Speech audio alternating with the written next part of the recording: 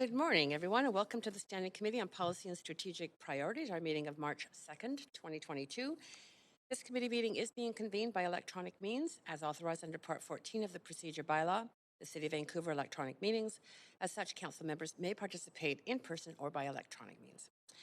If a committee member attending by electronic means loses connection during the voting process, staff are available to get you back online quickly while the voting process is suspended.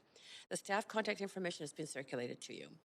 Video of committee members speaking, presentations, and vote results will be projected on the live stream when available. Committee members are reminded in accordance with Section 1413 of the Procedure Bylaw, members must enable their video to confirm quorum. Given the surge in COVID transmission and reinstatement of our COVID safety plan, the maximum capacity of the council chamber is 20 persons. I would like to remind everyone that all staff are participating electronic for this week's meetings. Members of the public who wish to participate are encouraged to submit comments online or participate via telephone. If attending in person, health protocols associated with COVID-19 will be observed in council chambers and throughout City Hall.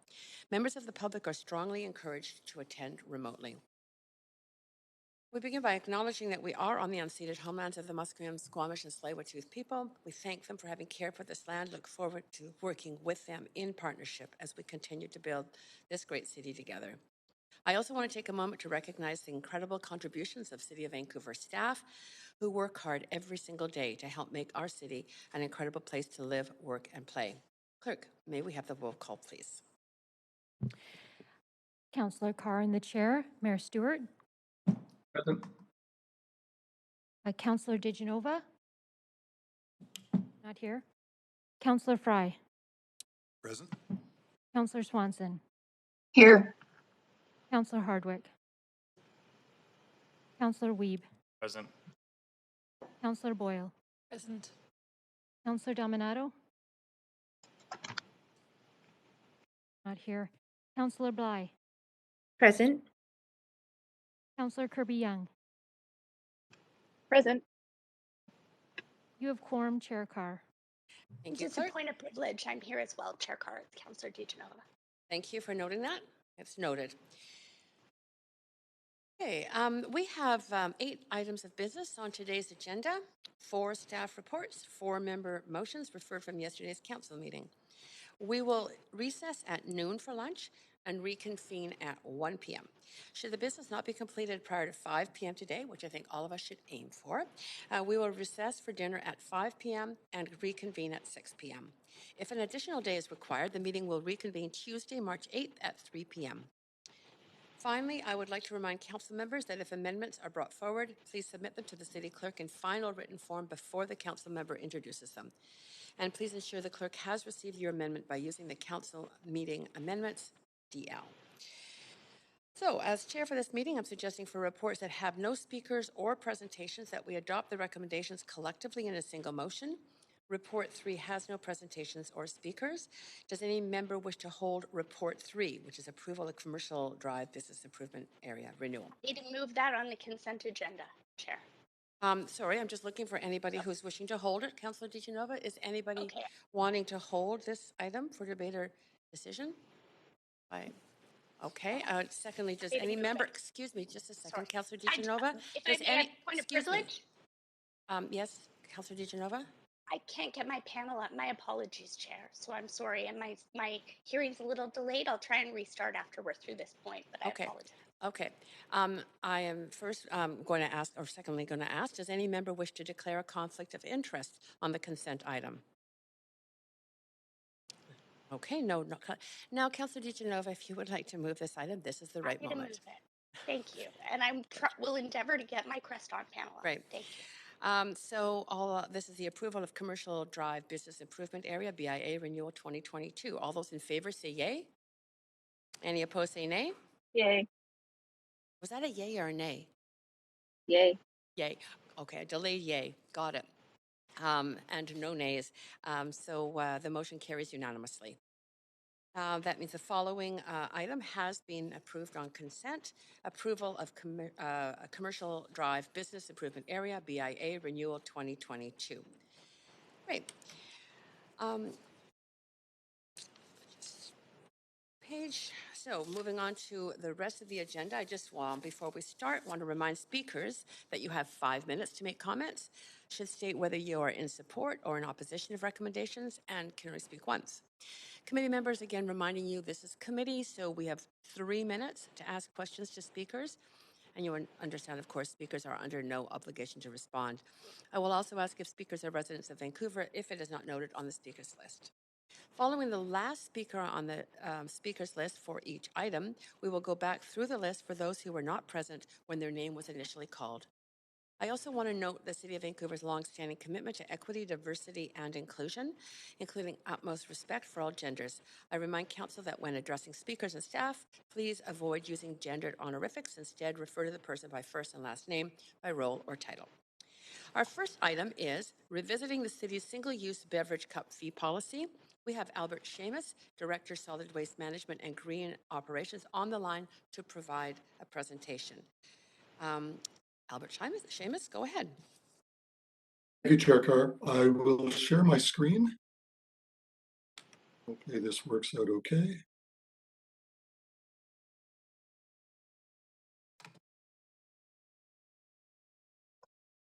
And can everyone see the presentation?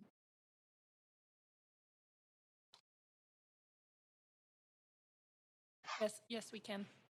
Yes, it looks like everybody can. Great, thank you.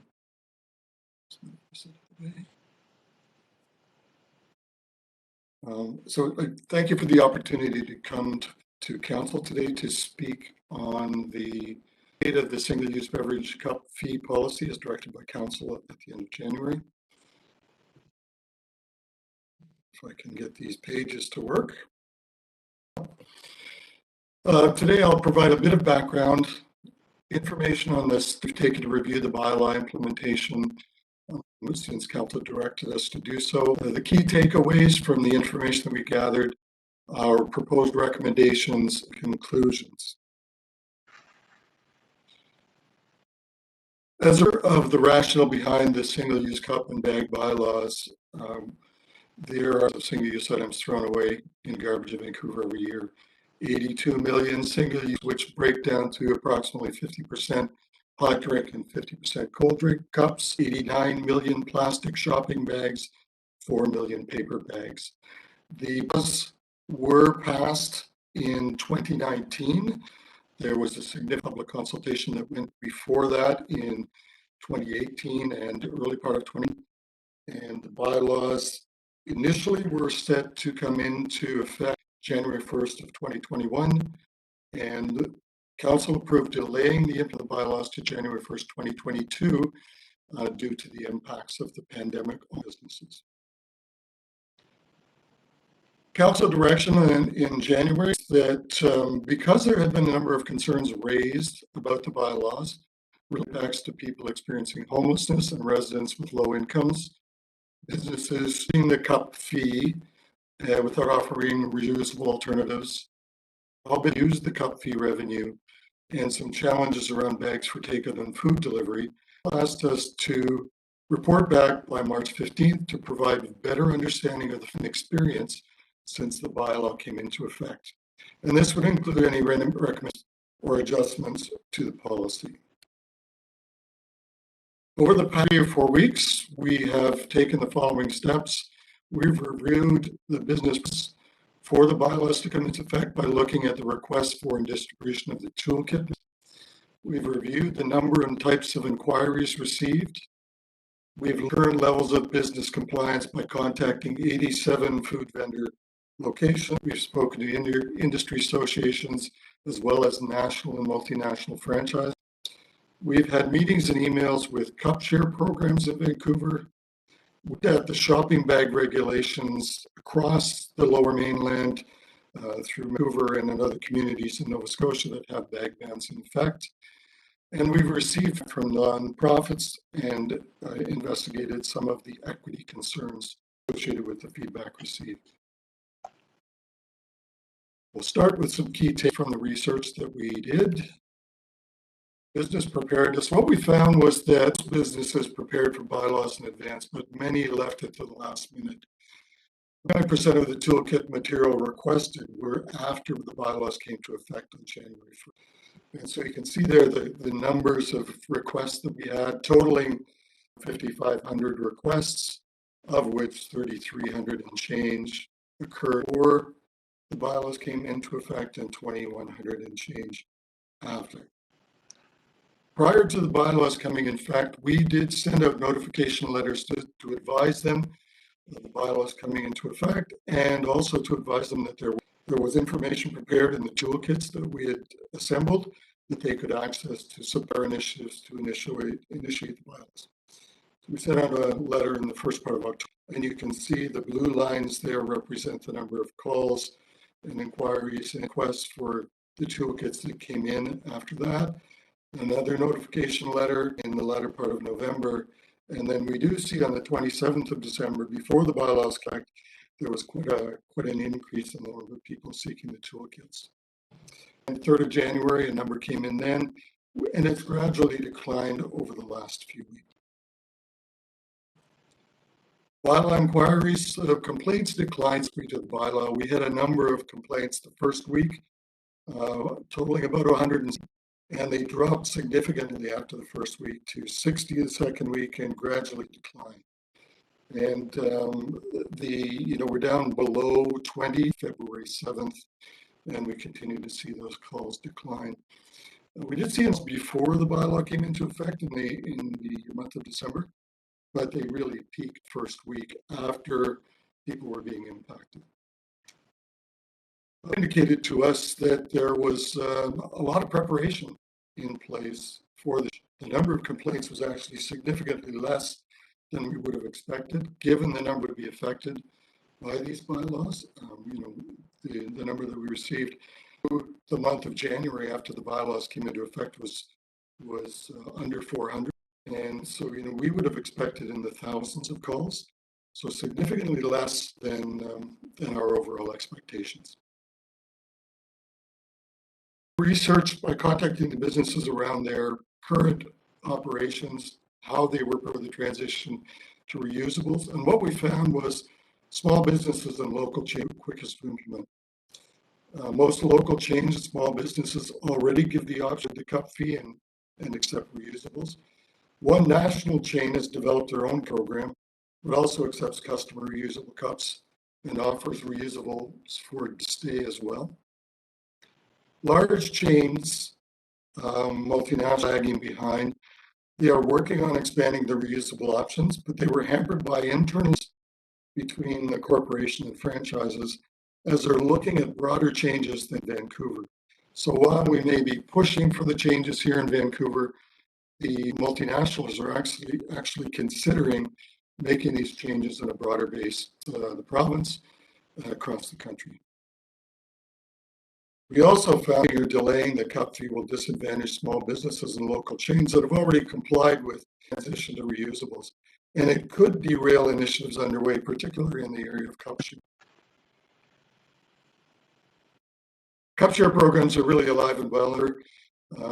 They're designed to have customers borrow sanitized reusable cups for drinks to return at a later date. Currently available at 48 vendors in 82 locations. And there's an expectation in the businesses of another 75 to 100 in the next. The Downtown Vancouver Business Improvement Association has a cup share provider, and they're targeting 50 businesses in the downtown core. Found that customer demand for reusable options is driving business participation in these programs, and that the cup fee revenue can offset the fees for things like cup wash, the purchase of cups, staff training, and customer education. And the cup fee could stall or end some of these programs. There were concerns raised about giving consumers options to avoid the cup fee, and it was found that city intervention may be needed in this area. The city has the ability to businesses to accept customer reusable cups, and some businesses may need more time. Food safety and sanitation plans, which have to be approved by Vancouver Coastal Health, so that the business can actually accept the reusable cups. There were concerns raised by the public, expressing mistrust businesses are using the cup fee revenue. The city can set a deadline for businesses to order cups for to-stay drinks and provide cup share for to-go drinks. Legal businesses to invest the fees in reusable alternatives rather than just receiving revenue. The challenge with in-use or in-store use of reusables is that not all facilities are equipped to do that. There are space concerns around the ability to use or install dishwashers and sanitation facilities. It will take time for all the businesses to roll into a suitable cup share program. Some businesses had reduced the drink prices to offset the fee, and this was true in one multinational chain, where they weren't ready to offer their reusable options. So they chose to reduce the fee or the cup cost, the drink cost by 25 cents to offset the cup fee. What we feel is that is not a reasonable approach where they don't have the reusable options available yet, but showing the cup fee separately creates consumer pressure for the move to reusable options. And that's supported by the reasoning done around behavior change. We did look at bylaws for shopping bags in other communities, and we found that Vancouver's bylaw is consistent with other BC municipalities. However, our fees for disposable bags for paper and for reusable bags are low in the other municipalities. None of the jurisdictions fees on drive-through, takeout, or food delivery bags. One of the things that I think is really important as we look at our own bylaws is to make sure they are as consistent as possible with others in the region and the province, which is the effective path to change. And at this time, we don't recommend any changes to the shop bylaw. This is a summary of the bylaws for within BC, and it includes the Ministerial 09 from the Government of BC, which is targeted towards those communities that function under the community charter and allows them to implement bag bylaws and fees on their own without going back individually to approval. So you can see that in all jurisdictions, there are bylaws that ban bags. There are some options, for example, Vancouver, Esquimalt, Nanaimo, and Sanet have an initial fee of 15 cents for the bags, paper bags. All others have cents. No municipalities exempt drive-through delivery. We, along with the other three municipalities, reusable bag fees of $1 initially, and others, and in all cases, the businesses keep the fees. The other concern that's been raised across the board has been around and the challenges for those that face income inequity. As a reminder, the consultation on the bylaws dates back to early 2019. The bylaws were adopted in 2019, and these predate 21 equity framework. When we developed the bag bylaws and the cup bylaws, focus on balancing a number of competing factors, which included equity for people in poverty or living with low income. We did have a cup fee exemption for charitable purposes. We did institute a program for collecting and redistributing donated reusable bags, and we did provide support in multiple languages. Even there are areas where the bylaws can be improved. And one, I think, of the most ones is exempting free drinks from the cup fee. We found early in the days of being in place that there was a situation that came up where meal vouchers were provided multinational that didn't include launch fee, and in some cases the residents seeking the meal voucher renewal were found that they had to actually pay a cup fee to get a free cup of coffee. And so removing that requirement for the bylaw was to avoid those situations. We also heard from the multinational and national chains that it's a benefit to them as well, because then they can offer on occasion to support the low-income community. supports the development of low barrier cup share programs. That's something we can take on. Share options that can support those that are experiencing poverty or low incomes. We can work with the nonprofit community and organizations that distribute meals and meal vouchers to people that are faced with low income. And we also need to work closely with including nonprofits and other stakeholders, to look at other potential options to support those that are most disadvantaged. We believe that using the current equity frames adopted in 2021 to further evaluate supports will provide greater long-term to the community as a whole. The other information we see from the business, in particular and residents as well, was that continued outreach, education, and support to the businesses and the community on the cup will be important as we go forward, so that everybody is aware, they are not surprised that there's a cup fee, that we keep that awareness front and center. And using the information we gathered, we provided the following recommendations in the report. A, exempted free drinks from the cup fee, which again provides that benefit to those living with poverty or low incomes. And it covers free drink vouchers, monetary gift vouchers, free water, particularly during the summers. And it also allows free drinks from using rewards program, which many residents rely on to help with affordability. Recommendation B, to continue to work with nonprofits and relevant stakeholders, a low barrier cup share program, to continue to raise awareness about the goal to reduce use items and how to access the low barrier cup share programs, identify additional options, and use the city's equity framework to assess and that allows us to continue to support experiencing poverty or living with low incomes as we go forward, and still allows the trend of reusables and zero waste. Further supports development of equitable circular business models in Vancouver, and again supports our zero waste targets. The quick start action for this will be move quickly as possible to pilot a free and low barrier cup share program in partnership with profits, cup share providers, and businesses. Recommendation C is to require food vendors to accept customers' reusable cups for in-store and cold drinks by July 1st, 2022. Note for that is that it ensures the cup fee works as intended, which is to replace disposable cups. It allows customers to avoid the fee and reduce waste, and equal playing field for all businesses.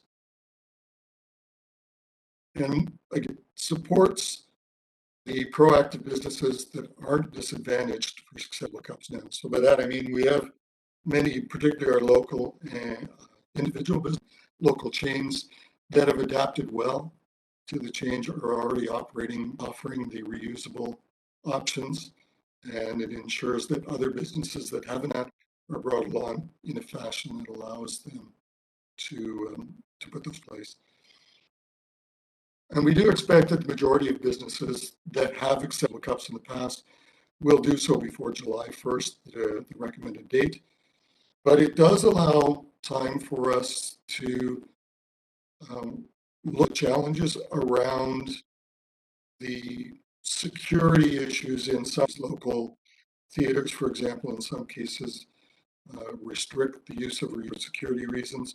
Some of the sports venues do the same. And that's for public. We want to make sure we work with them around how best to support them.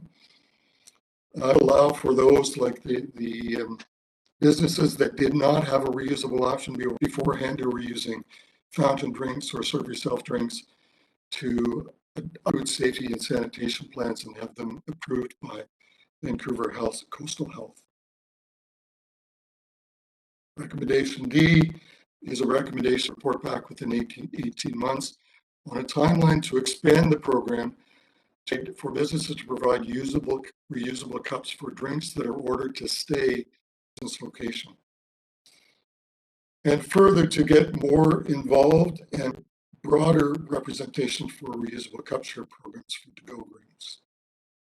And that sends a signal for businesses to invest in the reusable option, provides motion and confidence to the business community as well as residents. And it provides us with time to consult on the timeline of the around having all businesses have cups reusable for internally provided drinks. Allows further time for ramp up and expansion of cup share programs. So a few conclusions that we drew through our based on the work that we've done in the past. Our cup bylaw is the first in Canada.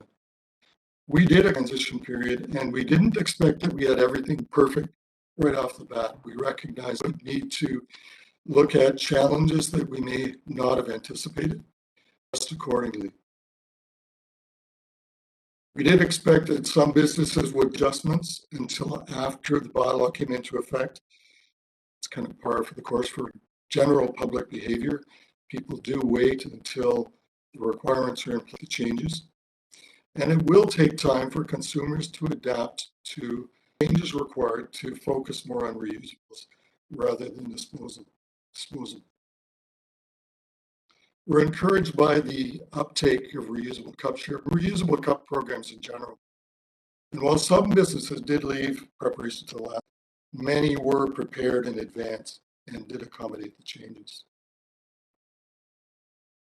Recommendations that we put forward address the critical input challenges that we've found to date and set a stage for the city's transition to the SME and zero waste by 2040. I will leave it there and I'll stop sharing my screen so that we can go through the answers. Thanks so much. You do have a lot of questions. Starting with Councillor DiGenova. Councillor DiGenova, go ahead, up to 5 minutes. Thanks very much. I really appreciate the presentation and the thoughtful work staff have put into this. It's just, I've seen firsthand, and I continue to see firsthand, how there is a clear miscommunication already on what the rules are around this with retailers. I've had it happen a number of times. In fact, just last week, I was at a coffee retailer and brought my own cup with me.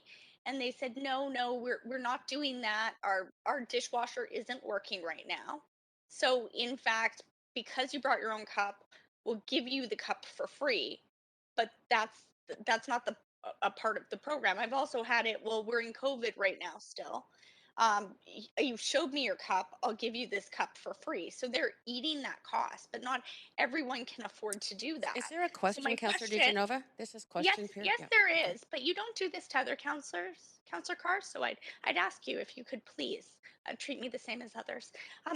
And you framed your questions much longer than mine before, but I'm going to ask you, do you see barriers here for small local mom and pop shop businesses who don't have a commercial dishwasher, who don't have that ability to just take that 25 cents off their bottom line if they don't have a dishwasher or they're losing customers?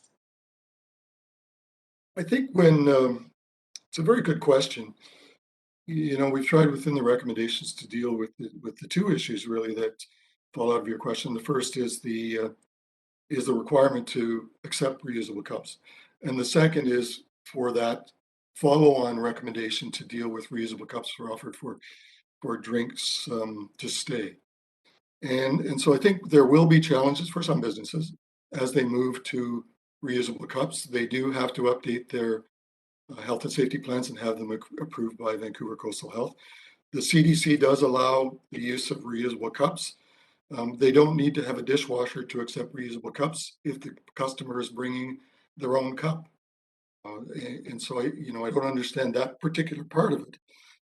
If they were in a cup share program, then others would be collecting those cups and washing and sanitizing them before they deliver them back to the business. But, I think we may see some challenges in some businesses, but really the programs that we're trying to put in place support the transition and allow them to move forward with using reusables. And we did find that the majority of the ones that are already doing it are the small local businesses and local chains, as opposed to the larger ones. So, just a follow-up question to that, but I'm going to actually move for a second round of questions now, if that's all right, You're Chair. moving that? Okay. Yes. I'm looking just for Just in support case. from council. Just a second. You're just moving it. All those councillors in support say yay. Any Yay. opposed say nay. Go ahead, Councillor Chichinova. There will be a second round. I'm wondering in the idea of the cup share program, and I was trying to get to that also. Although there are some retailers that actually require that they do wash your mug before they will fill it for whatever their reasons are. I've had this happen. I'm wondering if you can share, is the ultimate goal to require every single coffee shop or food service, takeaway to have the ability to have a cup share program? Or It's not a requirement to use cup share, but it is an option that's available. okay, but to use cup share, each of those mom and pop coffee shops would have to not only install a commercial dishwasher, they'd have to pull permits to go along with that. Is that correct if they don't already have one? No, there's a number of cup share programs that offer collection of the cups. They will wash them and sanitize them, and they will bring them back. So the business does not need to have a commercial dishwasher. However, if we go down the road of requiring to stay drinks to be reusable, we may be in a situation where there is a requirement for businesses to have a commercial dishwasher, which is why we recommended 18 months to review that so that we can look at the challenges that might result in. But that is really the requirement right now, because what I'm saying, what I'm trying to ask is, right now, if a retailer doesn't have a dishwasher and they have paper cups, and you bring your own mug is one thing, but if you wanted to sit in the shop, the paper cup that you used before is now 25 cents if you stay there. If there is a requirement to move to sort of a glass mug or a mug that you would just leave there, then they would require a commercial dishwasher. So Is that Yeah, I correct? think just sorry, you're out of time, but if you All wouldn't right, I'll mind go back on the queue. yeah, that's great. That would be good. You can expect that question will come up again. Thank you. Moving on to Councillor Bly, up to 5 minutes. Go ahead. Thanks very much, Chair, and thank you, Albert, for the presentation and the work on this. I just actually have a couple quick, hopefully simple questions. In recommendation A, it talks about exemption, that exempts drinks provided at no cost to customer, cup fee, what have you, and it lists a number of ways, including monetary gift vouchers. Does that include gift cards? that's a good question. I'll ask perhaps Monica to answer that question, but our initial belief is that yes, we will do that, and I think what we will do is make sure the bylaw is clear that gift cards would be exempt as well. Okay, so as a consumer, I could go to, a local coffee shop that provides gift cards, which generally the bigger ones do. And then I can load that for $20 or $30 and keep going about my regular sort of consumer habits, practices of perhaps getting single waste and not be subject to the fee. Is that right? Yes, and Andrea, can you address that question, please? Yes, so we need to draft the bylaw amendment, and I agree we need to be quite careful about how we define free beverages so that it doesn't become a loophole like what you just described. So when we draft the bylaw amendment, we can review that with some I businesses. understand the process, but what's the intent? Oh, the intent is to exempt free beverages for the purpose of I understand that, but is supporting the intent to have a gift card included? Yes or no is really the. It's we want to capture the free beverages where it will support people experiencing poverty. So a monetary gift voucher that is provided to a nonprofit and then distributed to its community members, we want to include that, but we don't want to include a gift card in the scenario where it can become a loophole. Okay, so if I get, give my nephew a movie pass for a drink and a popcorn, it's not through a charity, it's a gift, it has monetary value, so that is included. Okay. Yeah, the And then challenge if that with comes- writing Yes. these exemptions if is that it's hard to, yeah. It might be the challenge with the bylaw, but I appreciate where you're going. So, so I'm going to just say that that's a huge flag in recommendation A, is that that is still not clear. So it's actually not resolved what that initial issue was that we brought this review was brought forward on the premise that there are all of these inconsistencies. And I just want to state that I still don't think that that's clear based on the answer, but we've got a lot of questions, a lot of answers. If staff have more feedback later, happy to hear it. I'm going to move on. Recommendation C, does that include, it says cold drinks, I think you spoke to that, Albert. Hot drinks and cold drinks. Does that include milkshakes, smoothies? Let's go so far as blizzards at Dairy Queen. That is, good question. I think that there are some challenges with some types of drinks that we'll have to be careful how we deal with. But in general terms, what we would be looking for over time is for all of those to be covered. And exempt from the fee. Not specifically over time, they would be all required to have the fee. Okay, so I'm gonna have to bring a cup in that can work with a blizzard machine. That just Yeah, that's going to be a challenge. And, ultimately in the longer term, we may find that there are cup share programs that develop for that sort of thing. But okay. I'm just I gonna think Andrea can provide a bit more detail on that as well. I'm just going to keep going for time. I just want to highlight that this is another really important piece that was in the initial review that I don't think is addressed in the report. And I just want to touch on one more before my time is out. And that's drive-through and food delivery apps. Mhm. So we've heard through restaurant associations, individual, and these are multinational corporations that are clearing close to probably $2 million in additional revenue because of this fee. I would say annually that would be a very conservative estimate. And they're saying absolutely no way does this work with the drive-through model.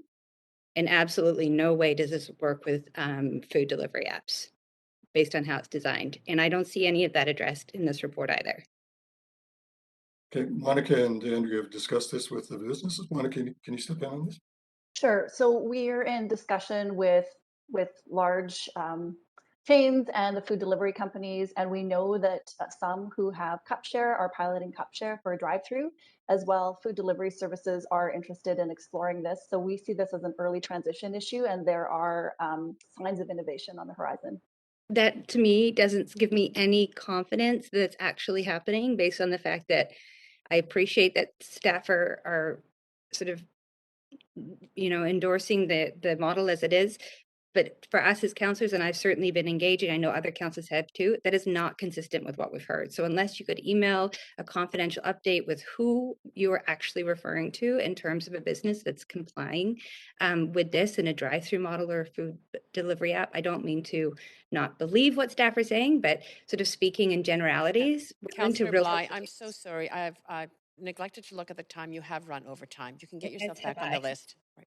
Thank you. Councillor Fry, go ahead to 5. Yeah, thanks, Chair. Thanks, staff, for this presentation. I guess right off the top, you brought up the plastic bags. Are we still anticipating a federal plastic bag ban that's going to be rolling out for the end of this year? Yes, Monica, you know the timing of that, so if you could jump in. My understanding is that currently they're consulting on a ban on manufacturing and importing plastic bags by the end of this year, and then the ban on selling and distribution would be in 2023, the year after that. Right. So we're just a bit ahead of the curve here, but this is something that's coming down the pipe for everybody in Canada. Correct. Great. Thank you for that clarification. On the Albert mentioned stadiums and theaters being one of the challenges as far as safety, or I forget what the exact issue was, but I find that interesting because to me that seems like the low-hanging fruit, where we have essentially what is a closed-loop system where there's no need for a disposable cup because you're literally not leaving the facility, you're within there, and that seems like the optimal opportunity for reusables. Can you expand on what the issue is on that particular front? Yeah, it's throwing the cups. Right. So in a similar situation to, when you go to BC Place, for example, and you get a beer, it's in a plastic cup. They don't want people throwing bottles or cans or things like that on the field, and the same would apply in the theater. If there's displeased participants, perhaps they might end up throwing the cup. But that tends to be at the root of it more so than some of the other challenges. It's more protecting the participants, Right. and in a sporting event, protecting the players. Which seems fairly easy to remedy, I would think, with just a lighter weight plastic cup that is still reusable. But I'll Yep. table that one. That seems to me like the low hanging fruit that we could really kind of capitalize on here. Curious, but so one of the big elements of confusion. So I mean, I've certainly heard a lot from talking to businesses that they didn't feel that they understood where the money was supposed to go, how this was all supposed to work. And I think that there may have been a bit of a communications gap, especially over the year that we had to additionally roll this out. I'm curious, if you can identify where some of the communications fails may have happened in rolling this out to really get the business community on board. And also if there's been any contemplation of how we might pivot with this fee and really even creating sort of a voluntary fund at the city. So I appreciate we can't collect a fee, but if we were to say create a cup fund at the city of Vancouver that McDonald's or whoever would be encouraged to contribute to, that could offset the waste and costs impacts, but also even to brand and create a reusable program with the help of the city and this fund. Has that been contemplated at all?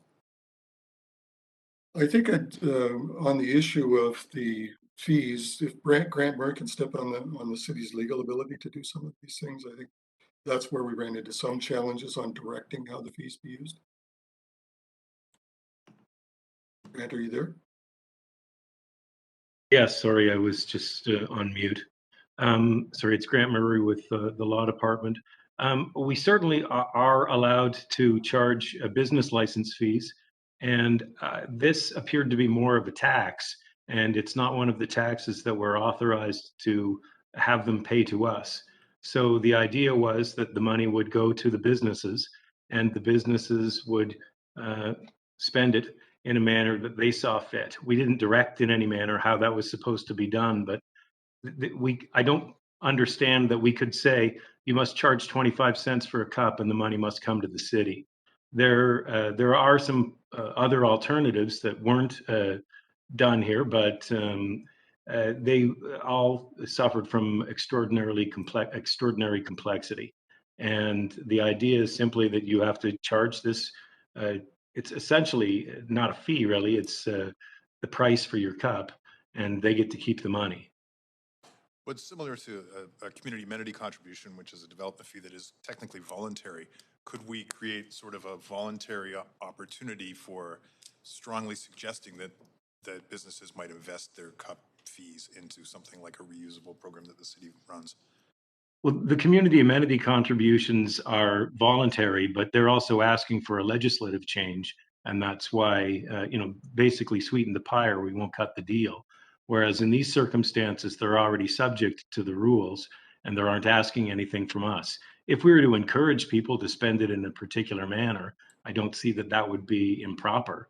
But I don't know that we could target that it had to be required to be spent in a certain manner without running into what could be some complicated issues as to whether it is in fact a tax, right?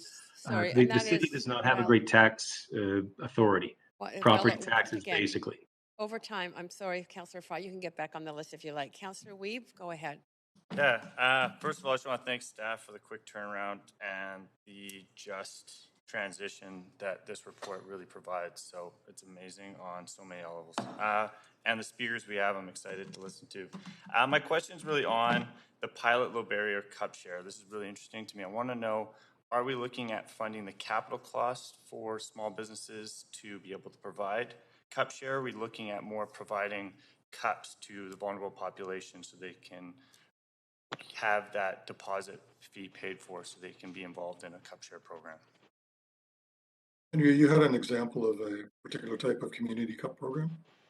Yeah, I can speak to that. So when we spoke to the cup share providers, we did ask about low barrier options. And so we heard they each have different business models. Some are already more low barrier and low cost. But there's a number of things that we could pilot through the existing cup share programs in Vancouver to see what is a good fit for people experiencing poverty and living with low incomes. So we'd be looking for ideas that we can test quickly together with existing cup share programs. Okay, and I see that Binners is one of the speakers. Is there, obviously some people will get one of the cup shares, might leave them and put them around. Are we looking at this as an opportunity for recyclables and for a low barrier employment where people can come and grab these if they are left around the city as we try to remove the 80 million single-use items? So do we see this as an opportunity to collect some of the ones that do get left around the city? Councillor, can I clarify? Are you asking about the cup shares? Well, yeah, Or I'm assuming that some people will leave their cup shares around, and I'm just wondering, is there an ability to look at making sure they do fall in the circular economy here in Vancouver? And I guess second question would be, how do we see our circular economy capacity to ensure that we have enough cup share programs? Do we see a lot of innovation happening here in the city of Vancouver, and can you speak to that? I will say on the collection of cup shares and through an organization like the Binners Project, certainly that would be something we could explore and consider. And on the other part, Andrea, do you have any further comments on the innovation in the cup share program? I think based on what we've seen in other jurisdictions, Vancouver is really leading the way on growing cup share. We have a number of businesses in the city, and more have reached out to us expressing interest to also start operations here. So I think we're very encouraged by the amount of innovation we're seeing in cup share in Vancouver. We have 3 cup share speakers registered to speak today. I know, I saw that's exciting. It's exciting that some of the large companies are starting to look at cup share and piloting here in Vancouver. So thanks a lot for this report. Thanks, Councillor Weeben, for coming in under time. Great. Councillor Swanson, up to 5 minutes. Yeah, I just have some questions about the actual cup share programs. Is the idea that a company would get some cups and then give them to their customers, and then the customers would return them? And what I'm wondering is, would the cup be usable for like a blizzard and a cup of coffee? And also, I'm suspecting that the companies would put their logos on them. So if you had like a Starbucks logo on the cup, would McDonald's fill it up? So those are kind of some of the questions I have. Go ahead, Andrea. Speak to this, yeah. So there's a number of different models in the cup share programs that are in Vancouver. So they each operate a bit differently. But taken together, they are able to offer programs for hot drinks and cold drinks and smoothies. One of them even has a cup share solution for wine. And each of them are differently working on options for in-store pickup, drinks that are ordered ahead, and drive-through and delivery. At least one cup share program is testing cups that can be used for bubble tea drinks. Others are looking at ice cream and frozen desserts. So we're seeing a lot of different options come through with cup share. They're all different cups though? Yeah, each cup share program has their own style of cup, but if a business accepts clean reusable cups and a customer brings a cup to that business and it's clean, then it would be like if a customer comes with their own personal travel mug to a business and wants it filled, as long as it's clean, and the business should be able to fill it. Okay, thank you. Thanks, Councillor Swanson. Councillor Dominato, go ahead. Thanks, Chair. And thanks for the presentation and update. That's really helpful. A couple of questions. Can you remind me which other jurisdictions have cup fees in place and where the funds go that are derived from those cup fees? Again, we're the first jurisdiction with this sort of a program. And Andrea, do you have any further details that you can provide? I know there was a program in California, but it's a different The other jurisdictions that we're aware of that have a cup fee, so in the US there are two, one of which is Berkeley, the businesses also keep the revenue from the fees. Sorry, you said Berkeley, so they keep the revenue, and sorry, Berkeley, yeah, the businesses keep the revenue from the fees. The other is Bainbridge Island, Washington, and their businesses also keep the revenue from the cup fees. And anywhere other jurisdictions beyond those two? Like European, because anyways, I won't give the context because we don't have a lot of time. Not at this time that I'm aware of. I know a number of places are consulting and exploring cup fees, including Scotland. Okay. Did we explore a working relationship with the province and NCorp around a deposit refund model? That is something that certainly is outside of our jurisdiction. We have had discussions with OnCorp and not so much with the province, but that would require changes in provincial legislation, and it would require OnCorp to participate in the program. Monica, you've been involved with OnCorp if you have a few comments there. Yeah, I chair the advisory committee for OnCorp, and I think one of the things to keep in mind is that a deposit refund system wouldn't reduce cups. It would increase the amount of cups that would be collected for recycling, but wouldn't reduce them. And the other challenge is that when you collect that large volume of cups, there's a very limited market at this time for recycling cups. So I think it's something that would be something that would be complementary to the city's fee for recycling the cups that are in use, but it would take several years to establish. Okay, thank you. Can you comment on our knowledge of the cup share programs that were in existence prior to the bylaw and also those that might have been in the planning phase? And it comes from some work I was doing last fall around where industry was already going in this regard. And so I'm just curious if you could comment on, do we have a sense of how many programs were already in existence and or were being planned anyways, regardless of the bylaw? Andrea? I can speak to that. I mean, I think what we knew that there were some in development. One national chain was exploring it, and there were one or two local companies that were starting to roll out their programs. But we've seen a lot of growth, and I think also the national chain really, I think, invested in their infrastructure in Vancouver, seeing that the fee was coming, and will be using the fee to finance the program and for promotions. And then we're also seeing some other programs that haven't been announced yet, where because of the cup fee, they'll be looking at rolling out infrastructure to pilot in outdoor spaces and venues. And another large multinational chain is looking at that as well. Okay, thank you. That's helpful. And then when we first dealt with this report, I moved an amendment with respect to ensuring that we had sort of an awareness campaign, particularly visible in points of sale locations where people would be aware, is that you could go and ask for a ceramic mug if you're going in to have a cup of coffee, or to encourage customers to bring their own. And I'm curious if we considered, I saw the packages we prepared for industry, but I'm curious if we considered mandating that in the bylaw, that be a requirement, that there be information made available within retail locations as well as online to, again, increase awareness for the public, because I think the public's actually already been moving this direction for some time, but it's not a requirement to my knowledge in the bylaw. Yes, it's not a requirement in the bylaw at this point in time. We found very good cooperation with businesses. And Monica, Andrea, if you want to jump in with any further comments on that, we've considered it, but at this point in time, we haven't recommended it. Okay, thank you. The bylaw, yeah, go ahead. Go ahead. I was just going to add, the bylaw does require that businesses display on menus, menu board, and ordering platform what the amount of the fee is, but there's not a requirement to display other signage and messaging. Okay, so it's just about the fee. Okay, thank you. Thanks, Councillor Almanato. Councillor Chair, this is Councillor Belay. I wonder if I can just raise a point of privilege. Go ahead.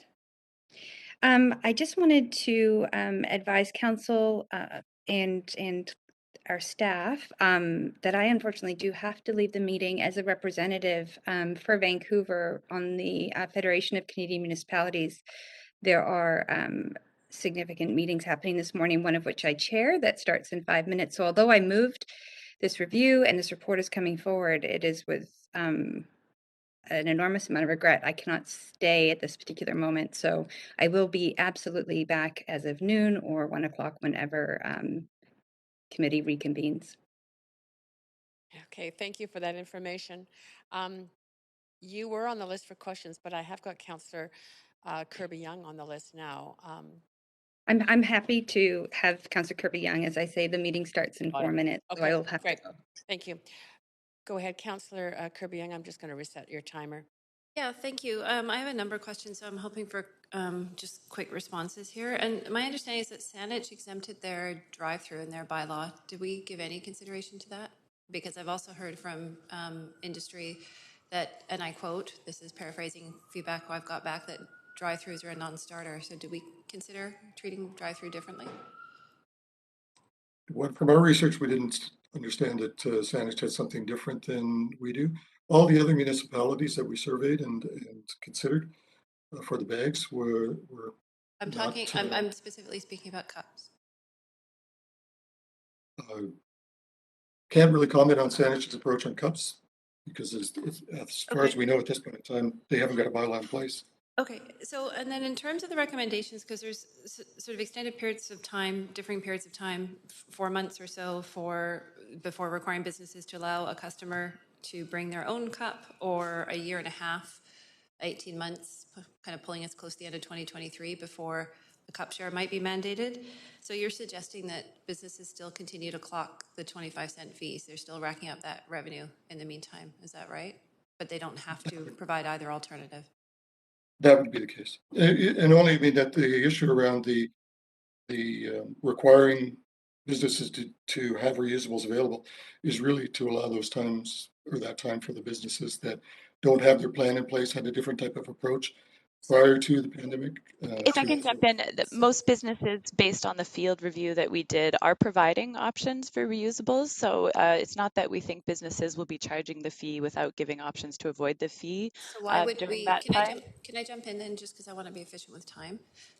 If you think that most businesses are doing it now, why would we not put the requirements in sooner? Why would we give such long extended periods of time? Because I've heard different things in the presentation about business readiness equals downloading, or businesses are not ready and need the more time. And then I hear the comment, and I'm trying to synthesize these different pieces of information. Then I hear the comment that, no, we think most businesses are doing it. So which one is it? Like, is it that they are doing it and we can put it in place now, or is it that they're not and they're not ready and they need this long period of time? I think what we've done is recommend that July 1st because of the different types of businesses that may need to get their health program approved. Council can certainly choose a different date. If you feel it is more important to go earlier, that is certainly the prerogative of council. Okay, thank you. I just want to go back to 2 points, and I'm going to start with the fee and going back to, I think, to Grant on the legal side. And I want an explicit answer to make sure that I understood what you said previously. You said to the effect that, and this is with respect to the suggestion raised by Councillor Fry, for example, could it be voluntary or could the city collect this fee? And you said essentially it equated to a price per cup. The city doesn't have the ability to set pricing for private business, correct? And the second part of that question is, and I want to explicitly answer it and so it's really clear, do we have the ability to collect the 25-cent fee? So 2 parts there. Can we set pricing and could we collect the fee? Sorry, the city has been sued about imposing prices in the past and prevailed. In fact, we're currently before the courts on the vacancy control because it's essentially a form of price control. Our position is that price control is possible under our business powers. The second part of your question about the money going to us, our understanding is that would be essentially a tax, and it's not a tax that's authorized under the Vancouver Charter. So when we have consumers following through on that, when we have consumers saying, why doesn't the city, for example, collect the fee and put it into a green fund so at least I know where it's going as a consumer, you're saying, and I just so it's clear, because we get asked this a lot, the city does not have the power to do that. That's my understanding, yes. Okay. Thank you. back to the comment around with respects to the province, and following up on Councillor Fry's comment, and I agree with him when he said it's coming anyway with the federal regulations this year, but I just want to be clear, that's related to bags, not to cups. And so following up on Councillor Dominato's question about engaging with the province, why wouldn't we have meaningfully engaged with the feds or the province to look at a harmonized application for a cup strategy? Why would we not pursue that potentially? Well, I think as Monica said, one of the challenges with the deposit return system for cups is it doesn't actually reduce the number of cups that are used and disposed of. The other challenge is how do we recycle those cups when there's no Sorry, real market? Albert, maybe I can clarify my question. I'm not sitting, when I say a harmonized cup strategy, I'm not suggesting it's a returnable. I'm saying like a harmonized strategy with respect to prohibiting, for example, or for requiring cup share. Why would we not try to look at a harmonized opportunity? A very We quick do. answer, very quick. We Monica? do. We advocate this through the federal and provincial government. We find that their regulations tend to follow municipal regulations. So we're encouraging them, but they're taking our lead. Great. Thank you so much. Councillor Boyle, go ahead. Thank you so much.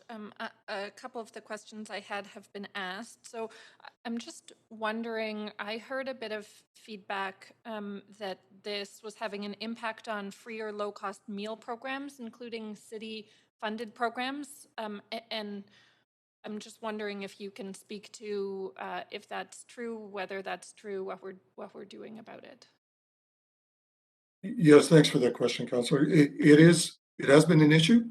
And we found that early on in the bylaws when free food vouchers were handed out at one particular location and residents were charged the cup fee. That's why we've put in the recommendation to exempt any free beverages or for a number of reasons from the fee. Okay. In addition, charitable food services are exempt from Yes. the requirement to charge the cup fee. Okay, and it doesn't have an impact on meal programs that are doing primarily takeaway food rather than eat in during COVID, like Evelyn Teller or the Carnegie Center. There's no impact there in terms of costs. No impact there. Okay, appreciate just being reassured on that. And I'm just reading over my notes, but I will leave it there. Thanks. Thanks, Councillor Boyle. Councillor DiGenova, go ahead up to on the second round.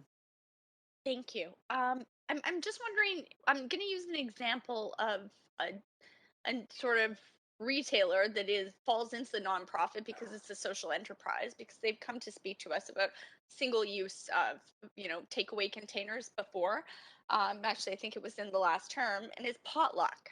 So for instance, are they able to still have donations of cups, and do they have to charge on top of that on their catering order for using those cups when they put them out, or do they not have to charge? Now, this is a social enterprise that's focused on nonprofit services. Yes, but I mean, they would also be serving the larger community in as a retailer. So I just want to make sure that I do understand that, charitable organizations that are handing out free food or that are selling food to vulnerable people at a discount.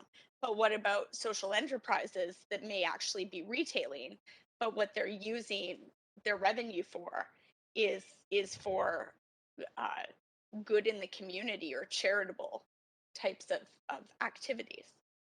Yeah, the bylaw does exempt charitable organizations from the provision of the requirement for the fee. So they should not have to charge a fee when they distribute their products. But that is something we'll take a look at to make sure that in dealing with the situation that we cover off those types of situations. Just in case there's any confusion. We did run into some confusion initially in the bylaw with Evelyn Solar Gathering Place and those types of organizations. They were reassured that they are exempt from the bylaw, and we will formally change the bylaw to make sure that those organizations are identified. So in this particular situation, Councillor, if you can pass us the name of the organization, we'll take a look at it and make sure it's addressed. Okay. I'm just asking overall because I've had these questions come to me.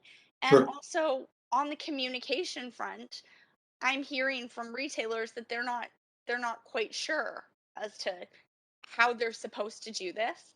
And also, I want to ask the question, how much time is it going to take them to provide a report to the city of Vancouver, especially the mom and pop shops? I mean, if we're asking for them to report back on this to the city, what time commitments are we expecting or requiring of them?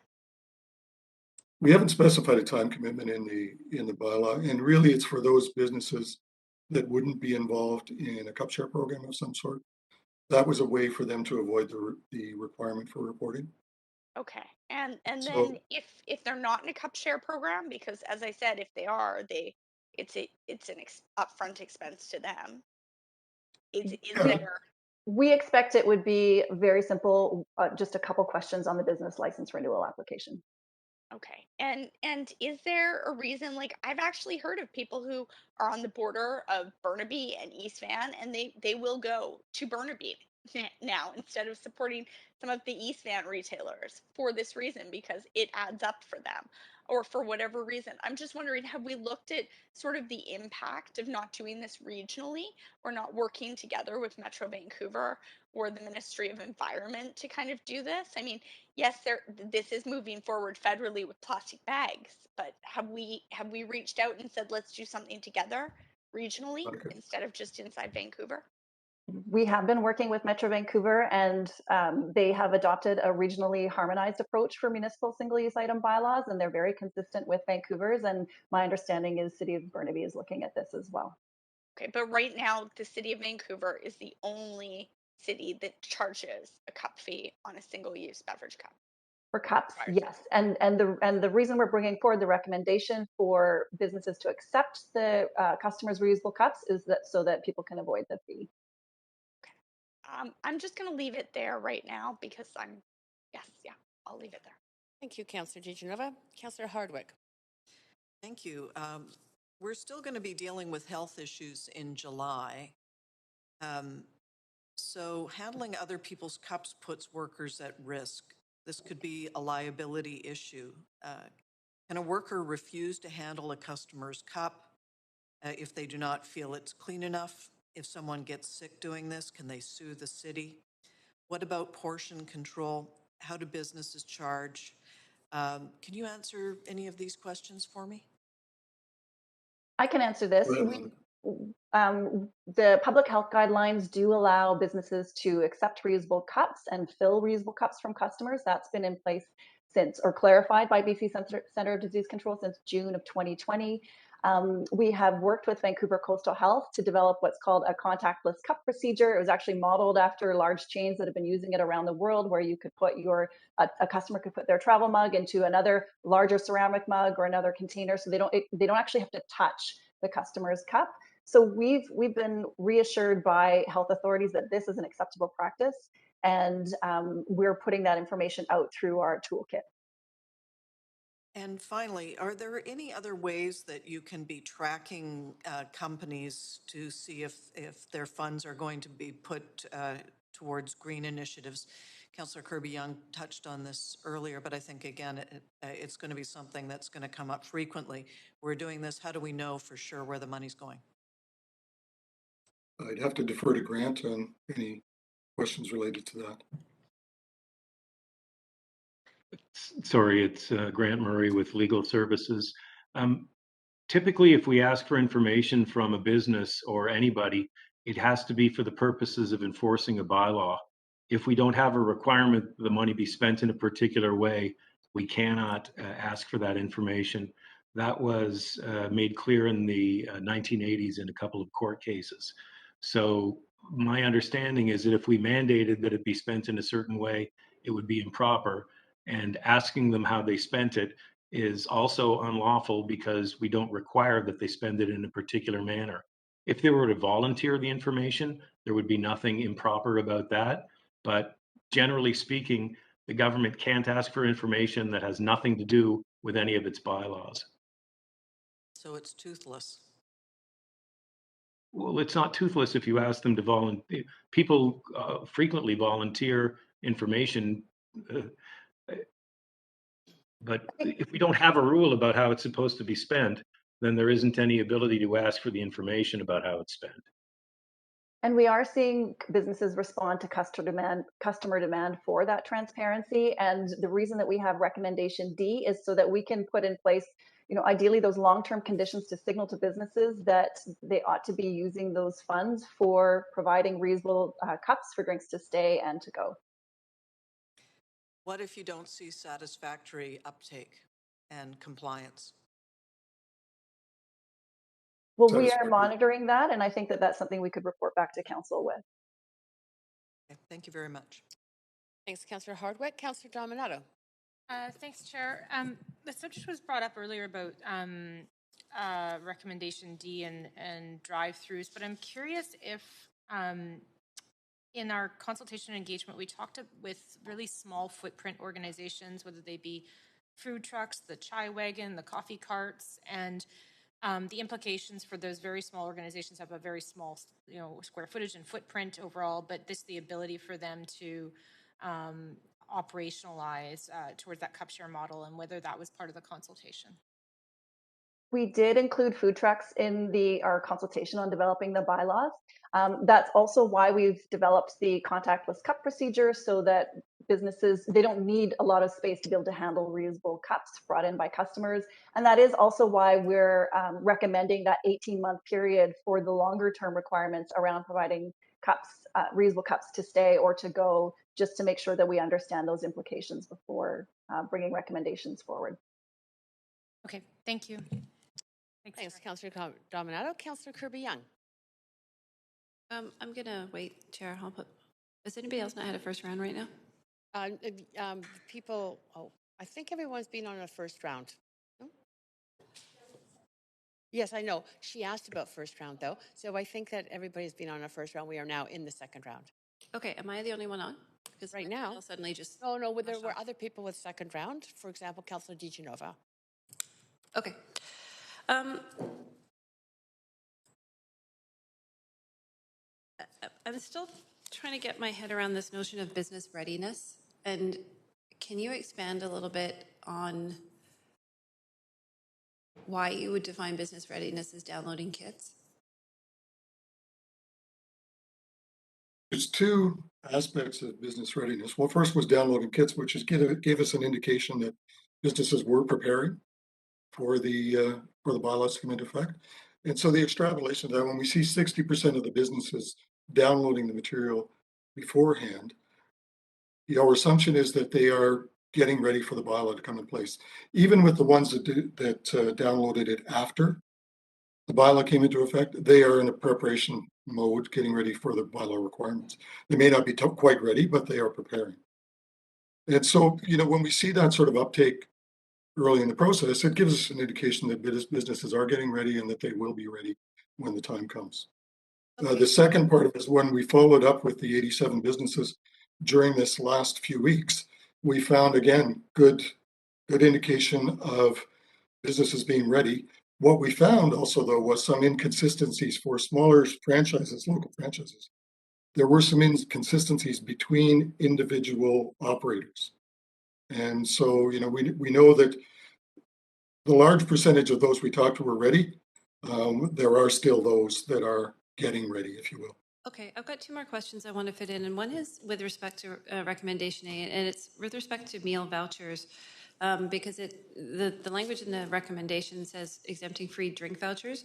But what about a meal combo? Because sometimes, to lower income people, they're being given a voucher that is for a breakfast sandwich or a muffin and a coffee. And so I see here, for example, a drink voucher. Is it an oversight, or is it not intended to cover a situation like that? Or is somebody going to have to produce two different vouchers? So here's one for a coffee and here's one for a breakfast sandwich. No, it's intended to be included. So that if it's a free food voucher, for example, a breakfast sandwich and a coffee, the coffee cup would not be charged the fee.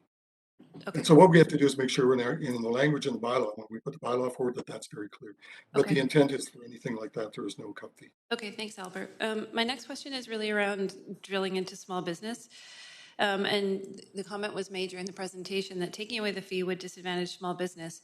But then there was another comment that some outlets, and I've observed this too at several different locations, I think we've all gone out trying to do our own observation and homework, are actually discounting drinks so that their prices are not higher. So they're not essentially receiving that revenue anyway. So how do you square those statements? So there's two aspects. One, when we said that it would disadvantage local businesses, what it meant was those local businesses that are already prepared and using reusables and implementing the bylaw. We didn't see an issue really with companies organizations discounting the cup, the drink fee to cover off the cup, as long as the fee is identified separately on the receipt, because that's really what people will see. They'll see the receipt. They'll know that they've got a cup fee there. They can avoid the But the business, but just, I hear what you're saying, but the business is still netting the same amount of revenue if they're discounting the price. Because there was a statement made, and I think originally in the earlier report, that the rationale for letting the businesses keep the revenue, other than we've clarified now that legally the city can collect it, the rationale was that it could go towards these alternatives. But my point is, what I'm trying to get at, is that the businesses are they're not generating that revenue if they're discounting their drink fee. They're not netting any more revenue. Yeah, those are individual business decisions. It's really not something that is covered by the bylaw. We can't mandate them necessarily. We haven't mandated them necessarily to charge a fixed fee for a drink plus the cup fee. Those are individual business decisions. Seems to be a bit of a hole. Okay, I'm going to leave it there. Thanks, Chair. Thank you, Councillor Kerby-Yung. Councillor Fry.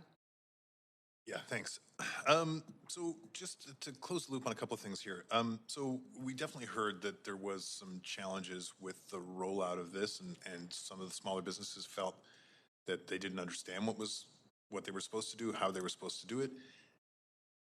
Looking back, have we identified where some of those communications gaps happened and how we're filling those gaps and where things may have gone a little off? Well, I think what happened is because all of the preparatory work and all of the initial public consultation and public outreach and the communication work with all the organizations happened before the pandemic, and we're geared towards bringing in the cup fees and the bag fees in January of 2021.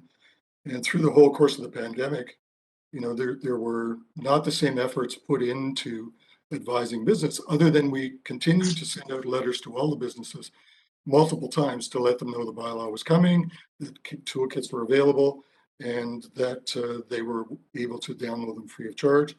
And we continue to outreach with the business associations and various organizations at a higher level. So, I don't know that it was anything that was specifically missed as much as a time-related issue. Okay, so if we had the resources, presumably say if we had a voluntary fund where people were contributing their cup fee, smaller businesses, they're saying, I want to see this move forward. How could we imagine, and I know we're going to hear from some of the reusable cup share folks coming, and I know that there's a great deal of infrastructure that is rolling out right now to support this work, and I also know that the Binners Project are going to be here and they're looking for, opportunities as well. And do you foresee an opportunity? So full disclosure, I walked here today and I grabbed a coffee en route, and of course, I had to pay the 25 cents for my disposable. It was a great coffee though, and I was walking, so I was happy to, I was lightening my carbon footprint otherwise. But, it dawned on me, it's like, well, there's nowhere for me to deposit this. Do we have an imagination about how we could better support cup share and reusable as a integrated city service almost, or support that? I think what you could do, Councillor, is council could direct us to explore that further. I think at the same time, if I could just add that, this fee is not meant to generate revenue. It's meant for businesses or for consumers to avoid the fee with using the reusable alternatives. And again, it's challenging because there are pilots that are in development by the private sector at this time, and they are using the fee that they are collecting currently on the cup fees to develop that type of infrastructure. So it's very challenging because these are early days and the organizations aren't ready to speak publicly about them yet, but I think we will be seeing more such infrastructure and programs soon. When you say soon, Monica, how soon is now to reference? Our understanding is March, April, or is when there are intended to be some announcements. Oh, that is hopeful. Okay. Fantastic. Do we see any other opportunities for the city to support that ecosystem though, and create even not garbage bins, but you know how we have the sort of recycle spots on the garbage bins? Do we see any opportunity to help support a more universality, working with all the various players? I think that's why we have the recommendation to look at low barrier programs for the cup share programs for those that are economically disadvantaged. And I think, you know, the idea there is that we find ways of supporting the cup share programs in a fashion that allows them to be delivered in a more universal fashion. It also provides an opportunity we might find, you know, from an imagination point of view, as you mentioned, that the larger businesses, particularly the multinationals, are looking for opportunities to support low-income community. They may participate in that. But I think it'd be challenging for us to develop a voluntary fund at this point in time without further investigation and consideration of how it could happen. Yeah, I think other types of support are in-kind support, for example, for space for bins. I keep losing you guys cut out, but so we do have the capacity to do this if we had a bit more direction and that kind of thing though. 10 seconds to answer. Something that could be definitely considered, Councillor. Okay, thank you. Thanks very much. Councillor Delminato. Thanks, Chair. I just wanted to follow up the question around public awareness. And there's a couple of us here on council that serve on both zero waste and liquid waste committees with Metro Vancouver. And one of the focuses there has been around public awareness, whether it be related to clothing disposal, or in the case of liquid waste, around educating the public about things that shouldn't go in your toilet or things that shouldn't go down your drain.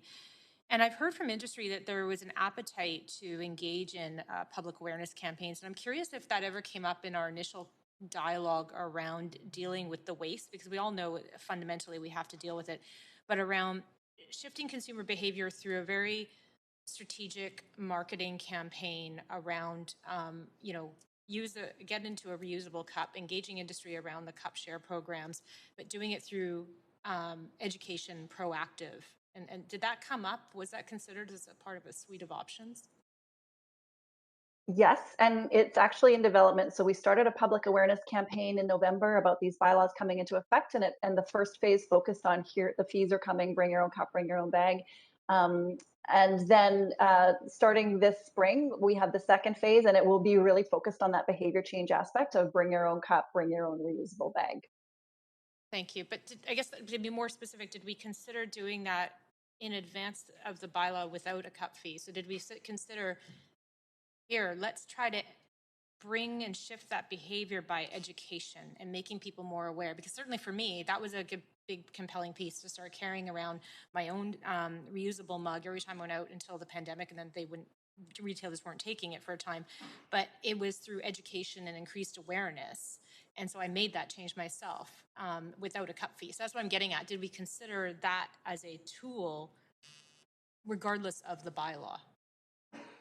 Simple answer to that is yes. We do a lot of public education geared towards behavior change. And prior to the bylaws coming into effect, there was a lot of effort put into the development of our Zero Waste 2040 plan that involved extensive public consultation, business consultation across the board, and included in that was a significant amount of public outreach. I would say since the pandemic, we haven't done as much. We do as much as we can around these sorts of things, given the restrictions that we're faced with. But it is a regular part of our programs. We have a public outreach group within solid waste that also goes to schools and provides a lot of information on zero waste and waste reduction and reusables directly to kids in the school. So it's an area of significant focus for us. So I often say we are no longer in the business of service delivery, we're in the business of behavior change. Thank you. Okay, Councillor Kirby-Yung. I move for a third round, Chair. Suspend the rules to move for a third round. Let me just check. There's a different vote on that. It's not just okay, because I have limited time. Clerk, maybe you can respond if there's a possibility of this.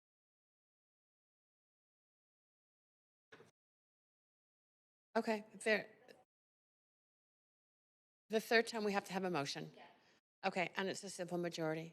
Okay, so you're moving for a third round? Yes. It's a simple majority. I'll just test first. Yay, if you would like the Yay. third round. Any nays? Okay, you have a third round. Okay, Yes, go ahead, Councillor, because you only have 15 seconds on the second round, so go ahead.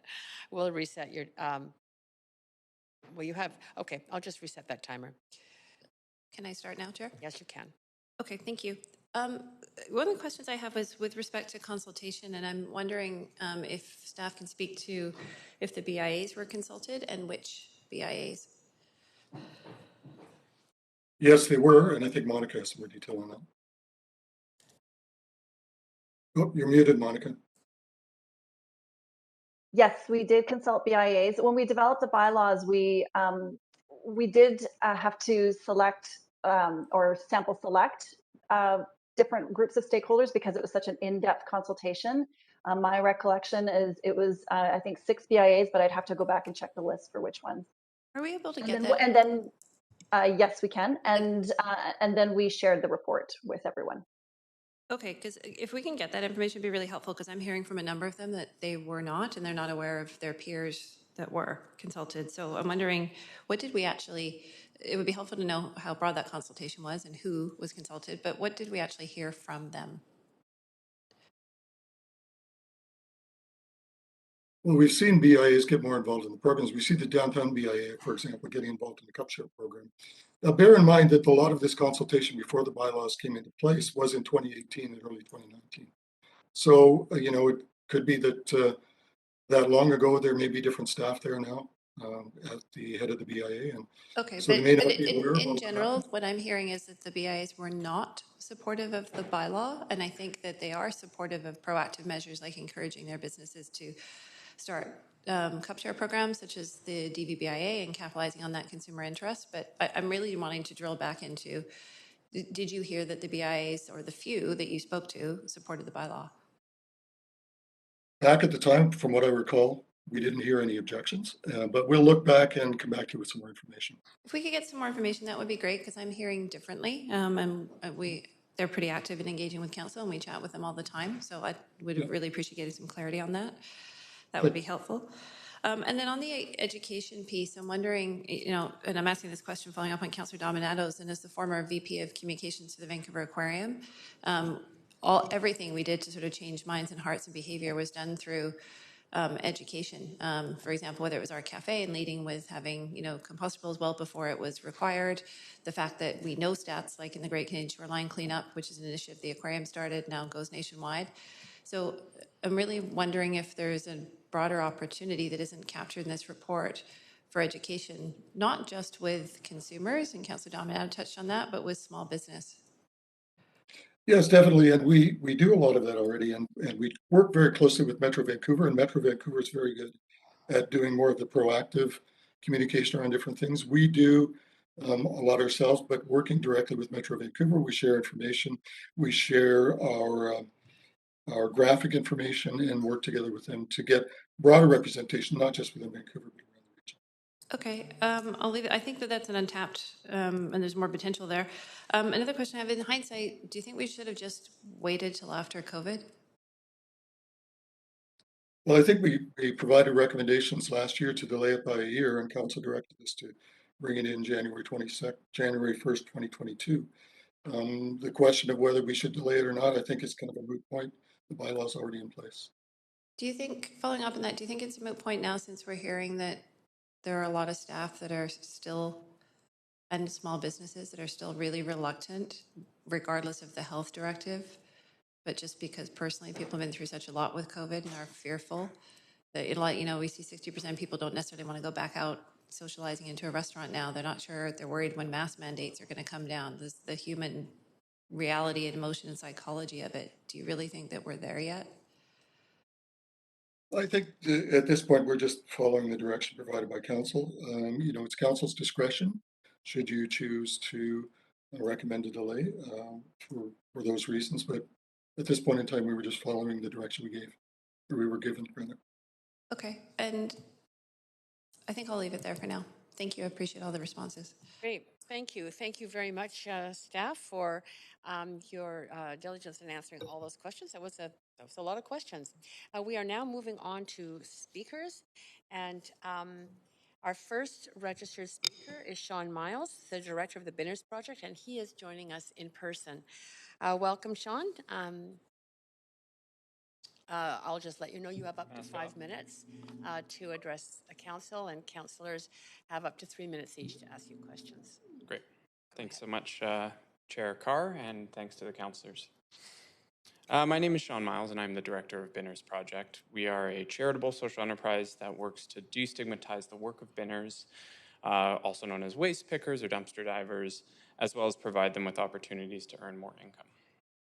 You might also know Binners Project from our annual Coffee Cup Revolution, a one-day depot providing a refund on coffee cups that was first started in 2014 by the late Ken Leotier as a way to demonstrate Binners' readiness and eagerness to participate in reducing the millions of coffee cups that end up in landfills each week.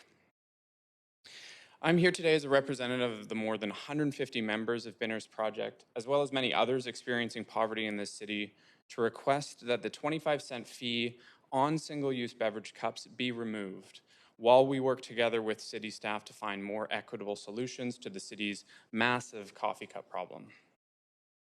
In our own consultations with Binners, we have heard that adjusting to the new fees on cups was much more difficult than adjusting to the plastic bag ban.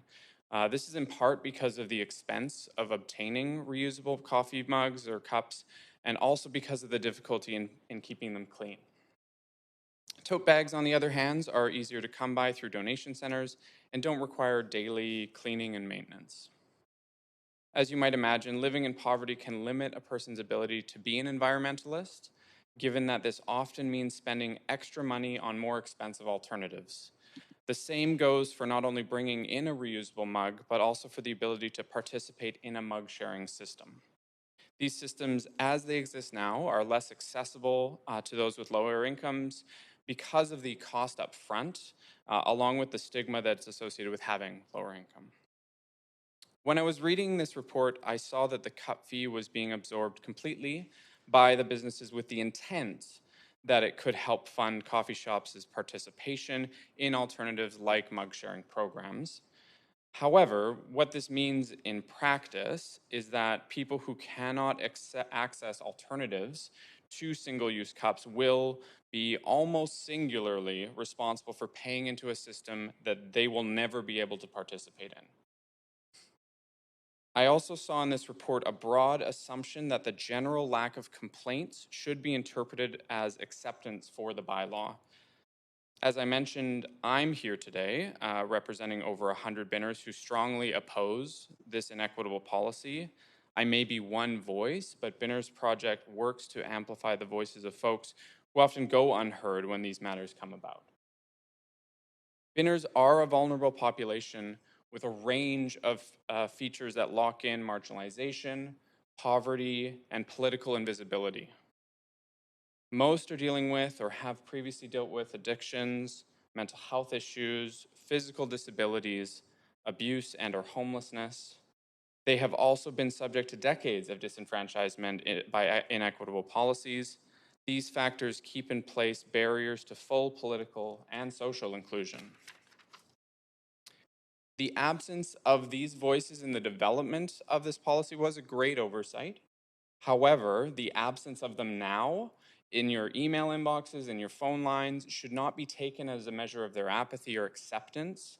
It should be taken as a measure of their learned helplessness. Even still, this council has an opportunity today to rewrite the script on how policies are implemented in this city. We have seen great strides in the last few years in our community's voices being incorporated into policy development, and we have hope that more innovative solutions can be generated together.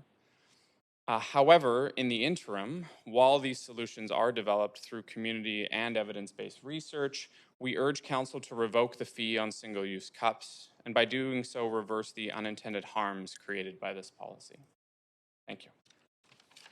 Great. You wouldn't mind staying there? You have a number of councillors with questioning. And Councillor Wiebe, you're first. Go ahead, up to 3 minutes. Yeah, thanks, Sean, a lot for coming to speak today. One of the questions I was asking the staff is that there will be a lot of the cup shares that will be scattered around the city. People forget them. do you see an opportunity to be part of that circular economy for the Binners Project to be able to collect these and return them for a pretty sizable deposit so that we can create an economy that recognizes that we don't want to have 1 million of these thrown away because they'll actually cause more harm, but have the Binners Project involved in something like that? Yeah, I could see there being potential for that. We have had conversations with organizations like Shareware. Sharewares that does do the cups, a cup sharing program, and there could be potential. I think there would be some work required in determining how that kind of was rolled out, but Binners have always been a group that has adjusted to changes in kind of what they can collect, and you look at milk cartons recently being added to that system, we're already seeing that have an impact positively in the Binner community. So if there could be potential, and I know there would be willingness on the part of Binners to be a part of that solution if that was possible, yeah. Okay, so we have 3 companies coming today, so it would be helpful if the 3 of them were to work with Binners to look at opportunities. Yeah. The second one is there was conversations in the report today talking about piloting low barrier cup shares. How do you see your community being involved in what that policy looks like, and how do we get members of the public who don't see themselves included in this policy currently involved in a low barrier cup share program?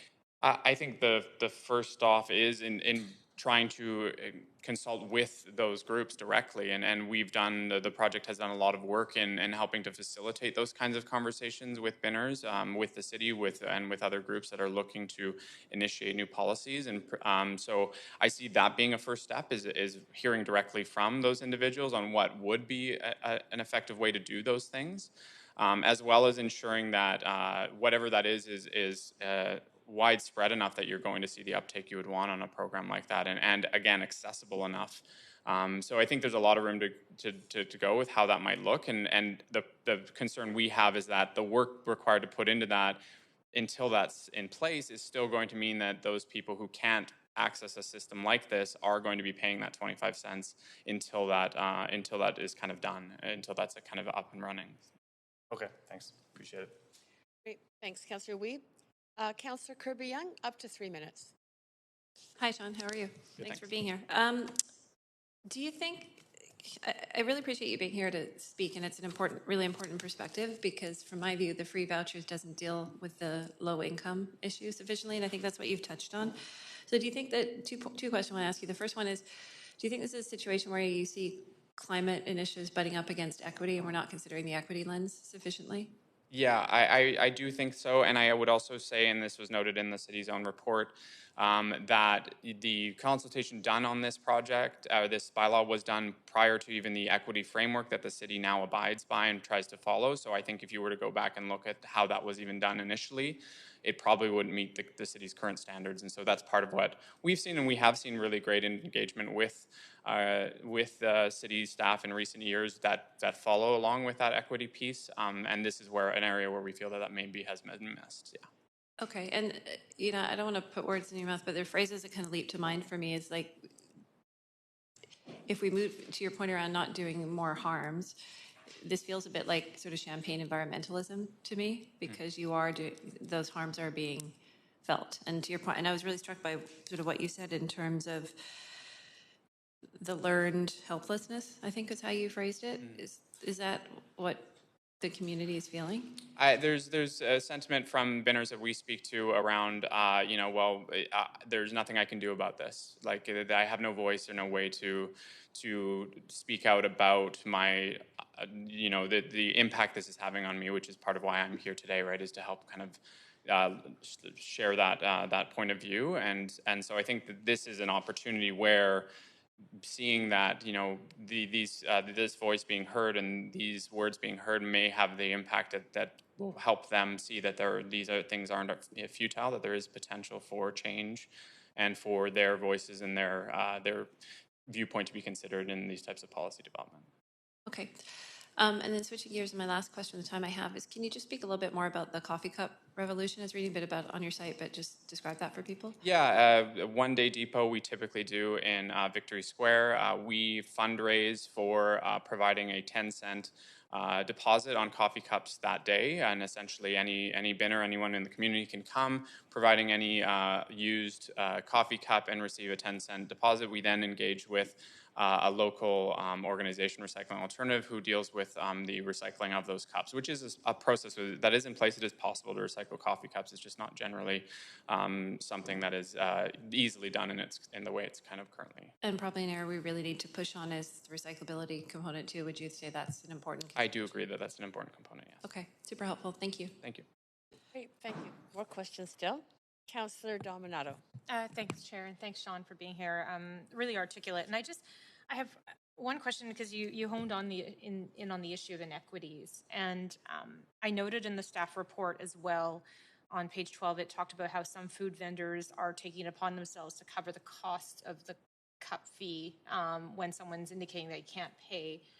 And what struck me when I read that is that are we supporting stigmatization from your perspective? Is this stigmatizing in some ways? And yeah, and I've heard accounts from binners who have had where they every day had the same amount of money ready to go to their coffee cup. January 2nd hits and suddenly they're short 25 cents, and those acts of goodwill. I think what I would probably highlight more is, and when you come to like extended producer responsibility, EPR practices, best practice is always incentivizing the behavior you want to see. And frankly, this currently in its current form is, for most businesses, penalizing the behavior you don't want, which is to the disposable cup, right? So I think you look at some of those businesses that have, as was noted, reduced their fees to accommodate that, so that then if someone is bringing a reusable cup, that means they pay 25 cents less, right? So there is that piece, I think, that is important, that I think would be good to do. I think there's a piece where, yeah, of course, there's going to be that stigmatization if an individual had, just didn't quite have the money, and there's concerns there, and that's obviously extends to a variety of ways that people with low income kind of work in the society. But yeah, I think that's for me where I think the work we've done in this area is that incentivizing what you want to see as opposed to penalizing what you don't. super helpful. Thank you. Thanks. Great, thank you. Just say, Councillor Wiebe, you have 30 seconds. Yeah, one of the other questions, recognize that when you do bring one of these cups into a large chain, they give you a 10-cent discount. And so do you see it's an opportunity for finding ways to get cups into a population so they actually are discounting because they're not paying that fee? So it might be a way to actually make it more affordable in the future. Well, I believe it's actually because of the way the bylaw is, it's actually a 25 cent. They wouldn't be paying that 25 No, like cents some of Starbucks, if you bring your own cup, they give you 10 cents and you don't pay the 25 cents. So it's actually a 35-cent discount. So there is an opportunity to actually reduce the fee because we're not paying for that. Yeah, I agree. And so I think that's exactly, what I was saying about instead of incentivizing the behavior you're wanting, but you have to provide options that are accessible to individuals who might otherwise not have the means to be a part of that participatory system of cup sharing, or even just having a mug that they can hold on to and reuse effectively. Great. Thanks, Sean. Thank you, Appreciate it. Councillor Wiebe. Councillor Fry. Yeah, thanks for joining us. And just to clarify, you're more speaking from a advocate for low-income folks' perspective than a binner's perspective. A little bit of both, and I mean the reality is most of, if not all of the binners we work with are in that low-income bracket, and people that are I think more significantly impacted than those with higher incomes for sure.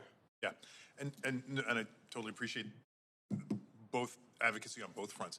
So looking forward, and as you know, and of course through the coffee cup revolution, you see the volume of coffee cups, and appreciating that that's a heavily subsidized approach that isn't really sustainable as it is.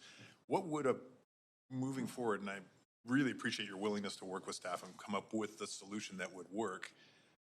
What does that look like? How do you imagine a future where cup share and stuff can integrate with the binners program?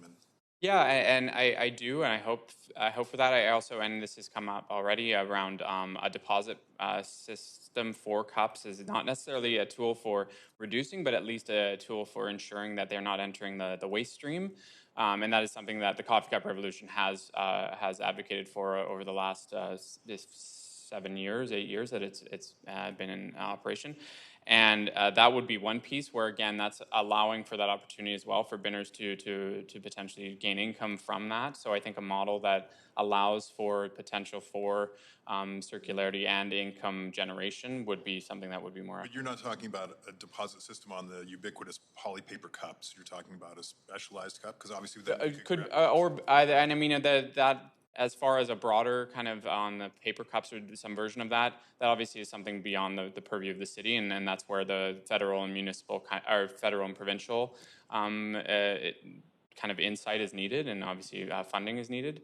But I do think that there is potential for things like Councillor Wiebe is mentioning around being a part of that collection system for those cups to ensure that if they do end up in a bin, that they're not going into landfill and that they're actually being brought back to that. I think there would be a need for city infrastructure and how that would happen, especially if you're dealing with multiple cup sharing programs and systems, that there was some way that could all be done where there would be central locations for binners to be able to say bring those in to then be redistributed into the community. Yeah, awesome. I'm almost out of time, so thank you. That's great. That is it for your questions. Thank you so much for coming in and really all your good work in the community. Yeah, thanks so much.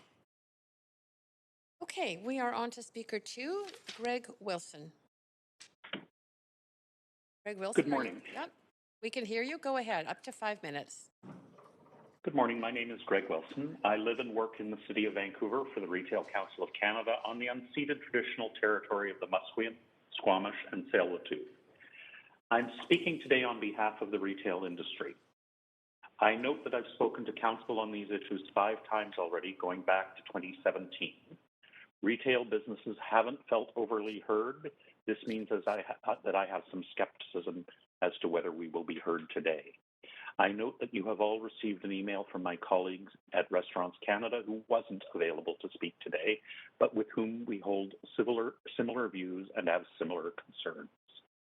I want to commend staff for their work and their report, although I found the oral presentation was overly rosy vis-a-vis the availability of shared cups and also dramatically underrepresented the business impacts and concerns. Particularly, I must say that I'm disappointed that there aren't recommendations in the staff report regarding addressing income inequality with respect to bag and cup fees, promoting the use of reusable bags, addressing bumps related to orders and deliveries, and small paper bags. Specifically, in regard to small paper bags, the current City of Vancouver definition is 15 by 20 centimeters when flat. Most bags for a greasy sandwich or a single burger come in 25 or 30 centimeter sizes. Accordingly, customers are paying a bag fee for these items, which we feel are clearly not an intended target of the bylaw.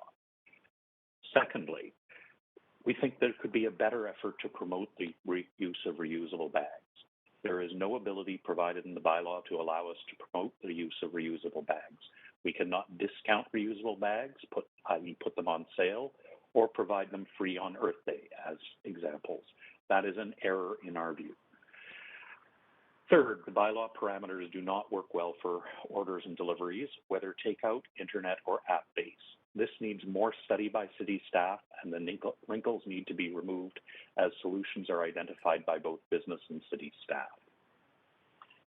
Fourth, while we're pleased with the staff report recommendation that a free drink means a free cup, but we'd like flexibility, which we are convinced can come not through a bylaw change, but even through written guidance, that we are able to use the proceeds of cup and bag fees to address income inequality as well as environmental goals.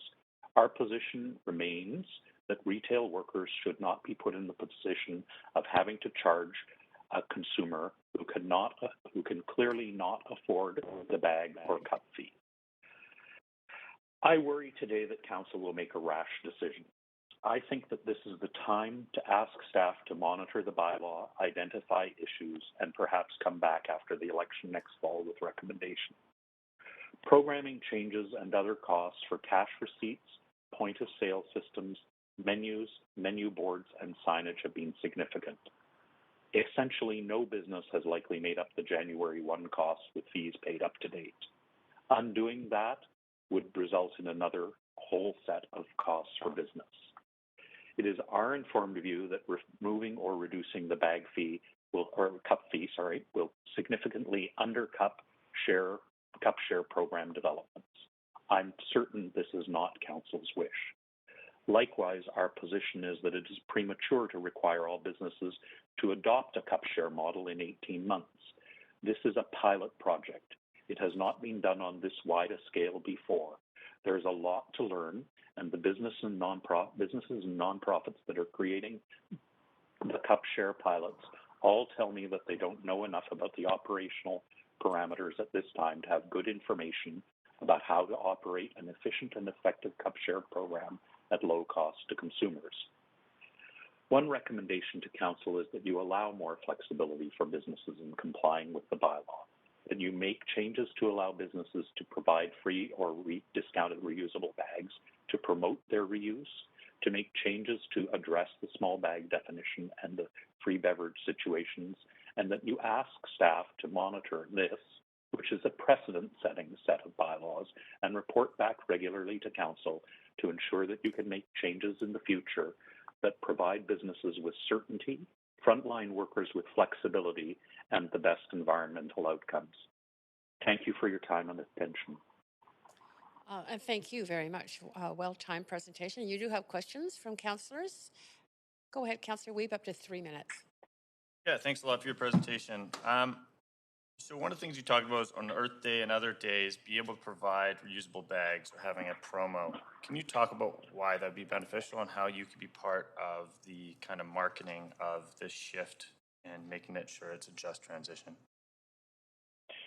So, I mean, our understanding from particularly small businesses is that the ability to influence consumers is a consumer by consumer conversation. And, you know, it's useful to take advantage of opportunities like Earth Day. And, you know, there are other days on the calendar where that applies too, to encourage people to use reusable bags. And it's, in our view, a better outcome if we can give the customer a free reusable bag if they're going to reuse it. You know, a number of us who've used reusable bags going back for 20 years have collections. But there's still a large portion of the population that is resistant to carrying a reusable bag and to the use of reusable bags. Okay, thank you. You also talked about having staff be able to have the flexibility if they feel that someone does not have the ability to afford the cost. Can you talk about how you think that could be not abused and how it could be a system that would be in place that could provide this service? Well, I worry that it is open to abuse, but I'll highlight for you a different situation where we came up with had a discussion with staff and there was an acceptable outcome. In an instance where a frontline retail worker is threatened with violence or there's intimidation, staff's view was that we can provide the bag without charge or for free. That's clearly not an advertised exemption, but rather addressing a situation where there can be harm. Likewise, our view is that putting retail workers in the position of having to charge somebody who, you know, either evidently or says they cannot afford the fee, you know, and some of these people present with gift cards, which would be covered, but many don't. Our workers don't like being put in that situation. They'd like to have the ability to not charge the consumer in that occasion. Okay, thanks. That's helpful. And last question, what size bag do you think is appropriate? You talked about the 15 by 20 centimeters being a little small. Can you talk about what you think would be appropriate guideline? Most of the bags fit one dimension, but virtually none of them fit the second dimension. So people are paying for the bag fee for a fee for a greasy burger or sandwich, which they obviously don't want to have in their hands. And those bags are generally under 25 or 30 centimeters on the longer direction when laid flat. Okay, so just increasing it by 10 centimeters. Okay, thanks a lot for speaking. Thank you so much. You have more questions. Councillor Hardwick, go ahead, up to 3 minutes. Thanks very much, Greg. I just want to clarify, I'm looking at the recommendations in the report, and this is exclusively talking about the cup bylaw, not about bags. So I just want to confirm we're talking about the single-use cups here in this recommendation. Same page? Yes, but staff were asked to report back. They did not make recommendations in respect of bags. Our view was that they could have made recommendations in respect of bags as well. There is a clear, particularly income inequality issue with respect to bag fees as well as cup fees. Okay, thank you for clarifying that. So in any case, as we look at these recommendations, we'll be asked to either approve them, oppose them, or potentially amend them. What would be your recommendation to us? Should we oppose it outright, or would there be specific amendments that you would recommend? I mean, I think we're generally pleased with recommendation number 1, or A. Our feeling might be that it doesn't go far enough on income inequality, but we're happy with that. Recommendation 2 doesn't, in our view, adequately address the income inequality issues, but we're happy for, we think discussions with nonprofits and those involved would be helpful here. On 3 and 4, we don't think that this is the time or place for that. While there might be that down the road, we think 3 and 4 should be delayed. Consideration on those recommendations should be delayed until later, when there's been better ability to study the impacts, particularly of cup share programs and the costs to small independent businesses of these programs. So overall, that's really a question of sequencing and rollout. Well, 18 months may or may not be adequate for most businesses to adopt a cup share program. We don't have the answer to that at this stage. But our feeling is that once the large cup share programs are in operation, within 6 to 9 months, we'll have some sense of the costs and the impacts. Thank you very much. That was helpful. Thank you, Councillor Hardwick. Mayor Stewart, up to 3 minutes. Thanks so much. Thanks for coming in today and being the voice for an important industry in our city. I was just wondering if I heard you right. Were you saying that you didn't want us to bring any changes into the program, but rather just continue to keep it as it is and to monitor it and report back? Or are you asking for minor changes? I think we'd like minor changes to address promotion of reusable bags, small paper bag size, and the provision of free cup fees where there is a free drink, or in respect of income inequality. I think it's premature to make the other changes recommended by staff. Okay, thanks. And your primary concern were essentially the transaction costs for businesses. Is that change is expensive, and too many changes, in series can be really hard for businesses to absorb. Is that the point you're making? Yeah, these costs are much more impactful to small businesses in Vancouver than they are for large businesses. So what had to happen on January 1 is that all small businesses had to reprogram to have a cup fee and a bag fee and display and print those both on menu boards and on cash register receipts and what have you. So that costs those businesses money to make those changes. That can be from a small amount if it's only your own staff time, to more than $1,000 if you're having to pay a contractor to do that work for you. So when the bag fee rises again, or the bag fees rise again next January 1, those businesses will also have to make those changes again. If you were to repeal or change any of the fees now, there would be a cost. And as I said, these are more impactful to small businesses than they are to larger businesses. Right, and so that the money that the business is collecting when a customer uses a paper cup actually can offset some of those costs as well, I guess. Yeah, and I heard some descriptions about the amount of the CUP revenue, the CUP fees, but my understanding of, based on a good understanding of what some of these businesses are spending on CUP share programs is, one of the large chains is spending significantly more on the development of their CUP share program than the CUP revenue could possibly, cover Right. from this year. 1 year's CUP revenue is a fraction of the cost of development of that CUP share program.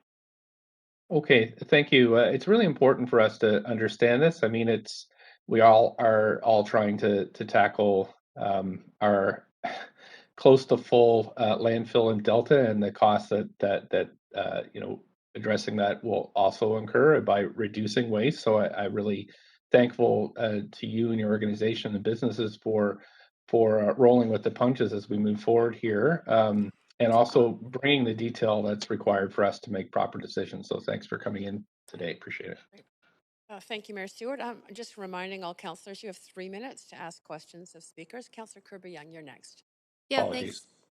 Sorry, Mary, finish? I'll start your timer again. Go ahead. Okay, thanks.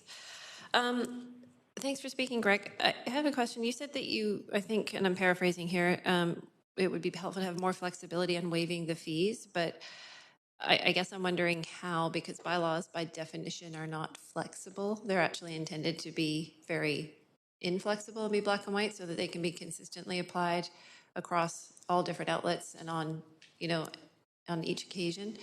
So how do you sort of respond to that? Have you known bylaws to be flexible in the past successfully? Municipal bylaws sometimes have flexibility built in the wording, but I'd say here the better example, and remembering that this is the first year of particularly the CUP bylaw, and this is not done anywhere else in the country, I think it's appropriate for the city to have communications on their website and printed guidance material available that is, tells business how to operate within the bylaws. I think the issues surrounding income inequality are not easily addressed in the writing of a bylaw. I recognize that staff will struggle with that, but perhaps, a year's worth of experience on that and on delivery apps and on pickups will provide staff and businesses with more information that will be useful to better develop bylaws. Right. So if I can reflect that back to you and paraphrase, we don't know what we don't know yet, and taking some time to gather that information would actually be helpful in crafting a better bylaw.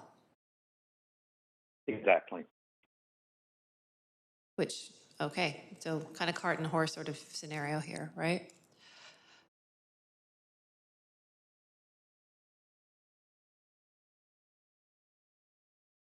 Greg Wilson, are you still there? Okay. Okay. Yep. Thanks, Greg. I'll leave it there. Okay, you do have more questions. Councillor Div-Genova, you're next, up to 3 minutes. Thanks very much. Thanks, Greg, for your comments. I just wanted to ask, I mean, you had said that there were certain recommendations here that, in speaking for your members, that they would be okay with, but ultimately, we're here today because there were some problems in moving forward so fast with this, and we're seeing those problems play out and actually hurt people who weren't intended to be hurt by this, people who have to pay that 25-cent cup fee, even if they get a free beverage. That's what we've seen so far. So would your members like to see a regional or a provincial approach to this instead? Would that be better, just to kind of press pause on this until that's considered, the high costs, what this will do to mom and pop businesses? Or would you rather just see us vote for some of the recommendations? I'm just trying to understand if that's something you could live with, some of the recommendations, or what you'd like to see is us press pause on this and work with the region. So firstly, with respect to the bags, straws, utensils, these are items where the federal government will likely take action and the provincial government will likely take action within the next year. So I do think there's limited need to spend time, although I think that there are some short-term fixes that could be made that will improve the situation until the federal and then the provincial rules come into place. In respect of the cup fee, this is an area where the province and the federal government is not going. We very much support the principle of cup share and reusable cups in store. However, you have highlighted in your questions to staff concerns about the dishwasher.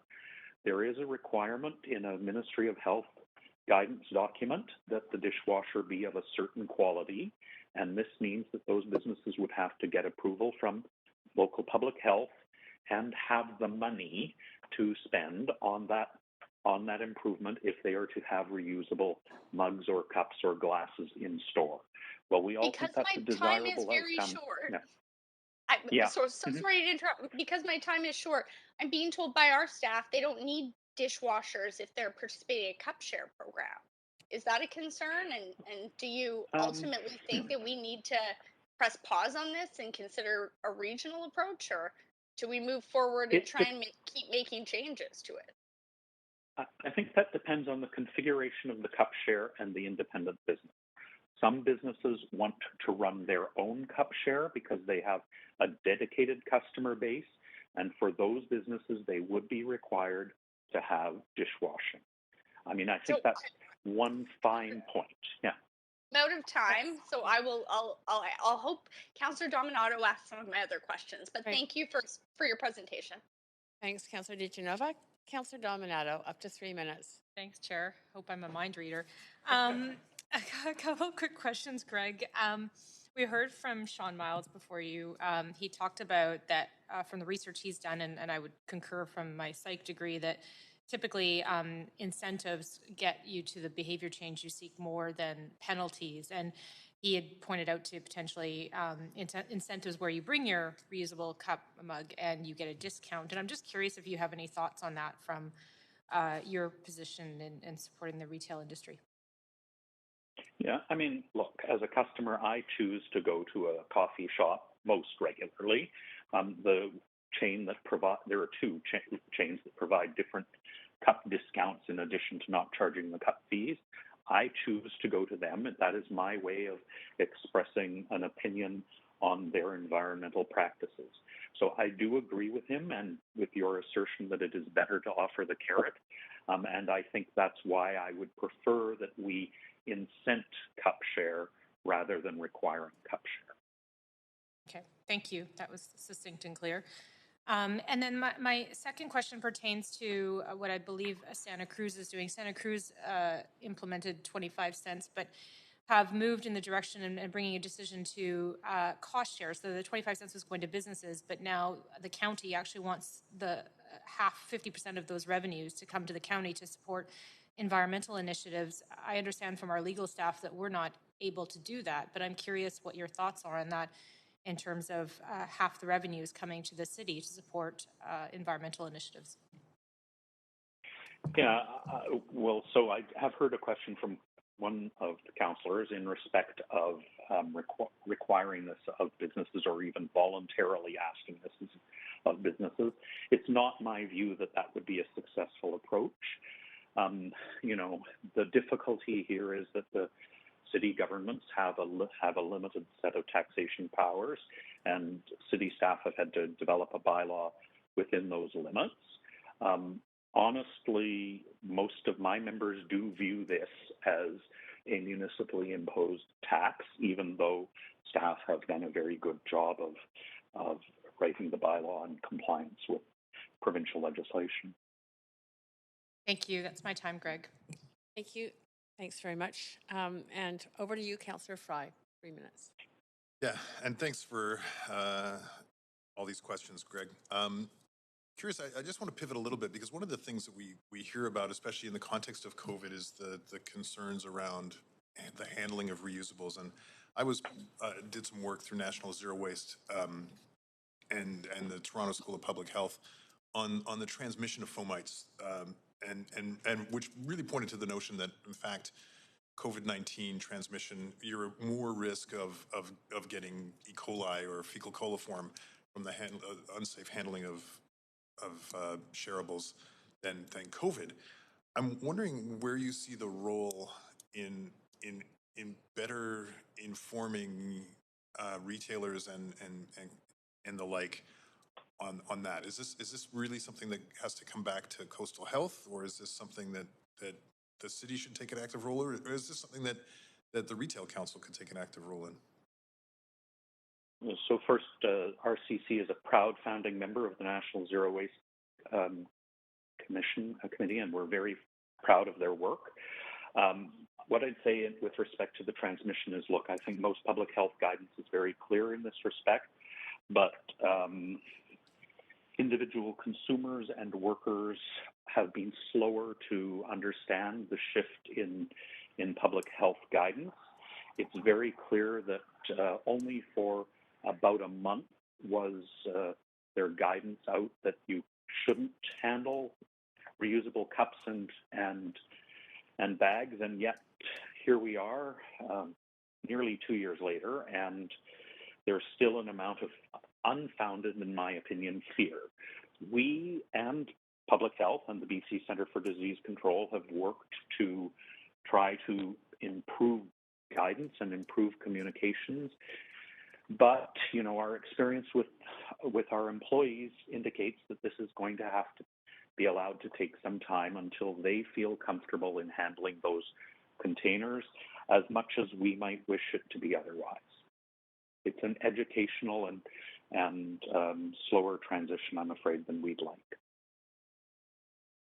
Okay, that's helpful. Is there an opportunity for the Retail Council to help in that capacity? And I do appreciate that you're a member of the National Zero Waste Council.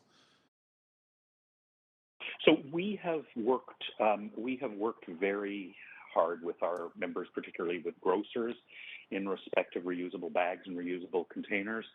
I think there's been a lot of progress there. Cups are a bit of a different beast. There are just an awful lot of independent stores. I've watched, even in the last 2 months since the city's, firstly, the city's bylaw coming into force did make some difference, measurable difference in this regard. And I've watched as it has improved, but I think I'd be the first one to acknowledge, Councillor Bly pointed out a couple of instances where this is the case. There are still problems, but you know, it requires workers to become comfortable, and workers do have the right to refuse unsafe work. And I don't think we should be asking employers to ask workers to do work for which they feel is unsafe. So it's a bit of a conundrum. I wish it were different, but that's the circumstance. Thank you. And Councillor Fry's well over time. Again, councillors, just time your questions to ensure that you can end within the 3 minutes. Greg Wilson, very good of you to stay on the line so long to answer all the questions and just speak to council. Really appreciate it. Our third speaker, thank you. Have a good day. Our third speaker, Zach Berman, co-owner of the Juice Truck. Hi guys. Yes, are you on the line? Great. We can hear you. And if you could just first let me know if you are a resident of Vancouver. No, I'm not. Okay, no problem. Go ahead. You have up to 5 minutes to address council. All right, I'm just catching my breath because I've been on here for 2 hours, so I decided to go for a run while I was listening to all of you. So took a break to jump in. I thought I could offer some insight from a small business in Vancouver. We have 6 cafes in Vancouver. We sell smoothies and juices, so our predominant use of packaging is biodegradable plastic cups. I applaud the city with their intention with this bylaw, but I feel that it has fallen short beyond intention. Some of the issues, I think the systemic issue that's being walked around and not discussed is that the city does not have proper facilities to deal with biodegradable packaging. If the city's intention is to truly be green and environmental, instead of charging and basically penalizing customers that are trying to support customers that are using biodegradable packaging, it would be of the city's interest to invest in systems that can process these biodegradable packages. And I think if the city is beyond just greenwashing and making marketing attempts to appeal to environmental movements. I think if they took genuine steps to better the city's environmental impact, I think one of the first steps would be to invest in facilities that can actually deal with biodegradable packaging, because the customers are demanding this of small businesses, and the small businesses want to have packaging that can be sustainable. The second issue, COVID, been brought up by a lot of people. It's great that it's being recommended that customers bring in their own cup. The reality is that customers are bringing in dirty cups, and it's putting our staff in a place that they feel unsafe to be handling cups that are not properly sanitized. And then when this is shared, it's just putting our staff in situations where they are confrontational with customers. A lot has been asked of staff already during COVID, having to monitor vaccine passports, and just the general safety as frontline workers has been at best, challenging. So to put additional areas of conflict with customers has just made the job that much more taxing. Can you guys still hear me? Yes, we can. Go. Yeah, you've got okay, great. Bit of time. Go ahead. Okay. And then in addition to that, I know you guys mentioned the BIAs. We're a part of 3 different BIAs in Vancouver, and the majority feedback from the businesses that are involved in the BIAs of the areas that we're a part of, we're all an astounding no against these policies. We all wish for green initiatives, just ones that are set up to succeed, and I feel like the necessary steps to make this succeed were not taken. Beyond that, I think there's a lot of other potential issues, even with cup shares. I think we fall into the possibility of greenwashing once again because of the carbon impact of having to transport cups back and forth from various places. Unless it's done by bicycle or by foot, I believe the carbon impact will be, the additional carbon impact will be larger than assumed. I think if the city wants to encourage environmental practices like our business, we've taken it on our own. We're 100% plant-based. We feel like this is the best way to be a positive, environmentally impacting business, both for our consumers and for the footprint of our business. And I think businesses such as ours should be encouraged rather than finding additional ways to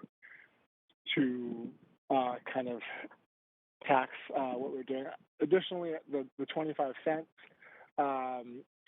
again, that's like another point of contention with customers and their staff.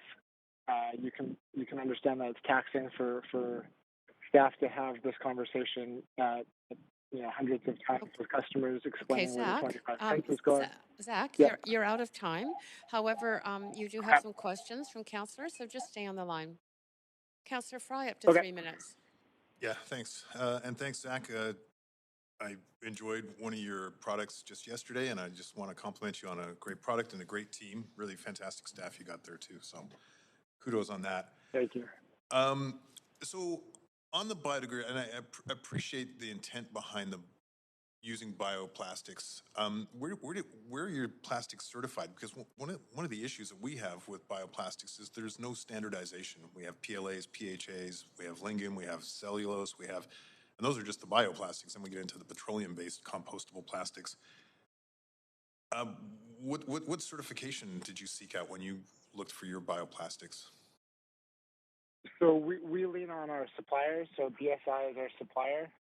So we're obviously not in the manufacturing business of biodegradable plastics. So we depend on them. So they're corn-based plastics. So that's PLA. Kind of, Polylactic acid. Yes. Yeah. Yes. So, I mean, and this is the challenge, and I'm just curious if you see that is as I see it, is a somewhat insurmountable challenge is for us to pursue certification of bioplastics for the city of Vancouver. That's really a national conversation that's yet to happen, in my opinion. Do you see that it was within our ability to even? Well, I feel that if the city is genuine and wanting to be green, most businesses are moving towards biodegradable solutions. And if the city wants to be part of the solution and sees itself as a green player in the future, it has to evolve. And part of that evolution is having facilities that can properly manage biodegradable products. Okay. All right. And so but you don't see a role for cup share in your business model at all? Well, there's multiple issues. One, Coastal Health has been problematic. When we've had cup share and they've come for inspection, they've deemed that our facility does not have is not set up to be receiving and storing dirty cups. So another issue is that Coastal Health has to be in 100% alignment with the city, because the truth of the matter is Coastal Health will come to our facility.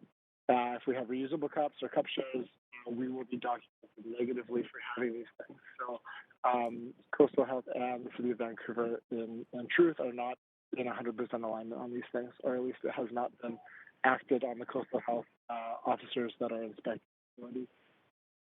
That is a very helpful and salient point, but I am so out of time because I would love to explore that further. You're actually perfectly on time. Thanks, Councillor Fry. Councillor Kirby-Young, up to 3 minutes. Yeah, thanks. I'm going to pick right up on that, and also because I didn't hear it. You're cutting out a little bit for me, so I just want to clarify what I heard. You said Coastal Health and which group are not aligned? The City of Vancouver, because Coastal Health, depending on your zoning and your permitting, we've had issues with to stay cups. We've had issues with shared cups from various companies in the past, storing them on site. In our Coastal Health report, it was shared that we had dirty dishes that were to be picked up by a shared program, and that they were not to be we're not to have dirty cups on site, basically. When we had to stay cups in the past, even though we have a dishwasher in the facility, it was deemed that the dishwasher was not close enough, so that we weren't allowed to have to stay cups. So it just is important that Coastal Health and the City of Vancouver, before making these things, bylaws are actually in alignment with the practices. So what you're talking about really is the City of Vancouver's kind of other area of responsibilities, which is all that permitting piece that comes in when they're looking at your facility and making sure that you're meeting health guidelines and all of that, and you're seeing potential for a whole world of hurt, basically, in terms of those pieces butting up against each other. Is that what I'm hearing? Yeah, basically, like we've tried multiple times to have cup share programs and to offer cups to stay in store, and Coastal Health has been difficult at best with both of these initiatives in the past. Okay, so in summary, just to be super clear, you don't support the cup bylaw. Is that correct? As it stands, no. I think if the 25 cents, for example, was ensured that it was going to environmental use, I think I would support it on the environmental impact alone. But to have small businesses kind of police themselves, I think, is wishful thinking. Like I can speak for ourselves. Like, sure, we will probably use those funds towards a green initiative, but I think the majority of businesses will not be. Okay, and I wasn't sure if you probably don't have time running a small business day online, but I don't know if you heard earlier when we asked staff the question whether or not the city, for example, to your point around the fee, could collect the fee and make sure it went to environmental initiatives. The answer was that legally we can't. So knowing that and your point around, that kind of reinforces your point around small businesses policing themselves and trusting that's going to happen and not thinking it's going to happen consistently, right? Yes. Honestly, if the city was taking the 25 cents and putting it towards building a facility to properly process biodegradable products, I would be 200% in favor. but I think 99% of businesses are not going to use this 25 cents towards any green initiative. Okay, I super appreciate your honesty and your perspective. Thank you. Thanks, Councillor Kirby-Young. You're Councillor DiGenova, up to 3 minutes. Thanks very much. I really appreciate you taking the time, and I'll try and be quick because I understand that it can be difficult when you're a small business owner to be here at council. I'm just wondering if you can share, and it's a tough question to quantify, I'm sure, but do you feel that you've actually lost business since this has come in? I would say no, we have not lost business. We have had to deal with a lot of upset customers, which is taxing on our staff. We get a lot of anti-vaxxers already in our establishment, so I think just having to deal with regular conflict beyond the job description that we have asked of our staff is taxing on their mental health and their longevity in the job. And do you feel that you already have trouble finding and retaining staff to work in Vancouver? That's what we've heard from other small businesses. Yes, we have had an extreme staff shortage. We're operating at best at kind of 80% of the staff that we need, and that reflects in us having to close early and adjust our hours on a regular basis. So perhaps if your staff decide to throw in the towel or quit, it's not going to be over the cup fee, but it could escalate considering the arguments that you've mentioned, the customers, the frustration that they might take out on your staff. Is that correct? That it is taxing and wearing on your staff, and it does contribute to the overall morale of your staff? Oh, 100%. I think our staff as a whole has been in a mental health crisis in the last couple of years, and we've done our best to support them. But additional opportunities for conflict have not been welcome by the team on the front line. Okay, and do you think that the city has done a good enough job, and council has done a good enough job of communicating this to the residents and people in Vancouver who frequent, your store and others? I mean, I do believe the city has great intentions with this. Anything that is for the environment, the intention is great. I think, unfortunately, the frontline workers have been the communicators, have been the PR for the city. The majority of customers don't understand the changes. As I can't say where they get the news sources, but the majority of them have been uninformed, and it's been up to us to educate our customers on what the 25 cents is for. Thank you. That's my time, and sorry to be so fast, but I only have 3 minutes, but appreciate you being here today. Great, thank you. Thank Oh, and you do just stay on the line. Yes, you have more questions. So, Councillor Wiebe, up to you. Yeah, thanks for coming to speak today. I was actually surprised that you thought that 99% of other small business owners wouldn't be utilizing this for environmental uses like plant-based takeout containers, composting, and other initiatives that have increased the cost of small business. So can you talk to me about why you think 99% of other businesses wouldn't use this for environmental purposes? I think currently the majority of small businesses are still in survival mode. I can speak for ourselves as well. Our businesses have not rebounded from COVID. So we're still in a state where we're trying to survive. We're not in a place where we're thriving. I've spoken to, probably close to 25 small businesses, and beyond ourselves, we're the only one that I know of that has put any of this money towards environmental initiatives. So from who I've spoken to, we are the only one doing such. So they're using this money to kind of stay afloat and ensure that their business can survive. Okay. And I really appreciate the comments you made about how we're making frontline staff do the education and as well the mental health of having to police this as well as some of the COVID stuff. So really appreciate that because it is a huge burden on our small business and our frontline workers. And so I think that perspective was very helpful. Thank you. Thank you. Thanks, Councillor Wiebe, and thank you, Zach, very much for taking the time to speak to us and answer the questions. Yeah, that's it for questions today. Thanks so much. Thank you. So, Council, it's just a few minutes before 12. We don't have enough time to start another speaker, so we can take our lunch break now, returning at 1 o'clock, and we will start with speaker number 4, Jason Hawkins. Speakers have been informed to call back at 1. Have a good lunch, everyone.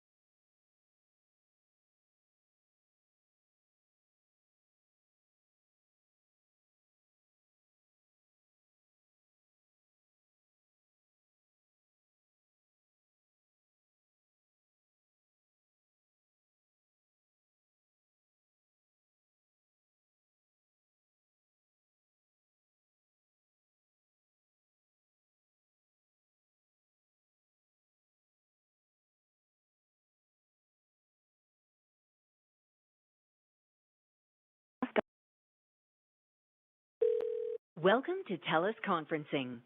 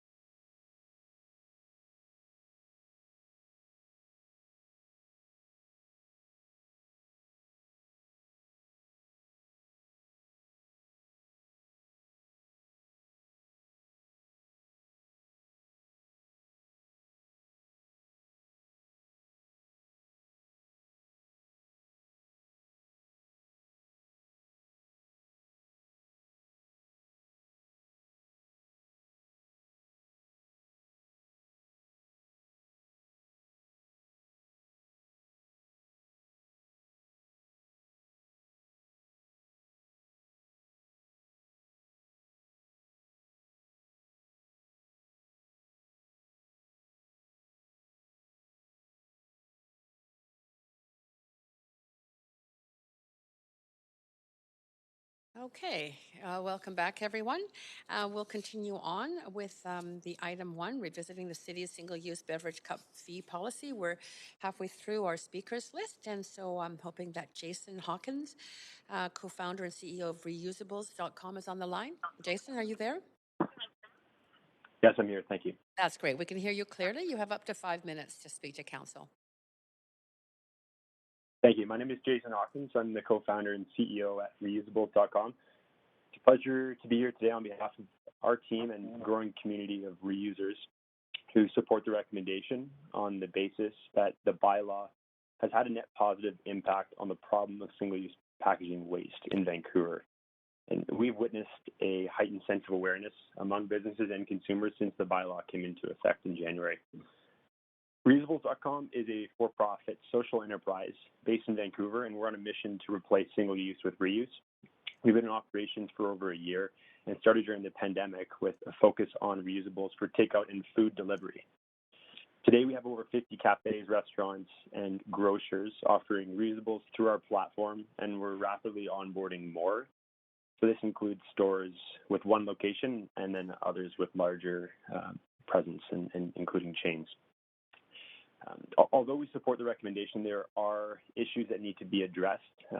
We're coming from this, being on the front line, working with many retailers every single day.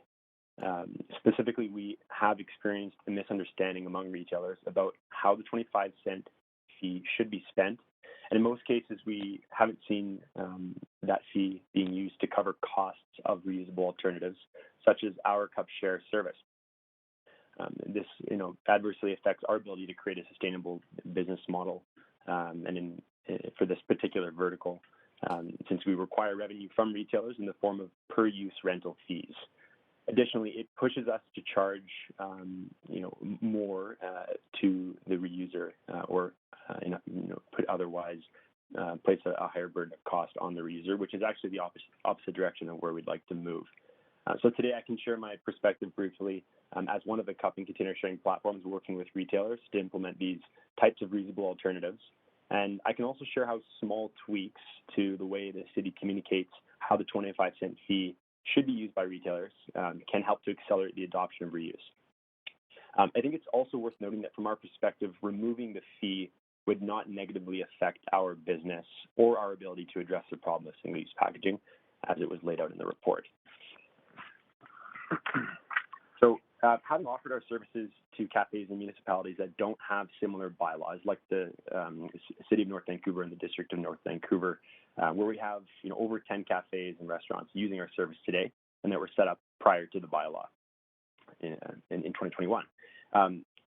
Following the bylaw, we've had a frontline perspective of many of these issues, and it's clear that from the discussion today and the report that cup share programs like ourselves and others are expected to play a role in the overall solution. So for an illustrative example, I'll just highlight how conversations go with cafes on the North Shore as well as with those in the City of Vancouver. So just for context, we need to generate about 50 cents to $1 in revenue per cycle. That includes whatever we get from the end user, but also from the cafe. So currently we split the burden of cost about 50-50 between the consumer and the business by a monthly consumer membership for the end user and then a per-use rental fee for the retailer. So when we talk about scaling our solution, we encounter sort of that common marketplace chicken or egg challenge.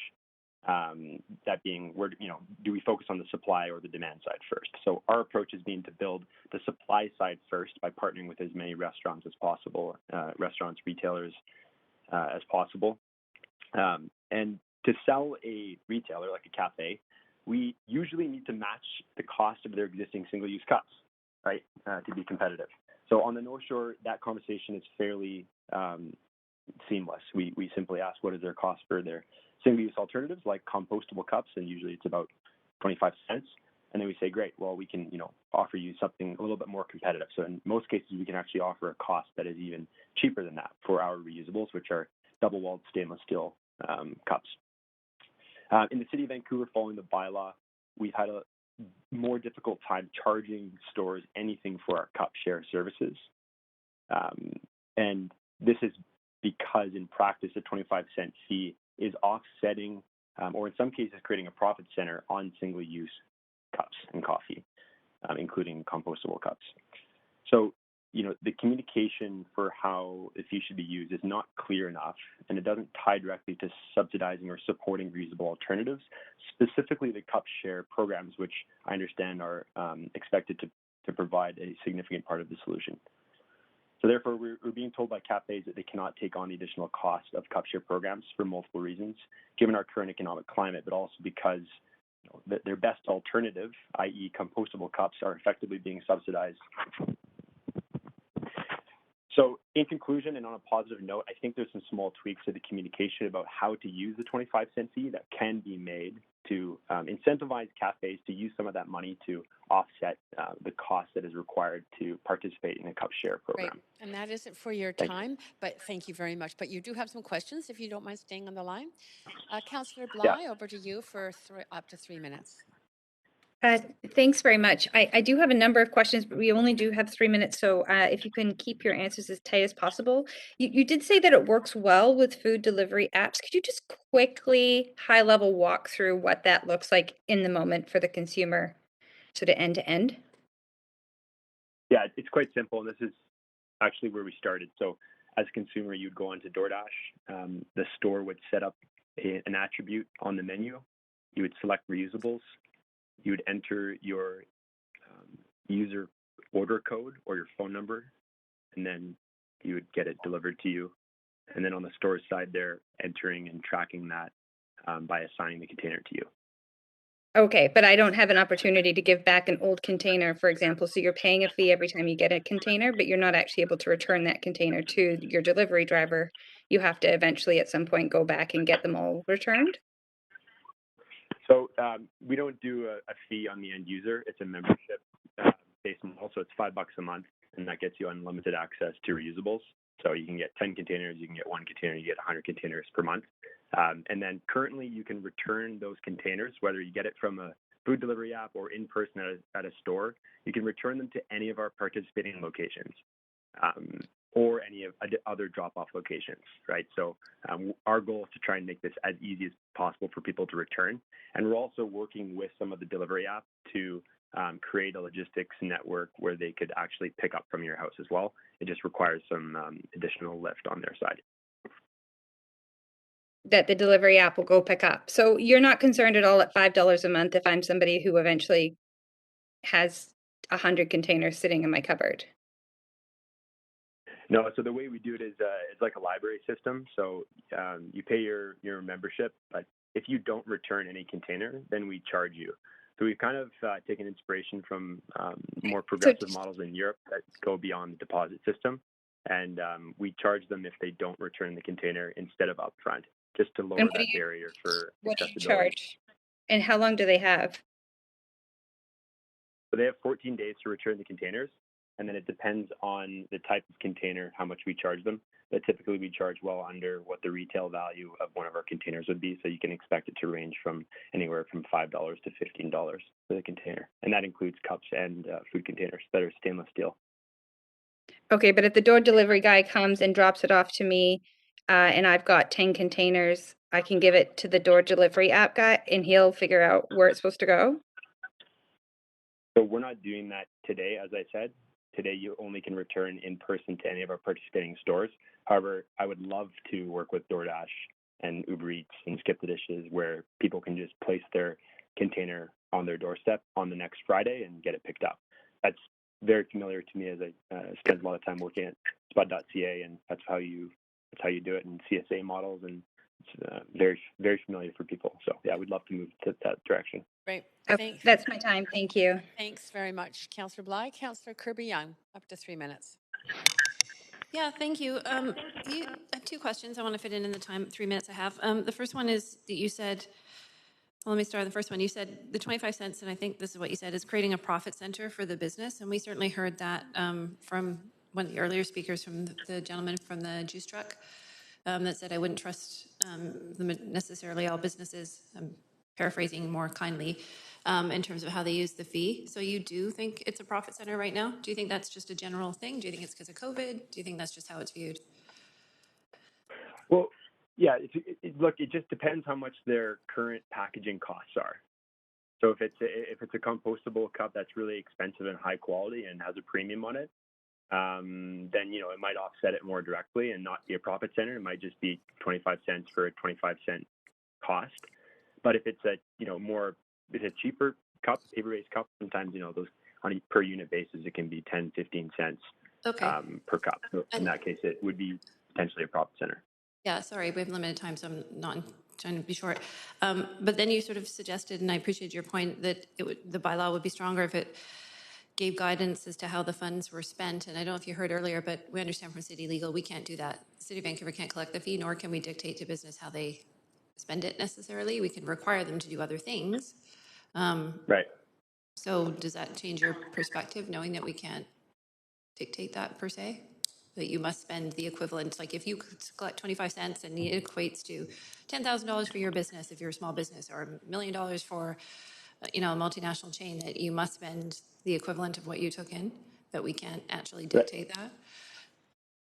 Right. Yeah, no, I understand that. I'm more referring to the actual language that's used in some of the FAQs. So, for example, some of the points are invest in reusable alternatives or cover costs of complying with bylaw. And then there's another point for participate in reusable cup share programs. But I think it should be more specifically called out that the cost should be used to offset any reusable cup share program costs. I hear you, but apparently legally we can't do that quite that way. The other point and I thought it was really interesting when you raised the library model, because it's super interesting. So we're actually having a conversation now, and our libraries have been advocating, saying that fines don't work, and if you levy fines, people actually stop using services. And so they've advocated for fine-free libraries to say that it actually keeps people away. Do you worry that the same thing would happen with reusables? Because people are like, oh, I have a fine, I'll just go use a different service, or I'll just pay for my things because now I've got this fine and I don't have time to take them back to the store. Because the library model is actually advocates are advocating against that now, saying fines are punitive and they dissuade behavior. Just 15 seconds, if you don't mind. You didn't answer. Thank you.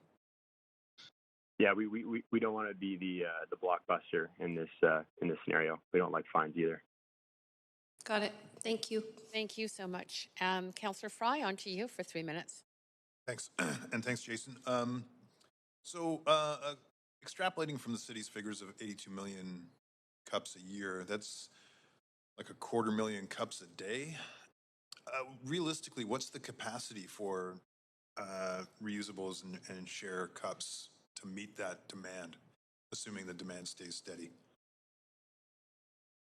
Mm-hmm. I think today we wouldn't be able to meet that demand, but we're taking steps to be able to meet that demand. One of the main constraints is financing the inventory. Our business model is currently built on us buying containers and renting them out. So just really from a capital perspective, that's one of the main constraints. Operationally, I think we can solve it. Okay, that's more what I was looking for. Yeah, I totally appreciate that you're not there right now.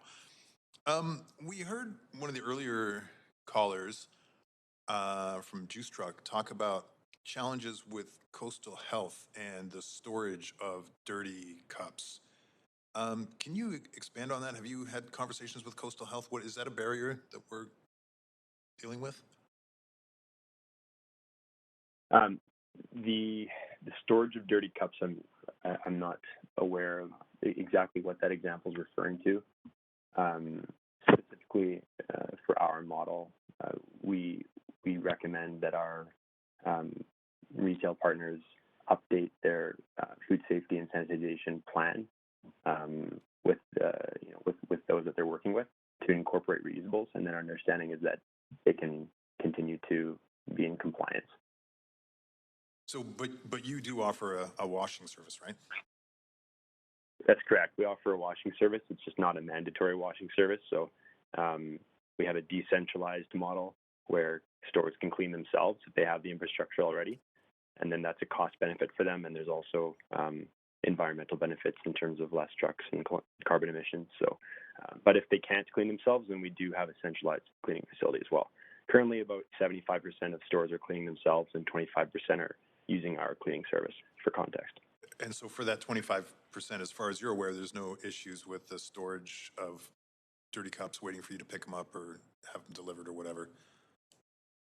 Not that I'm aware of. Okay, great. Thanks, Jason. Okay, thank you. That is it for your questions. Thanks, Councillor Fry. Thanks so much, Jason, for taking the time to answer our questions and be here to speak with us. That's great. Really very much appreciated. Thank you. Moving on to speaker number 5, Council, Sue Maxwell, the Chair of Zero Waste BC.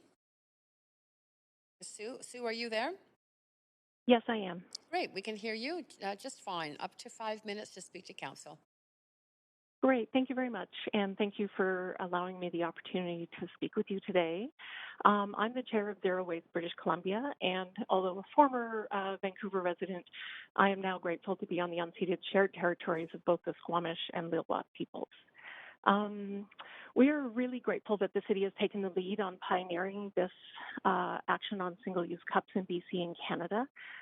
With any new system, we know that there's going to be challenges, so we are pleased to see these recommendations that have been brought forward today that are helping to address some of the equity concerns and to work with the people who are impacted by those. We also hope that further in the future, the city will follow the path that some of the U.S. communities are taking in terms of ensuring reusables are offered for dining-in experiences and for food services to have dishwashers on-site or available to them. We are also happy that in response to the pressure from the public and the city that the national chains are starting to move forward on offering reusables, and we hope that this will also change their practices in other communities as well. That and the fact that there is an increase in cup sharing systems are the kind of changes that we hope will arise when policies are brought in to address single-use items. We are also supportive of the actions around myth-busting about compostable plastics as well. Overall, the focus on reducing the material use and single-use items is really important. And I think as people have alluded to earlier today, because the federal and provincial governments so far have focused more on just looking at plastics or just kind of focusing on recycling. So this policy is a really important beacon for future changes, both here and elsewhere. And this can really help to work on shifting our culture away from disposables to a more sustainable and reusable system. Our organization was part of a report that found that despite the many achievements across BC to expand recycling and composting services from 2010 to 2018, that the amount of waste actually still going to landfill and incineration remained the same because we were consuming more, which really shows why we need to focus on reduction and reuse and changing how we deliver services and products. Often the cities are where we're seeing the innovation happening, but I'm hoping that the City of Vancouver will not remain alone as a great example in BC and Canada. On Monday, the UN Environmental Program and WWF and the World Economic Forum hosted a session on how to embed reuse as a solution to plastic pollution, and they had announced a reuse portal where people will be able to build and share tools to move from reuse to single use.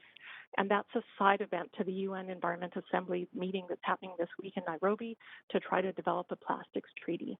So the City of Vancouver has shown real leadership, and it's through, I hear all your questions and all the different points, and it's really through that patient, responsive, careful action that we're all going to move forward towards zero waste. So I just wanted to say thank you to the City of Vancouver for championing this. Well, thank you very much. You do have some questions. Councillor Fry, up to 3 minutes. Yeah, thanks. I just want to expand. You mentioned myth busting around compostable plastics, and I'm wondering if you can expand a little bit on that and where you see further advocacy needs to happen in that capacity relative to this recommendation. Yeah, compostable plastics, and I've bought them myself, are often seen as, oh, well, great, we will just move from this single-use item in plastic or paper to a single-use item in a compostable form. So the challenges with that is that right now, even with the certified compostable plastic, that most of our municipally built or run systems, or even the private systems, do not hold the materials long enough to meet the same conditions that they have in the standards, which means that the plastics don't necessarily break down.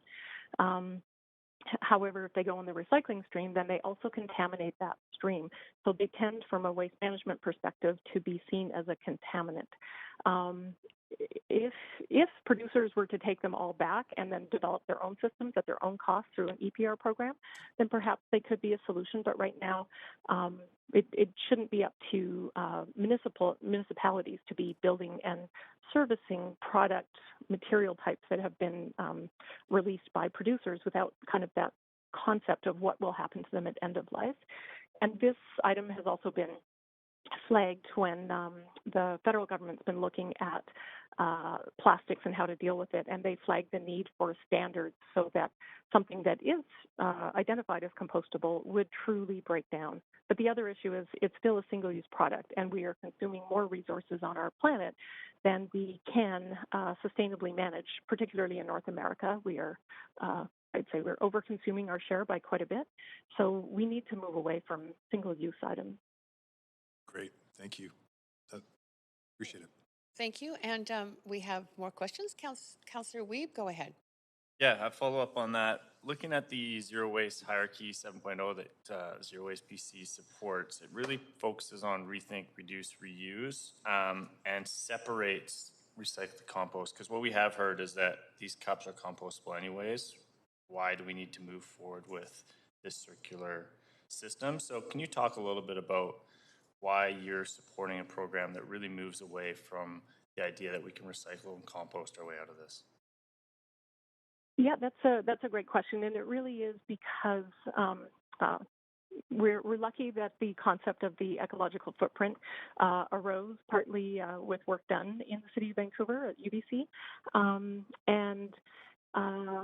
and so it's really about how do we ensure that the systems and products and the way we get those products is done in a sustainable fashion, that we're not over-consuming the amount of resources that we use. So it still takes a lot of resources and energy, and with that energy often greenhouse gases, to make any of the materials. So if we're only using material for a very short period of time, then that means that we are likely to be over-consuming our share of the resources. And so it's about thinking about how do we, for beverages in particular, if we wanted to rethink it, in Italy, they have very few to-go containers because they like to enjoy their beverage in the cafe that they purchase it in. Could we try to shift our culture to be able to have that kind of experience when we're having a beverage rather than chugging it back as we're in our car or on our way somewhere? And then if we are going to bring it somewhere, then, could we have a reusable cup that we bring ourselves that's part of the share system, or that may be part of a broader system as other communities start joining in as well? And so that can help to reduce materials use, the greenhouse gas impact. And when we look at materials use, then it's all of the upstream pollution as well as land use change that is associated with that. Okay, and has the pandemic made a pretty big impact on the amount of single-use items? I think we can say for sure yes. Initially at the beginning of the pandemic, when it was less clear how the virus was being transmitted, the initial recommendations were, let's stop the reuse of things because perhaps it could be on surfaces. As the research came out, and I think Councillor Fry earlier alluded to the study done by the Toronto Public Health School there, it found out that that was not the big concern in terms of how the virus is being transmitted. But as we have also heard, it takes a while for that message to permeate out through all the companies that might be serving customers. So, every time a message like that happens, it takes a while for everybody to learn that, oh, it's okay.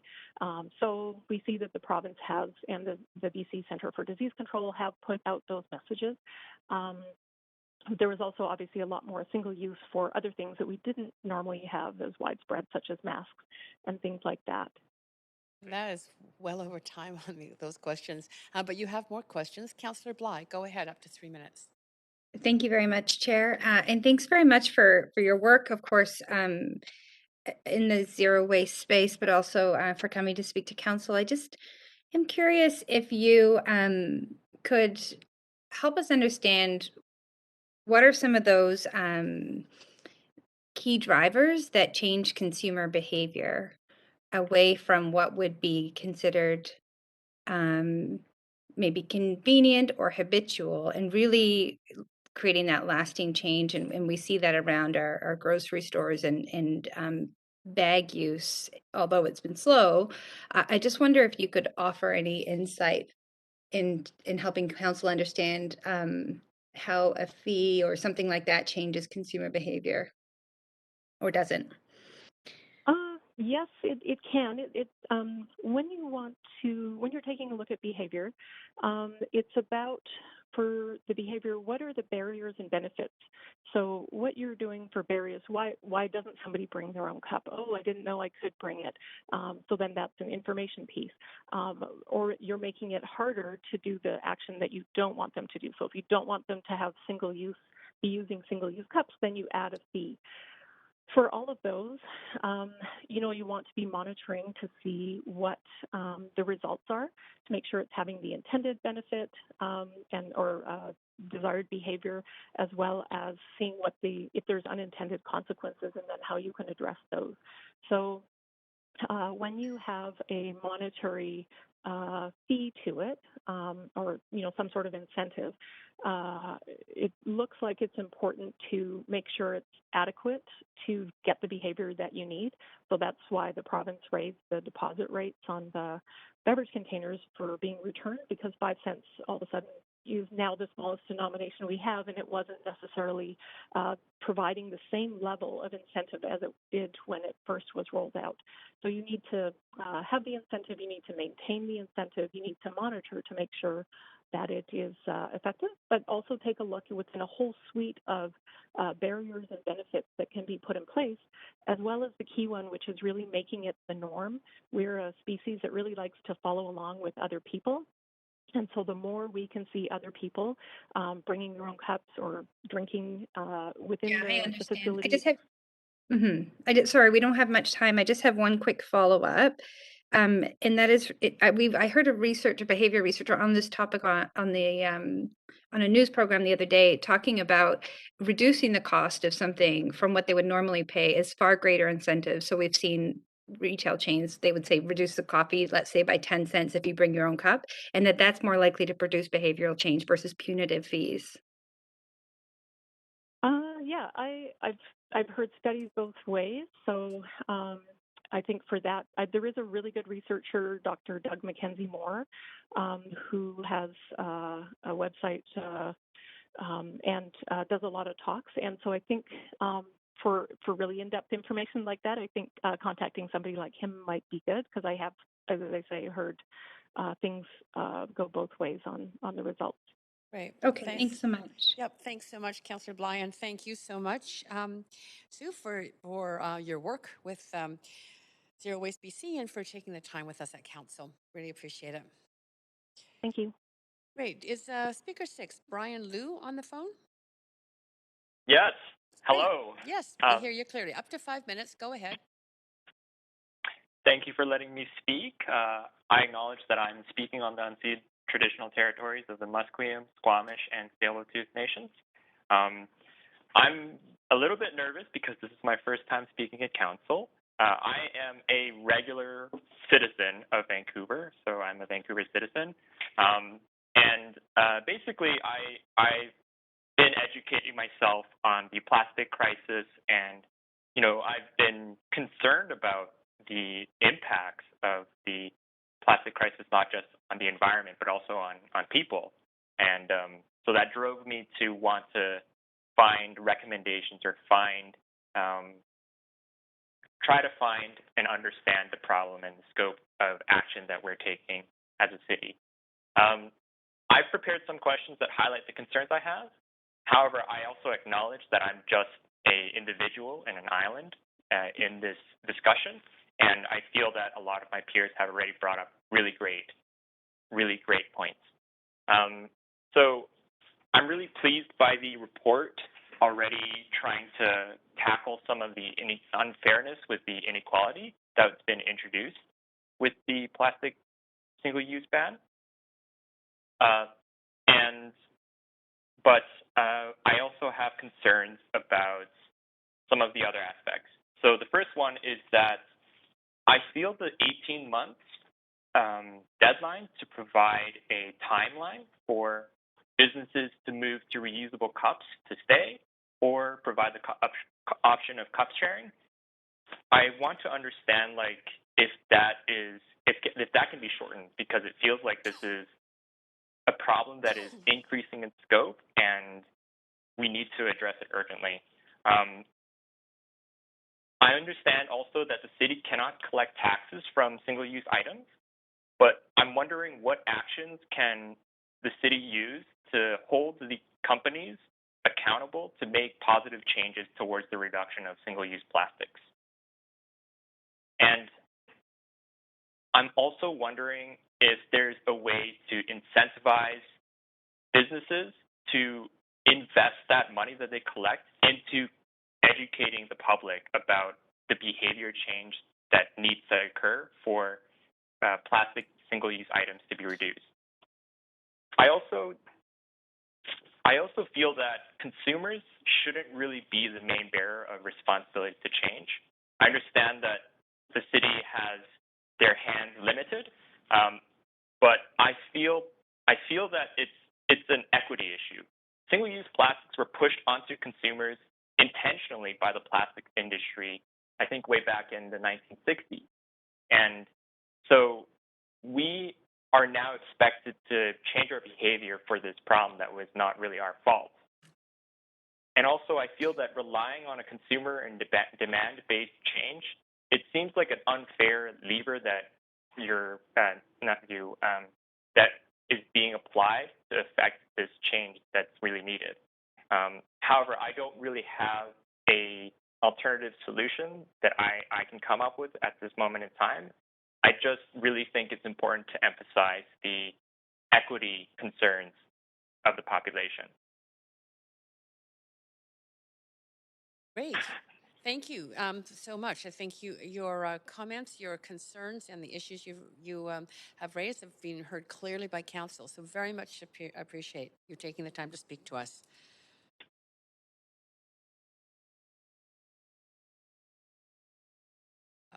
Brian? Okay. Speaker 7, Alex Stein.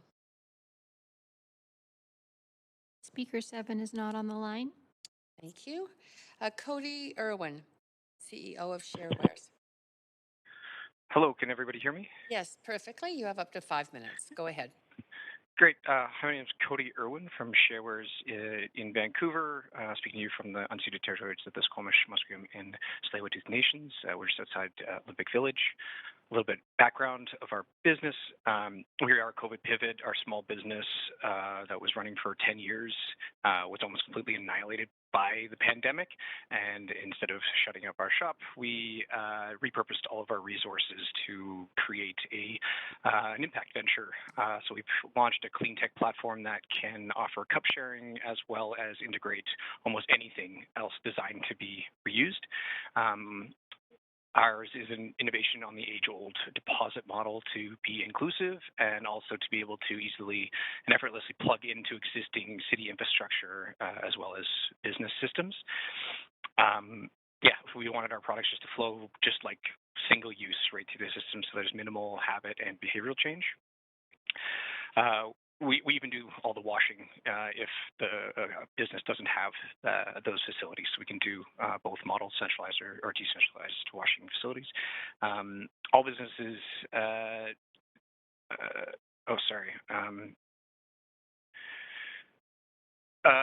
all the business has to do to sign up has pretty much give us the go-ahead.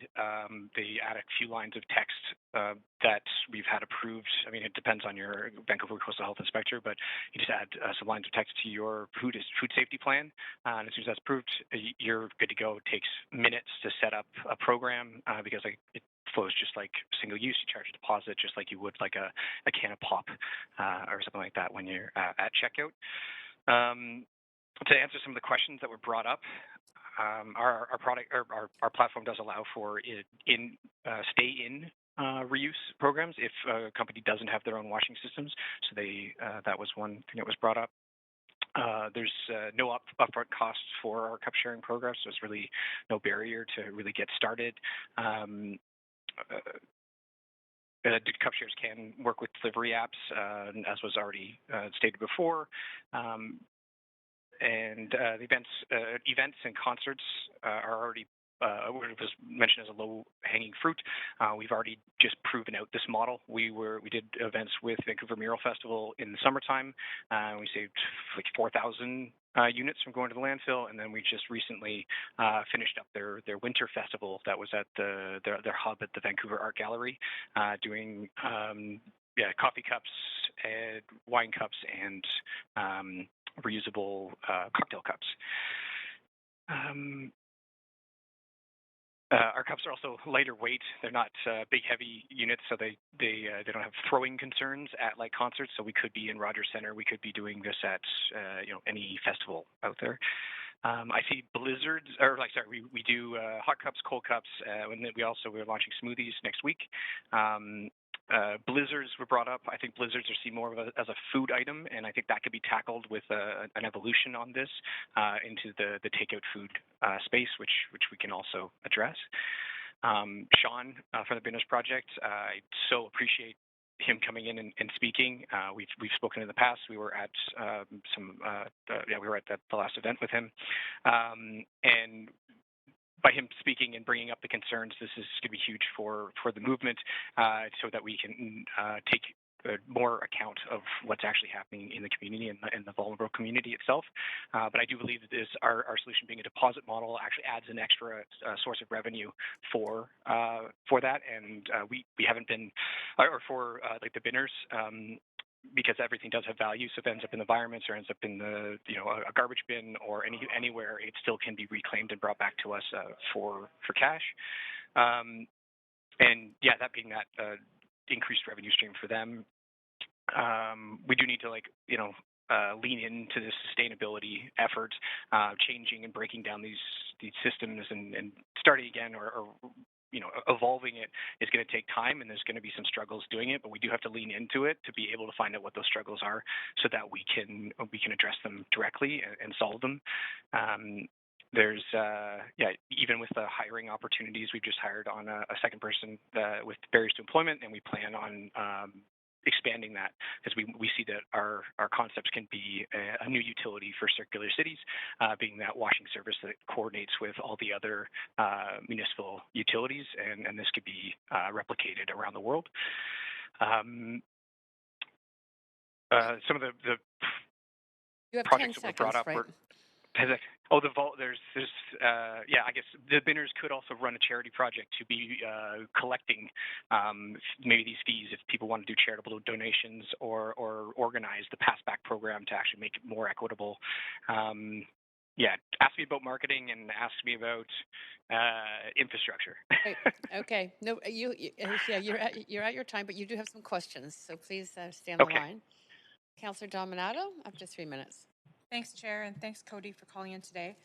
I have a question with respect to your vendors, and you described sort of getting set up. Can you give me a sense of how many vendors, retailers are working with you now and have programs in place? So we have 20 locations, and some go on and off because they're like a Vancouver Mural Festival was just for 2.5 weeks. But so those aren't counted in the 20. But in the next week we'll have another 15, and then next month at least another 10, and that's not with our ongoing sales and our expansion into other areas like takeout containers and everything that's kind of in process. So it's moving fast, and these fees are amazing for getting on radars. In the summertime, we could only get audiences of environmental businesses, and they're just super busy. And so until the fee came online, we were getting 2 to 4 setups a week. And then as soon as this meeting was talked about that maybe there's a change to the policy, taps are turned off on those small businesses. So it's really good at keeping them motivated to get going. No, it's helpful. Thank you. And when did you start the business? When did you have the first vendors come online? In the summertime, early fall in September, we did started a pilot. Well, actually, I mean, we had an office come on in like last spring, and then we did Vancouver Mural Fest in the summer, and then we had 5 cafes start the pilot with we launched our technology in September, I think it was, and then and then we grew from there. We grew quite a bit as soon as like right before the policy came in place.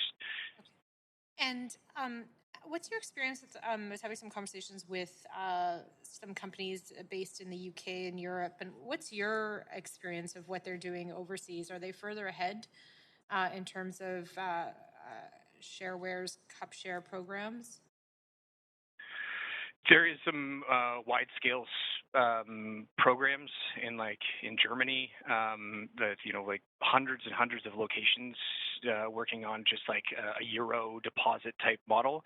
There is some on that like a fiat side, or I guess a physical cash side that are doing great as things transition to digital. They need options and innovation in that area. There isn't really anything like.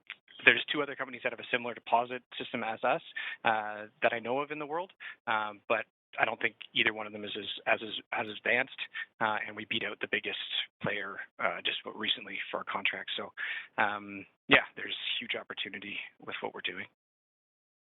Thank you. That's my time. Thank you. You do have some more questions. Councillor Bly, over to you for 3 minutes. Thanks, Chair, and thanks, Cody, for being here. This sort of get the sense of the energy behind you speaking. So it must be a very exciting time for you and your business. Mm-hmm. Mm-hmm. Yes. Yeah. So and my internet cut in and out a little bit there. So forgive me if I missed you saying. Can you just take us back to when you started Cup Share or Sharewares and what your sort of impetus to do that was? We were doing a bunch of zero waste initiatives for corporate offices, doing bulk systems, sparkling water on taps, flavored systems, kegerator systems, and there was a big push to go zero waste in the technology sector. It was coming out of California. Some big CEOs were like, yes, this is where we're going to go. Let's get rid of all the packaging. So we designed all the systems to do that, and we started setting up programs around the city, and then COVID happened, and we dropped 98% overnight, and then everything reversed back to single-use packaging.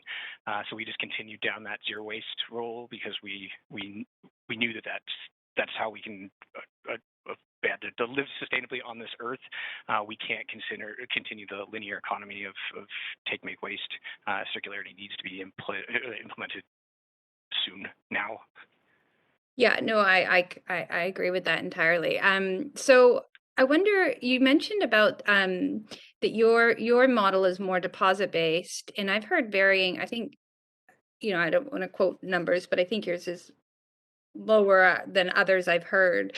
Some sort of have touted the number around maybe even up to like $3 or something like that for a reusable cup share program. Do you have sort of a benchmark, or how are you gathering your data and informing your decision making around how to best set up your business that will drive the right kind of behavior from consumers?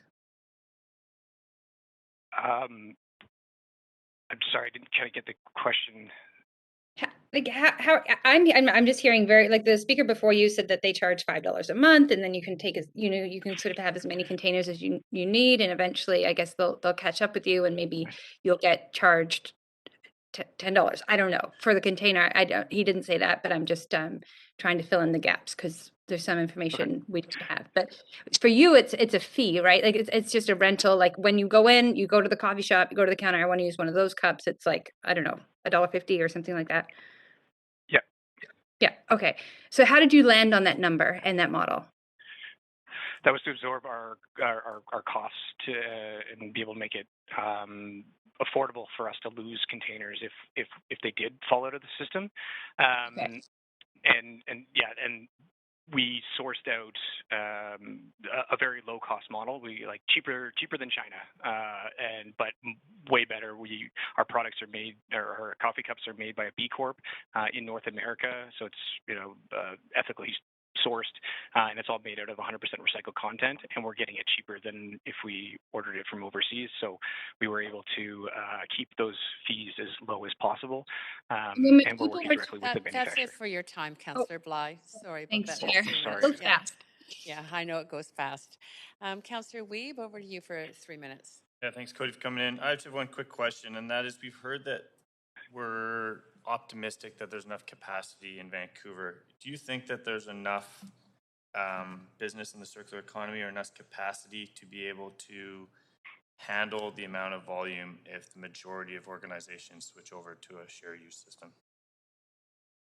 If they all switched over today, nope. But I'm a mechanical engineer. I love building and designing systems and robotics and machines and all that kind of stuff. So we are extremely jazzed to build out what that infrastructure looks like. I know that there's another system in place that's looking at doing a similar thing locally to meet capacity. So yeah, I am very optimistic, and I'm not worrying about it. The amount of throughput right now relative to the amount of cups going to waste is very low, and consumers right now are they're all about convenience. So like, I'll pay 25 cents, whatever. It's just more convenient. So having it at a low rate now is actually helpful for building out the whole infrastructure system with the delivery and the pickup logistics, and partnering with other companies that are already delivering to pick up stuff for us and have that already happening. And then as it grows, it will. Yeah, I think it'll work out perfectly as it rolls out and people get more aware of why they should be using reuse and not that. And then the convenience will be increased too. If we can work with the city on building infrastructure to help those reverse logistics, then it will be a no-brainer for them. So I think that it'll all work out perfectly in line. Perfect. Thank you very much. Appreciate it. Great, thanks, Councillor Weeb. Councillor Fry, over to you for 3 minutes. Yeah, thanks. Thanks, Cody.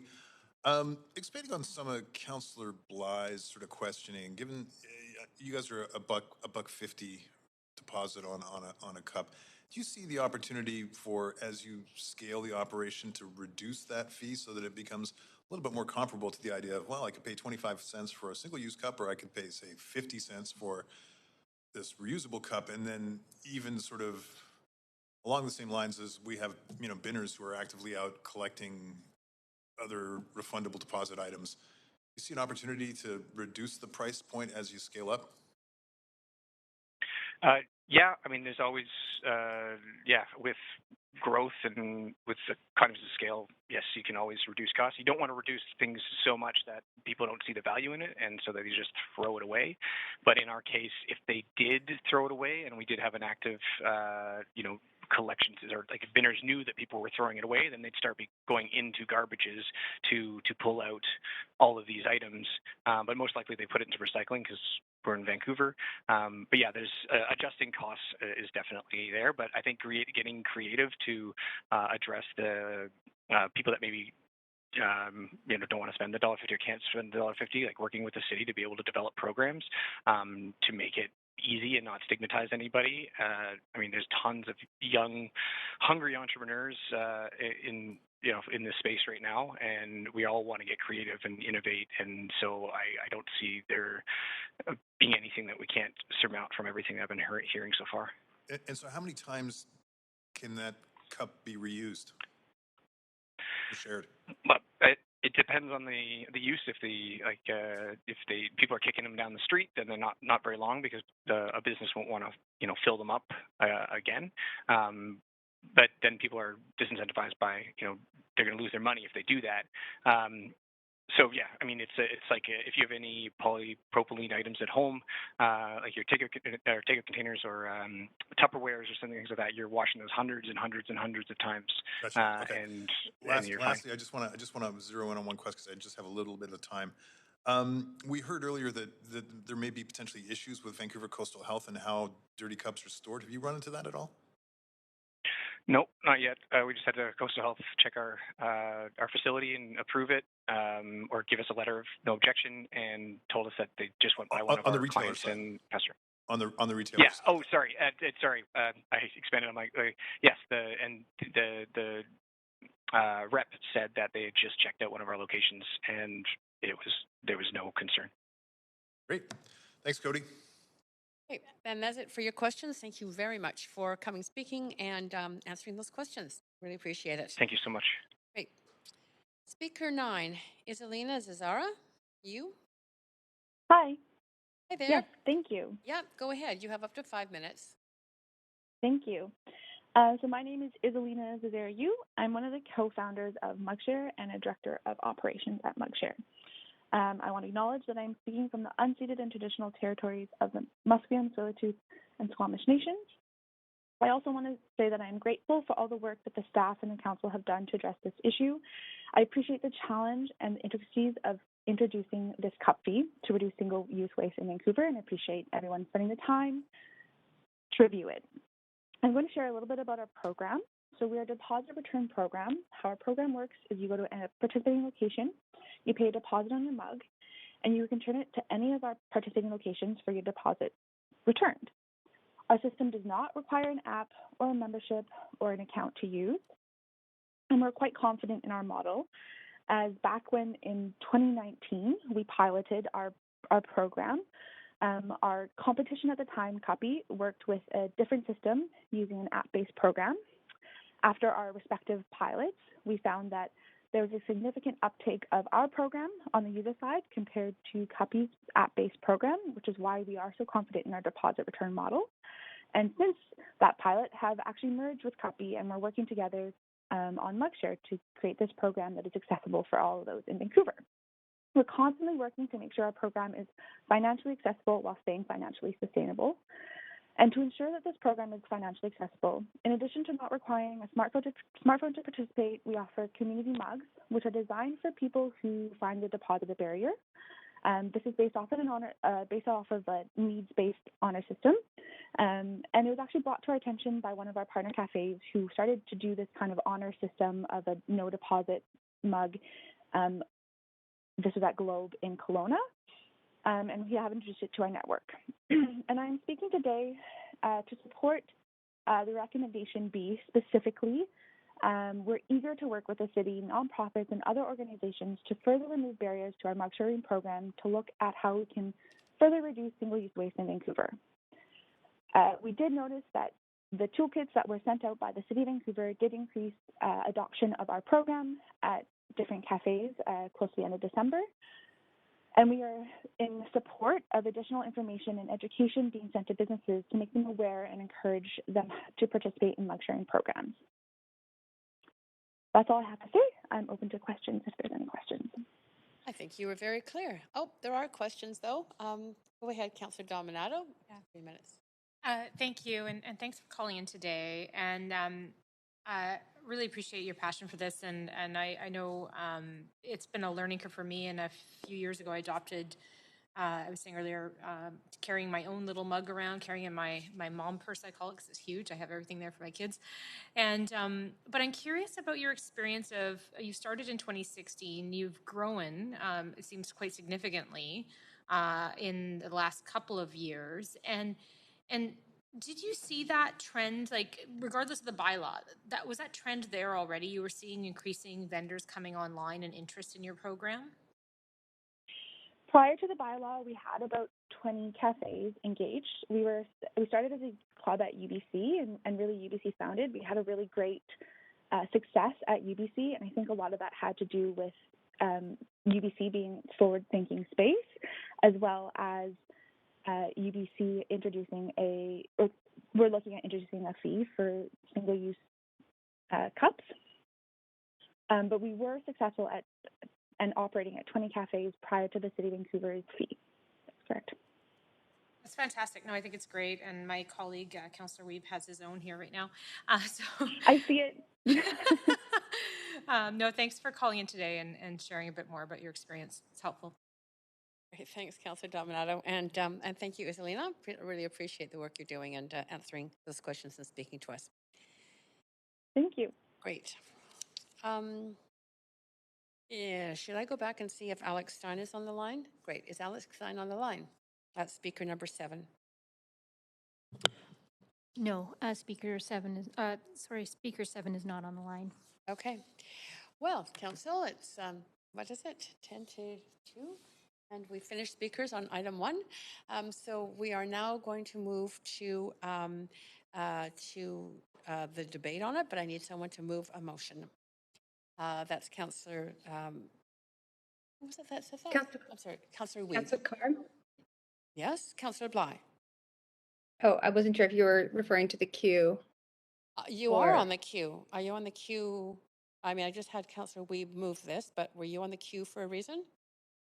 I was on the queue to move the report and also ask if council would entertain a short recess. There are potential amendments, and because we're dealing with bylaws, they need to go through legal, and I have prepared some amendments, and staff do have them right now. So I'm just curious if we would entertain a recess to allow staff the time required to ensure that they are legally sound. Yes, I've actually city manager. Oh, he's not here. So I can't ask him how long would be needed. I'm sorry. Clerk, go ahead. Yes, we're just going to get a timing on that from the clerk. So meanwhile, I'm going to move us to a main queue. I've got Councillors Bly, Swanson, and DeGenova on, so I'm going to just put you all on again. So Councillor DeGenova, you could just not add yourselves. It was a different order. It was Bly, Swanson, DeGenova, so I'm clearing the queue. Let me do it, please. Thank you.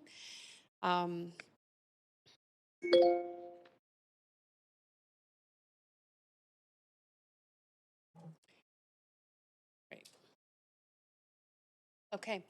So I've, yes, city manager, the amount of time, about 10 minutes. So we will take a 10-minute break in order to have, and councillors, if this is the time staff is reviewing things, if you haven't already submitted your amendment, do it right now.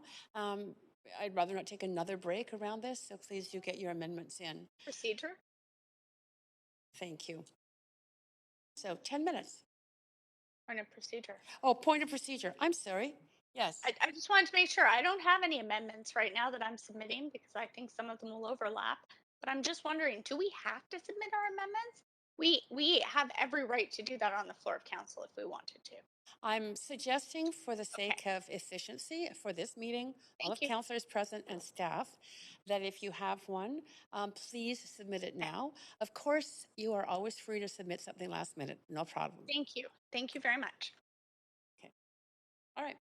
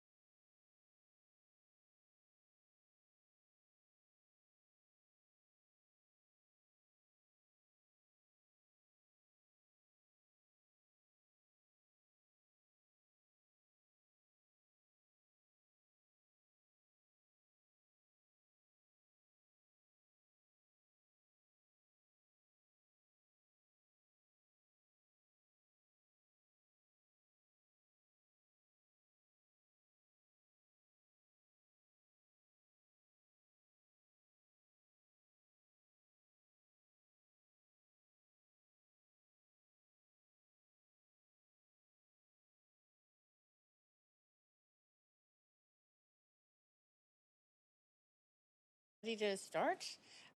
Again? Oh, sorry, Councillor Kirby Young. I'm going to ask you to just be quiet over there in that corner. And we are ready to start. Councillor Bly, you are on the speaker's list right now. This motion has been moved. It was moved, I think just before you said anything, it was moved by Councillor Weeb in Chambers. So motion is on the floor. Speaking to the motion, Councillor Bly. Well, thank you, Chair. And I just know we were on recess to hear from staff, and I do appreciate their quick turnaround. Of course, that means I only got it about 30 seconds ago. So you can remove yourself and come back on the list. No, that's okay. I'm about to push send here. Got it. Right, like I was waiting on legal to get back on the amendments, and of course I want to send them to our clerks and to the rest of council.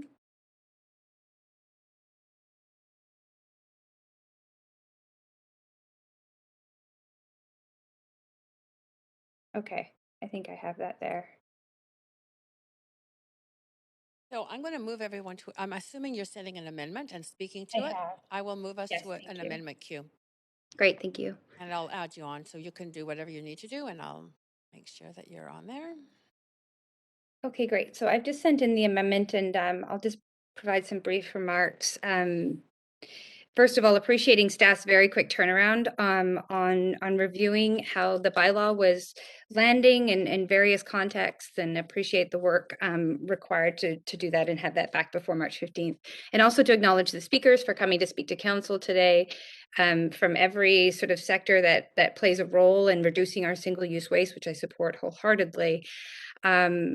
That said, and particularly our shareable folks at the very end there that bring a ton of energy and clearly have been working on this for some time, you know, at least a couple of years or more around reducing single-use waste and how it ties nicely with zero waste initiatives for those organizations that have been working for years in that space as well. So it's all sort of happening. And if I may just introduce these amendments that specifically address the recommendations in the staff report, and just to summarize, so we're asking that the sections of I am asking that the sections of the license bylaw number 4450 and the ticket offenses bylaw number 9360, in line with what was passed and enacted all the way back in 2020, that were previously amended to reduce single-use beverage cups, be repealed, so that the fee for the cups, for the beverage cups, the 25 cents, be repealed.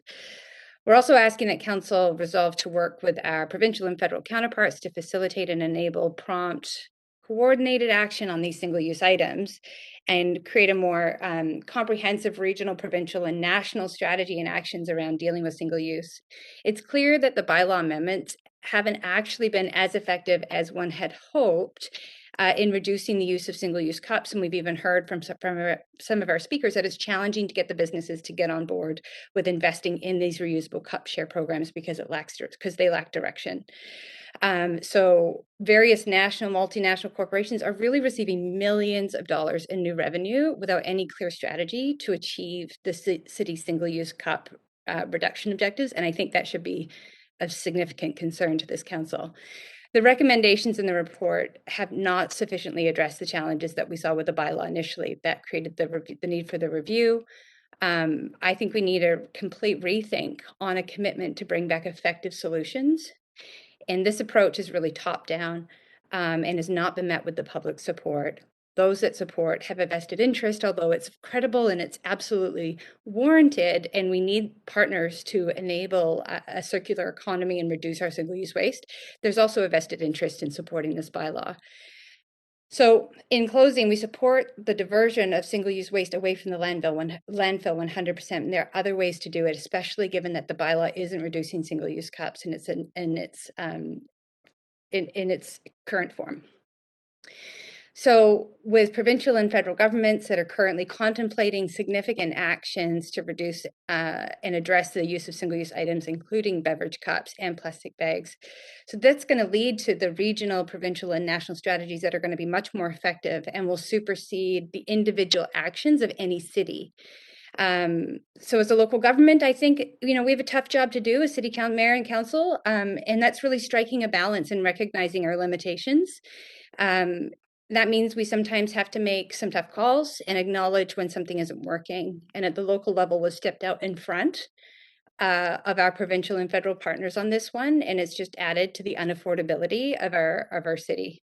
So I'll leave it there, and thank you very much, Chair. Thank you very much. To the amendment, Mayor Stewart. Thanks. Chair, I have a question, a point of information to the mover of the amendment. Yes, go ahead. Thanks. Councillor Blythe, your intention is to basically scrap the whole program. No, it's not. Well, removing the 25% fee would seem to be the core of the entire program, and so. Well, I would disagree. There's a lot of education, there's outreach, there's a plastic bag. There's still the paper bag fee of 15 cents. So I would say that the majority of the program in its entirety is intact. We are just addressing the various issues that come with the actual cup fee, including the equity issue, of course. Okay, and can I ask you what changed your mind? Because you said that you weren't going to do this, but now you're saying you want to scrap the program. I don't know when I said I wasn't going to do this, and I'm not sure what you mean by this. Well, you're through the chair, that my point of information is previously you said that you support the program, and now you're saying that you want to remove the core of the program. I would say that I don't know what you're referring to. If you're referring to the vote 2 years ago, yeah, a lot has been uncovered in this process. I think by many on this council have learned a lot in this process in terms of what we understood to be sort of the readiness of industry, the readiness of the consumer, how it was actually going to roll out, and the nuances from the various types of beverages to the different kinds of service to the different ways in which it hits equity groups. I think we had an inadequate amount of information to fully make this decision. So my bringing the review forward, Mayor, was the first indication that something's not quite right. And as I've already stated, I don't think that those issues have been satisfied in this report. Thank you. Chair, yes. Since this was just brought to us now, I'm wondering if we might have a 10-minute recess for us to adjust to just look at the legal language here and to think about what this means before we vote on scrapping this whole program. So I'd ask if we could have a 10-minute recess. Mayor, if you're sorry, if you just to not put words in your mouth, but if you want to review it, would you like, because law did look at this, would you like a report from staff on this, or No, for them to speak to us? 10 minutes is fine. For me, I just haven't looked at any of the text, and so I don't need any assistance. I just require, I think, 10 minutes to look at something that's been sprung on us at the last minute to reverse such a major program that's been instituted by businesses right across the city. So Okay. I request 10 minutes. Sure. All right. I like to have people vote that are informed. So we'll take a 10-minute break. Thanks very much.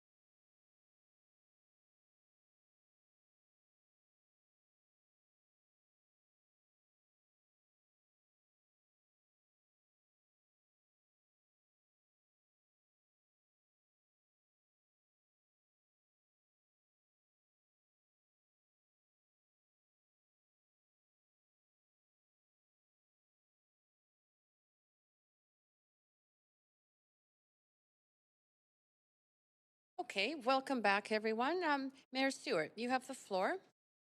Thanks so much. After a careful reading of the amendment, I'll be voting against it. We heard clearly from the head of the industry, Greg Wilson, said that small businesses have put thousands of dollars into their adjusting to our new regulations, and that any major change would require them to invest thousands more, either reversing or changing. So he clearly said, don't make any major changes. Small, minor adjustments are what they would prefer. So that's why I'm against this amendment, because it essentially guts our commitment to reducing waste, which is bad for the planet and also hard on the city because the Delta landfill is nearing capacity. That's my reasons for opposing this amendment. We can't flip-flop. We have to stay the course with minor adjustments if needed. Thank you. Great, thank you so much, Mayor. To the amendment, Councillor DiGenova. I'm just having some technical difficulties here. I see Councillor Kirby-Young's on the queue, so I'll take myself off for a moment and let her go first. Thank you. Councillor Kirby-Young.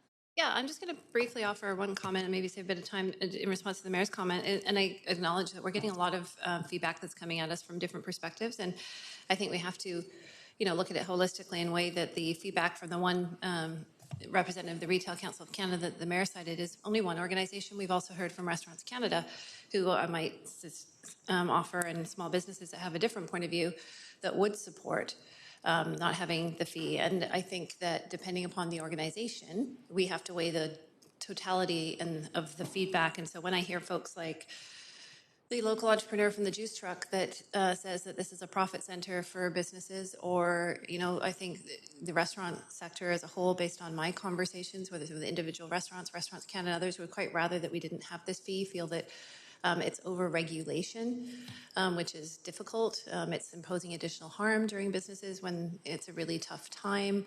Their staff are trying to get out of COVID, and that I think we're in a happy situation that this is happening anyway. We don't need to over-regulate it because it's gaining momentum in terms of the innovation that we're seeing coming forward from the sector.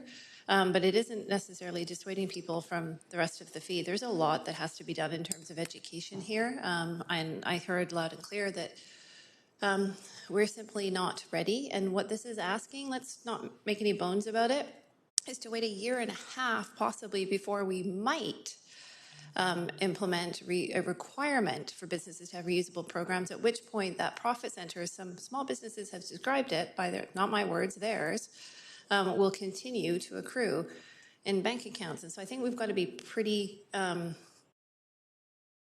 fair in reflecting all the different feedback that we are hearing. The one thing that I'm also really concerned about is what we heard from the Binners Project. And I think that, kudos to staff for trying to deal with the equity issue, and they did, certainly if it's with respect to free vouchers coming forward, but this really doesn't impact on folks that are just really low income or even middle income that are really struggling with affordabilities. And we heard that loud and clear. I think the representative, Sean, from Binners Project said that it's resignation and it's learned helplessness. And I think it's resignation in the city as a whole, too. This is one other thing in overregulation that has been done to them. And I used the term earlier, it has become like one of those examples where these policies are tough because it's where climate butts up against equity. Everybody wants to speak to both, but we can't abandon equity and leave it behind. And I think I described it earlier as champagne environmentalism. So I'm going to leave my comments there for now and save some time. Thank you. Thanks, Councillor Kirby-Young. Councillor DiGenova. The amendment. Thanks so much. I'm prepared to support the amendment. I had actually drafted something that was quite similar, but in hopes for not duplicating all of this, I'm just going to support this. I mean, we still are on item 1 and it's 243. So I think that first of all, I want to thank staff. I do appreciate the work that you've done on this and the troubleshooting that you've done on this, but I think that in some of the questions that I asked and others have asked today, there's still some unknowns. And that comes down to commercial dishwashers, cup shares, the cost of those cup shares, the cost of, refitting a cafe or a small coffee shop, and the time I also think that, there were other things that were uncovered and that we heard, from small business owners today about things like staff morale and frustration. We hear about this, we think about, Dr. Bonnie Henry's saying, be kind, be calm, be safe. I'm sure I'm saying that in the wrong order, but um, I think that in the times that we are still in COVID, in a pandemic, although hopefully we'll be out of that soon and restrictions will be lifted, um, there was a lot of concern over this, and the people that it hurt are the lowest barrier. I appreciate that there will be information that comes back on social enterprise, even if it does serve as a retailer. But I couldn't even get that question answered today. So I am concerned when it comes to gift cards, when it comes to people who have barriers, when it comes to interpretation of this. And it's not that I don't want to move forward with green initiatives, but where is this money going? Do we know it's to green initiatives? No, it's not. So I also think we have to look at the fact that this isn't reducing single cup beverage use. People are just paying more in many instances, and we've heard that as well. Um, the fact that this isn't regional and we're going at it alone causes a lot of confusion also. And I don't want to add to the unaffordability in our city, especially if we're not reducing single-use cups. I'd go farther and talk about bags in this report, but we can't, although, the chair has allowed questions on it and staff have been kind enough to answer them. That's not what this report is about. I still am concerned. I hear from people with disabilities who can't carry a paper bag unless they're holding the bottom if it has cans or tins in it. People who do take transit, who don't have other options to get their groceries home. I've heard how their groceries have ended up all over the street because they only had a paper bag. That was their option. They'd forgotten their reusable bag, or the store was out of reusable bags other than paper bags. So for that reason, I am going to support this amendment. And I think sometimes we do need to pause and look at the unintended consequences.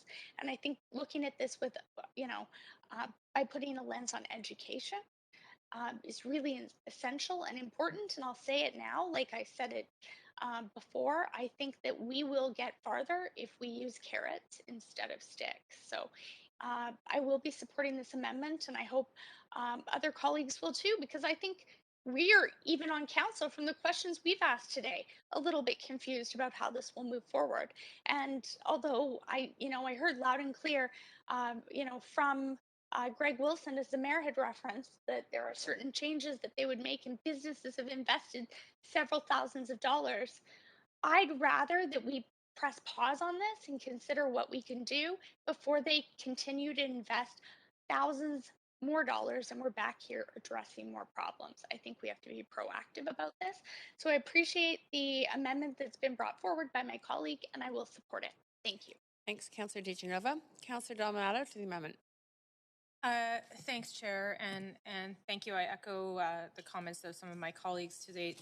And just a reflection on a couple of points that have been raised. We're all in agreement here as part of members of council that we need to reduce and eliminate single-use items. We all know and recognize the impact it's having on our environment. I think often it comes down to it's the how and the approach that's undertaken by the different levels of government and whose role that is. We heard some fantastic examples of sharewares and mug shares today, and I've spoken personally about my own experience over the last number of years of educating myself and my family about how to do things differently, and purchased my own reusable mug, carried it around in my purse, and the only point I stopped was on the pandemic, and there was concern about using those mugs. Now I have to retrain myself and get back into that as things have changed and we're in the endemic. But one of the things I have found, and why I appreciated that Councillor Bly asked staff to report back to council, is that leadership is often recognizing that you haven't necessarily got it right. Leadership is not necessarily standing by things because you put it out there and you tried it. Leadership is actually about listening, responding to the public, to our residents. It's pivoting.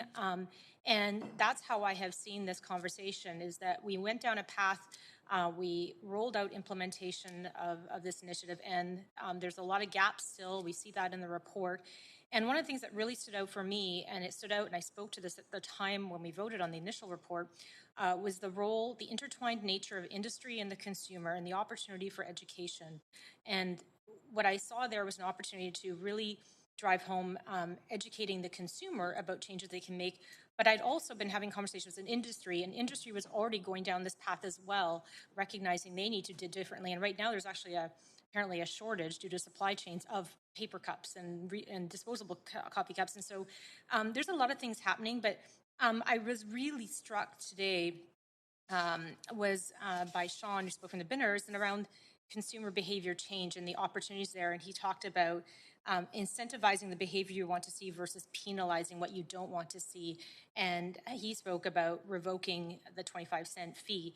And it was in that vein, is there's ways to do this where you give discounts or you encourage. So I would like to see fundamentally is that this work continue in a way where we're partnering with industry, we're educating the public, we're educating vendors.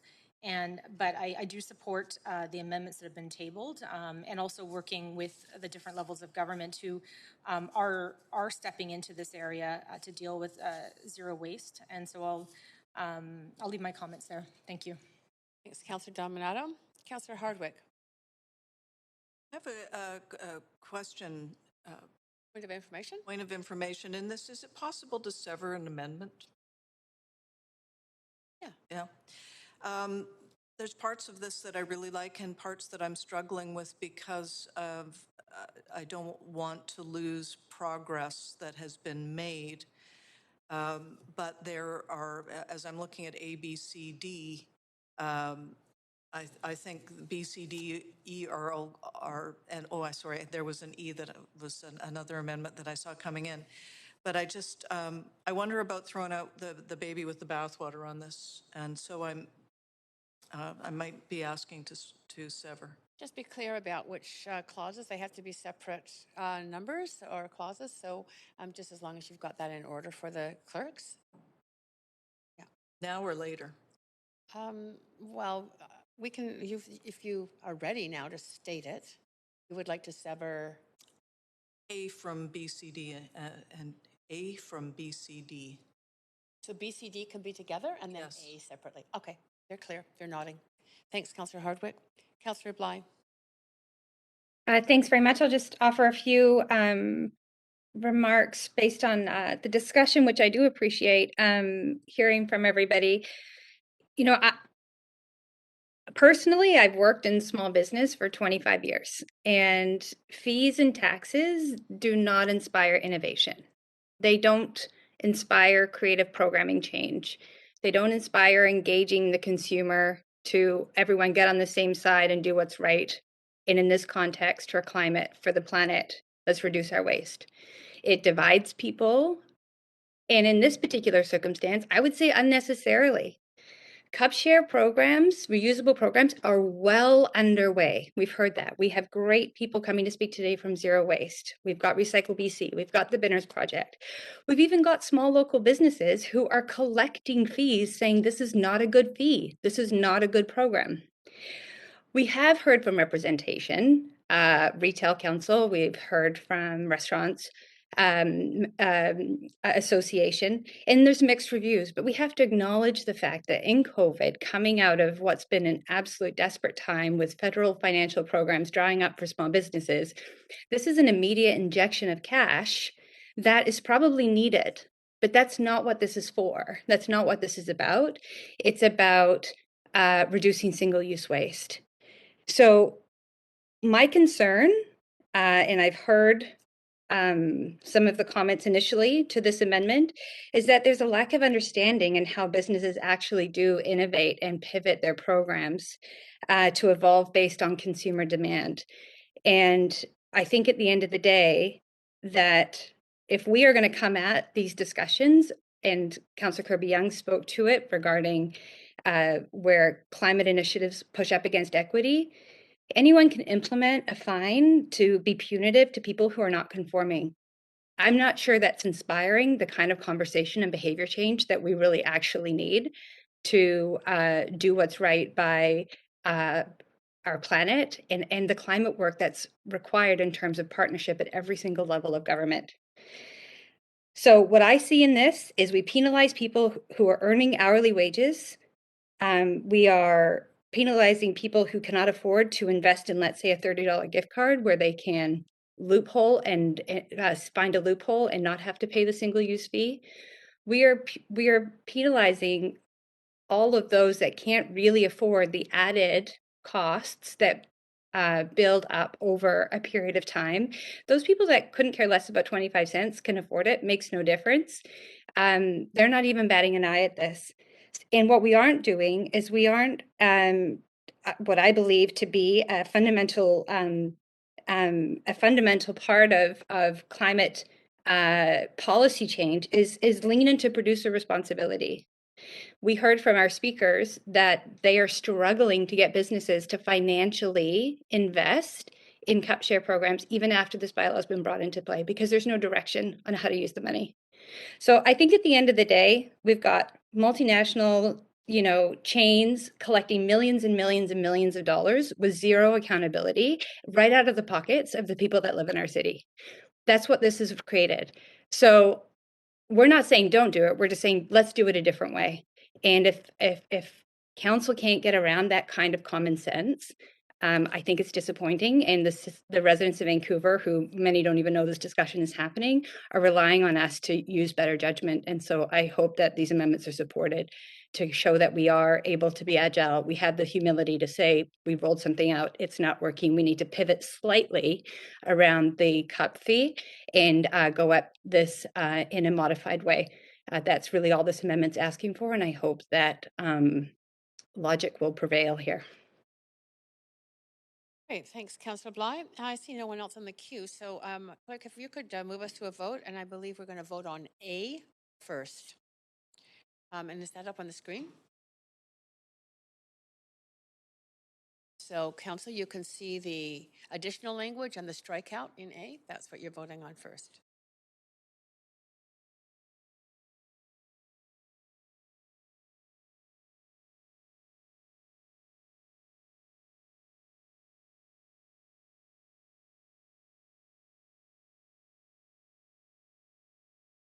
And that vote fails with myself, Mayor Stewart, Councillors Fry, Swanson, Hardwick, Wiebe, and Boyle in opposition. Right. Okay, we are now moving on to the amendment C and D. I mean, sorry, B, C, and D, sorry.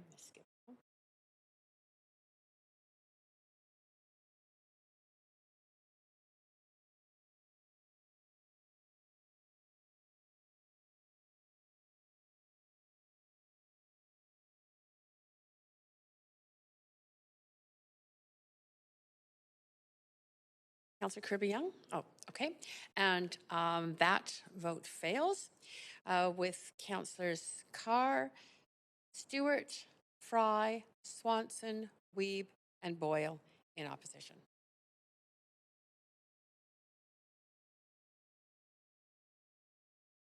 Okay, councillors, we are back to the main queue. And Councillor Bly, do you have anything else to add on the main queue? I'll hold my comments for now. Thank you. Okay, Councillor Swanson, go ahead to the motion. Yeah, I think it's good that we do this. We need to reduce waste. It's pretty simple. It is complicated. We did have some glitches. I think our staff is trying to work it out. I think these recommendations will help them work it out. I'm glad to have free stuff exempted, especially free water. I think that's really important. I'm glad the staff is working with nonprofits. I hope and I expect that this will include the Binners Project in terms of coming up with some new things to do around maintaining equity. I'm glad there's going to be a legal requirement to accept the cups. It would be good if we could get the 25 cents ourselves, but I'm okay with leaving this in staff hands to see what they can do. The points made by the speakers were really interesting, and I'm sure the staff heard them. I don't think the issue is equity versus the environment. I think the issue is equity versus trying to keep businesses from being regulated. And in this case, I think we can have the environment, and I think we can have equity if we give our staff a chance to do this work. And I think that's where we should go. That's it for me. Thank you, Councillor Swanson. Councillor DiGenova? That was a holdover. Okay. I see no one else on the queue, so Clerk, could you take us to a vote on BCD?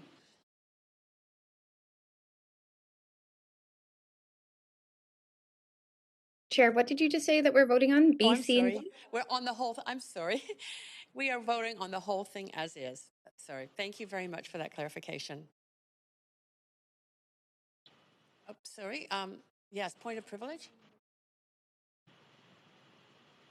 It's the main motion, yes.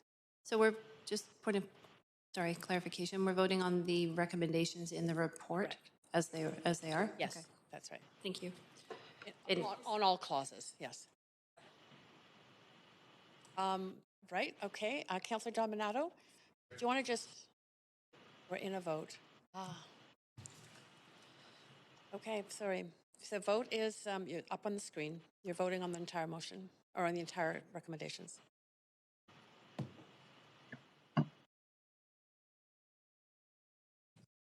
It's not actually up on the screen on WebEx here. That You're is up a on the point of screen. privilege, and yes. Oh, I'm sorry. I tried to call one. Maybe I was still on mute. If we can get it up on the screen, that would be great.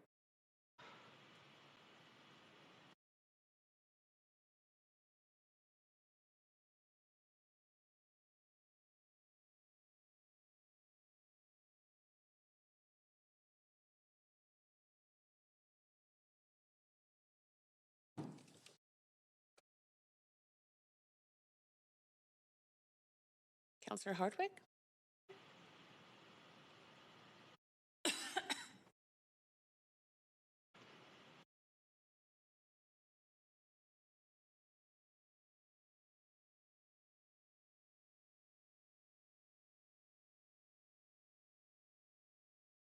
Okay, that vote does pass with Councillors DiGenova, Hardwick, Dominato, Bly, and Kirby-Young in opposition. Oh, when is it? 3 o'clock? We have finished item 1. So, but you know, Council, in all fairness, this was one that we've received a lot of public input on. There was a lot of I think, specific issues to debate. So and we heard from a number of speakers. So I don't feel too badly about the fact that we took the time. We are now on to item number, just a second, 2. And great. So item 2, I'm just going, is Better Together, Neighborhood Collective Action Pilot. And we have a speaker to this. Oh, no, sorry. First of all, we have somebody to present a presentation from staff. Brooke Mellis, Director of Homelessness Services, Arts, Culture, and Community Services, to provide that brief presentation for us. Brooke, are you on the line there? Good afternoon. Maybe just before I turn it over to Brooke, it's Celine Mobilis, Managing Director of Housing and Homelessness Services. I'd just like to give a little bit of an intro if I could. I'm joined today by Sandra Singh, General Manager of ACCS, Brooke Mellis, Director of Homelessness Services, and our social planners, Andrea Young and Dustin Lupick, who are instrumental in developing the pilot and the recommendations before you today. Before I turn it over to Brooke, I'd just like to provide a brief presentation of the pilot. I want to acknowledge that being without housing or shelter and to suffer constant exposure to at-risk circumstances and the layered trauma that inevitably either underlies homelessness or results from it creates enormous difficulty for those experiencing it. A VPD report released in 2020 highlighted statistics that showed that individuals experiencing homelessness are approximately 19 times more likely to be a victim of violent crime compared to the general population. While these impacts are most acutely felt by the individuals experiencing homelessness, there are also impacts on other members of the community as residents with no homes or access to day spaces congregate or sleep in the public realm, such as sidewalks, alcoves, and in our parks. As staff, we often respond to concerns about excess litter, needles, feces, safety, and concerns about people's well-being, and the need for more information and resources that people can be referred to. Over the last 2 years, several council motions have pointed to the recognition that in this complex and untenable situation, all community stakeholders need to see reasonable mitigations that address safety and security for everyone, that we do not criminalize poverty and mental health, that we build relationships between all of these diverse neighbors, and that we simultaneously need to advocate to senior government for policy programs and investments that will better address underlying root causes. The Better Together pilot being recommended today begins the work of bringing all community members together. Businesses, renters, owners, housing operators, and social service providers. Point of privilege, Chair, just a point of privilege. Are the slides supposed to be moving with the president? Okay, thank you. Sorry. Yeah, we haven't got to that yet. I'll just wrap up my comments and then turn it over to Brooke. Thank you. So again, that we all work together to grow our understanding of each other's concerns and needs and to work to lasting solutions that ensure our communities are warm, safe, and caring of us all. This hard but important work moves us deeper into addressing systemic inequities together and acting on our commitments to reconciliation. And now I'll turn it over to Brooke, who will just quickly run you through our presentation. Thank you. Thank you. Good afternoon, Mayor and Council. On behalf of the project team, I'm pleased to present you this overview of the proposed initiative, Better Together, Neighborhood Collective Action Pilot. In terms of the outline of our presentation, we'll provide you some context and rationale for the pilot, review the goals, identify the 3 pilot neighborhoods, and the 4 key elements of the program, as well as the timeline. So the Better Together pilot, for short, is a response to the increasing need for a more structured approach to address neighborhood concerns. There is a need for collaboration and compassion to mitigate impacts of unsheltered homelessness. The pilot provides resourcing, scope, and space for community partnership to address and mitigate broader community issues impacting all neighbors.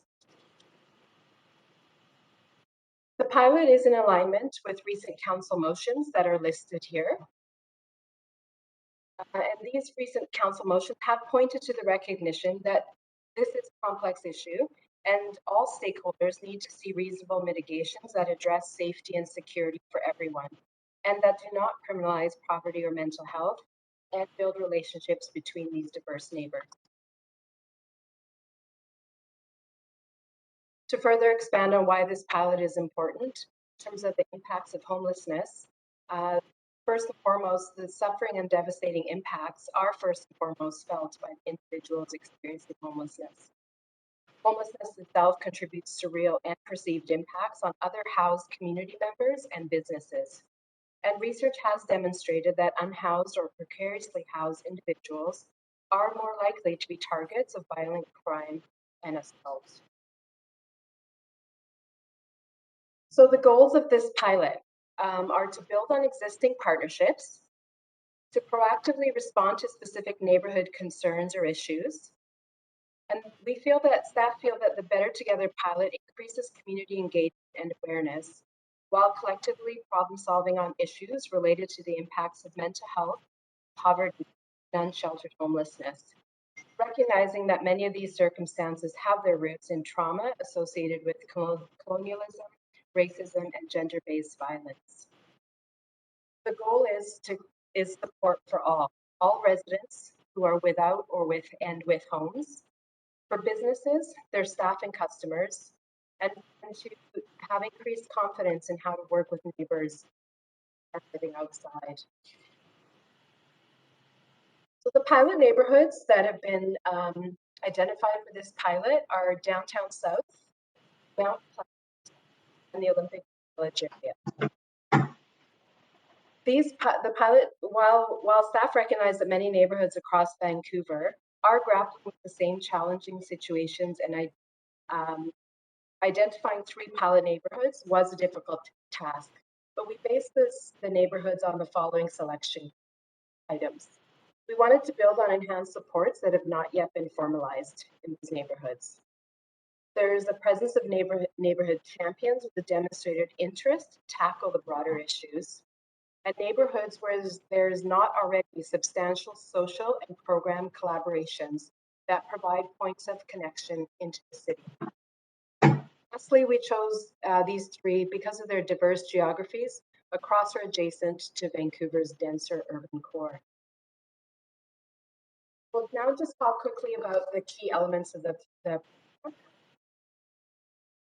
one is to improve access to support services in the local neighborhood. This will be achieved through the City of Vancouver's Homelessness Services Outreach Team, and also increase coordination with local service providers to support people in need. The second key element is to improve sense of safety and connection for all and to reduce stigma. There are 2 key ways that this will be achieved. The first is through a community education and training program, which will be coordinated through the Homelessness Services Association of BC. The education and training program strives to achieve increased understanding of the causes and solutions to homelessness, to increase overall confidence and the ability to de-escalate a situation with a customer, a neighbor, or situations within a neighborhood that may arise. Over the course of the pilot, there will be 5 training modules provided, 45 sessions with 15 in each neighborhood, and continued collaboration with the city and content experts to deliver these sessions. The second key activation through this element will be achieved, through the implementation of a peer-based neighborhood stewardship program. This would be coordinated through Ember's Eastside Works. The key elements would be a deployment of a peer neighborhood stewardship program in each of the pilot neighborhoods. This would be delivered through a community partner and will support low barrier employment, neighborhood and citizen engagement, and enhanced liaising with businesses. The program will work towards operationalizing in each of the 3 pilot neighborhoods with up to 2 peers a day. This program is modeled after the Chinatown Stewardship Program, and I just wanted to share a few highlights from peer voices themselves. So from their voices, one of the most important services that they feel they provide is liaising between the shopkeepers and those who are homeless. Peer stewards see themselves as diplomats, not security personnel, deal with situations in a calm and compassionate manner, and make suggestions that help both the businesses and the unsheltered resident. Third key element is to maintain neighborhood cleanliness. This will be achieved through the City of Vancouver Sanitation Services. Support for this is provided through the recently approved street cleaning grants to nonprofits, which includes 4 elements identified there. A portion of the above program grants support increased sanitation services in the 3 pilot neighborhoods. And lastly, the 4th key element is to improve communication between community organizations, resident associations, and service providers and city departments. This will be achieved through the establishment of a neighborhood collective action table in each neighborhood. Each table will consist of neighborhood stakeholders, businesses, and community service providers. Staff role will be to support coordination for all of the elements described so far, and to manage and track issues and responses. Staff role will also be to ensure effective communication, problem solving, and work to build positive relationships between service providers and businesses. So just to recap the key objectives of Better Together Neighborhood Collective Action Pilot: to improve access to support services, improve sense of safety and connection, maintain neighborhood cleanliness, and to improve communication. We see the pilot project, once hopefully approved by council, kickstarting here in March of 2022 and would be in place until December 2023.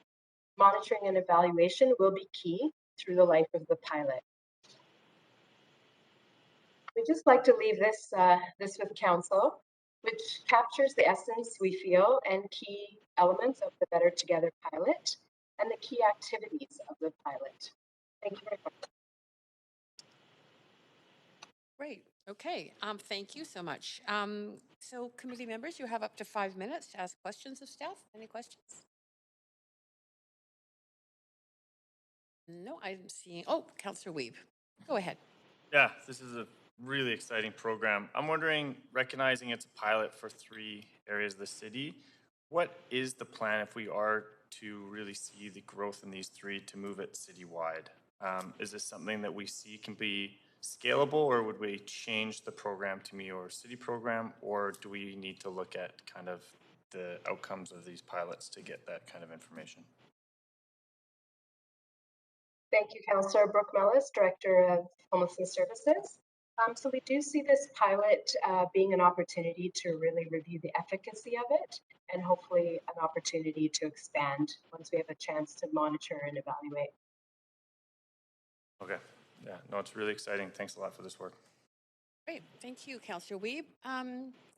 Mayor Stewart, go ahead. Yeah, Ask your questions. oh, I'm sorry, I've got a barking puppy here. I am also excited about this project. I'm just wondering who you consulted in the way through in building this, which groups and organizations.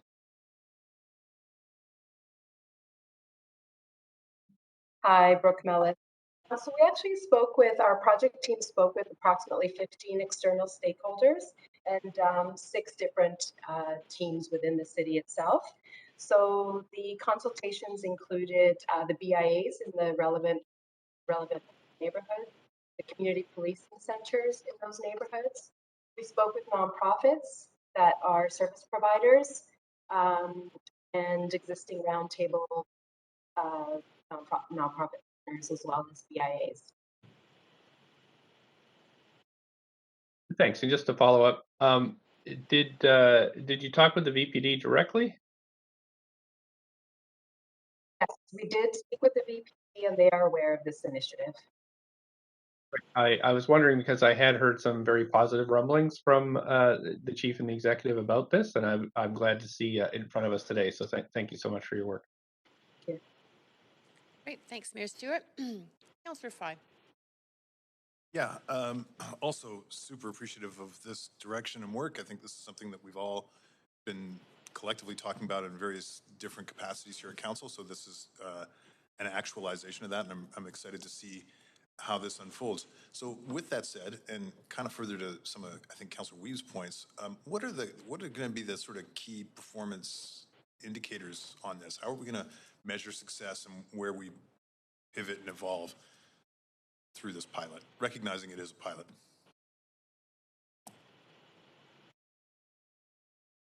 Hi, thank you for that question. I'm Andrea Young. I'm a planner in homelessness services. We're going to work together with a consultant to develop a robust evaluation framework.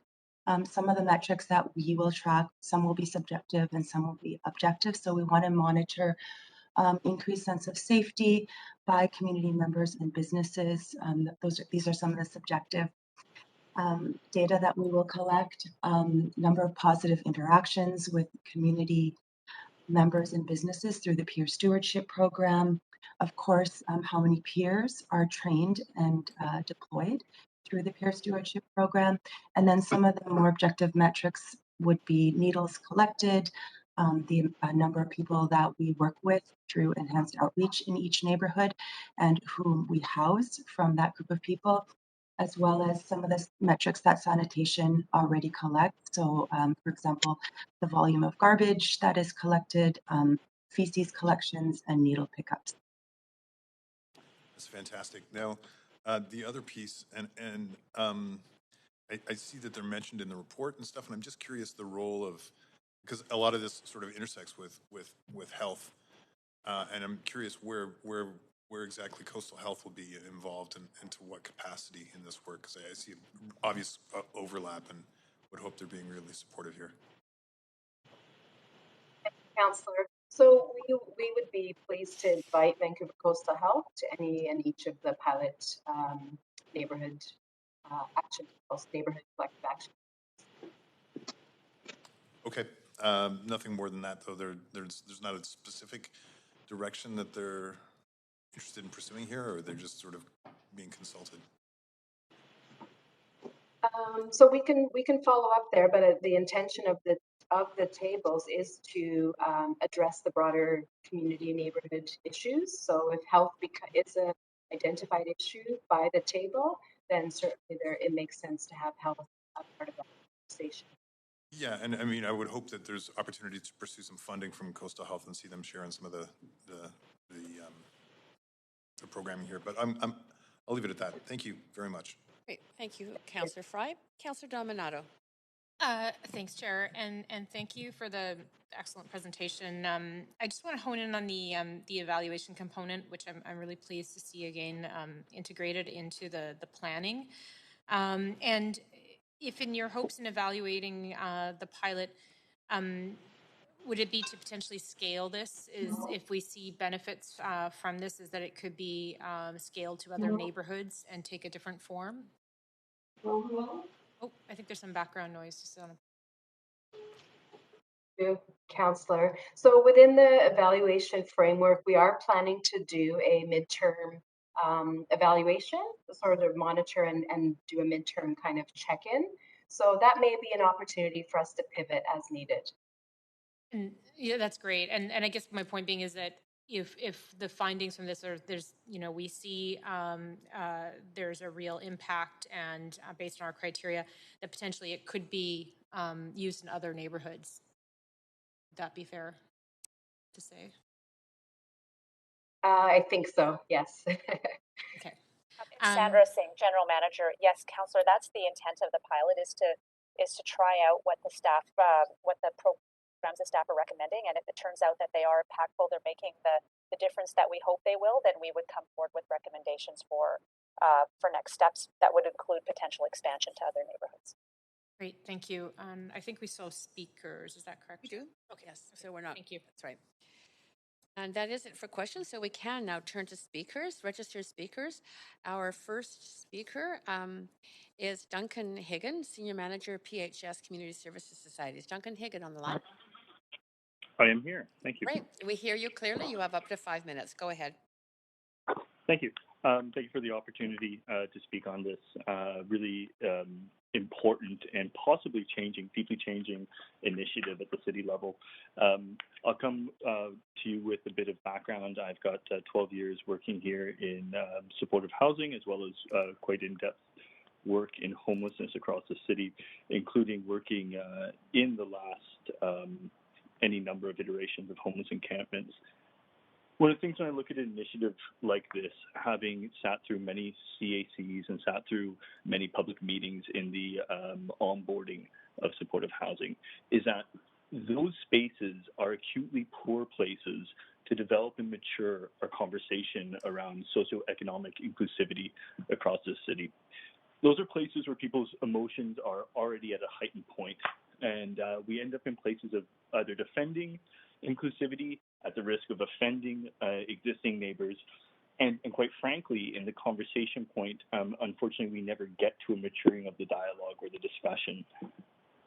When I look at an opportunity to actually spend time where we are deeply humanizing some of the most beautiful, ardent, and strong members of our entire city, spend time in communicating with neighborhood associations and BIAs, actually drilling into identifying what are these concerns. In my experience, the pushback in the development of supportive housing isn't actually as broadly perceived as this notion of simplistic NIMBYism. It is a fear of the unknown. And so what we need to be able to do, and what we look at in an initiative like this, is the possibility of developing conversations, identifying what are those deep concerns. What are the worries around individuals coming into house situations? I spent countless hours, I think some members here, people participating in the study, watched 1,100 individuals come to the open house at Margaret Mitchell Place in one of the RH supportive housing, temporary modular supportive housing units. And time again, of the 1,100 individuals came through that space, 1,000 of them were there with concerns, my neighborhood, my safety, things of this nature. And those places, while an opportunity to discuss that, are already places of increase and heightened emotion. Having the time to sit down and identify real concerns. I believe that Vancouverites and this city as a whole is working towards being receptive and being inclusive across the board. And so having a place where we can look at the humanity of, and the strength of the population that we have as citizens who have to live on the street here is a place to break down those barriers so that we're having mature conversations around, do you not like the color of this fence? Not, do you not want this person to move inside? And so I wanted to lend my support to this conversation and to this initiative. As did we at the PHS. We operate buildings across the city. We also operate a ton, and we're known for our work in the downtown east side. And we're over the moon to see the conversation expanding beyond the downtown east side, expanding towards supports where individuals don't have to leave their home communities when they become homeless in Shaughnessy, when they become homeless in Yaletown and move to the downtown east side, where we're able to have those conversations around supports across the city where people already live. Moreover, or along those lines, looking at the idea of the initiative of meaningful paid employment of individuals who are experiencing exclusions from housing and other factors, so they're able to be those contributing members of our communities, which they already are, and having that shown to work. We've seen this work in Victoria. We've seen this work across this city already. And I guess at that point, before I belabor this further and just ramble onward, I just want to back the support of this level of maturing of the dialogue across the city, certainly starting with these 3 neighborhoods, of which not only do I work in the sector, but I live in Mount Pleasant, but also the potential for future expansion across the entire city. Thank you for hearing me. That's great. Thank you for speaking to us. Councillor Dominato, are you on this list for questions? It's a holdover? Okay. No problem. That's great. We really appreciate you speaking to us. There are no questions for you, but thanks very much for taking the time and the work you do in the community. Second speaker, Neil Wiles. Is Neil on the phone? I am. Great. We can hear you clearly. Can you hear Go me? ahead. Yep. This is the Executive Director, Mount Pleasant Business Improvement Association. Neil, go ahead for up to 5 minutes. Thank you. Thank you. I'll try and be brief. I'm somewhat excited to see this and to see Mount Pleasant being chosen as one of the pilot neighborhoods.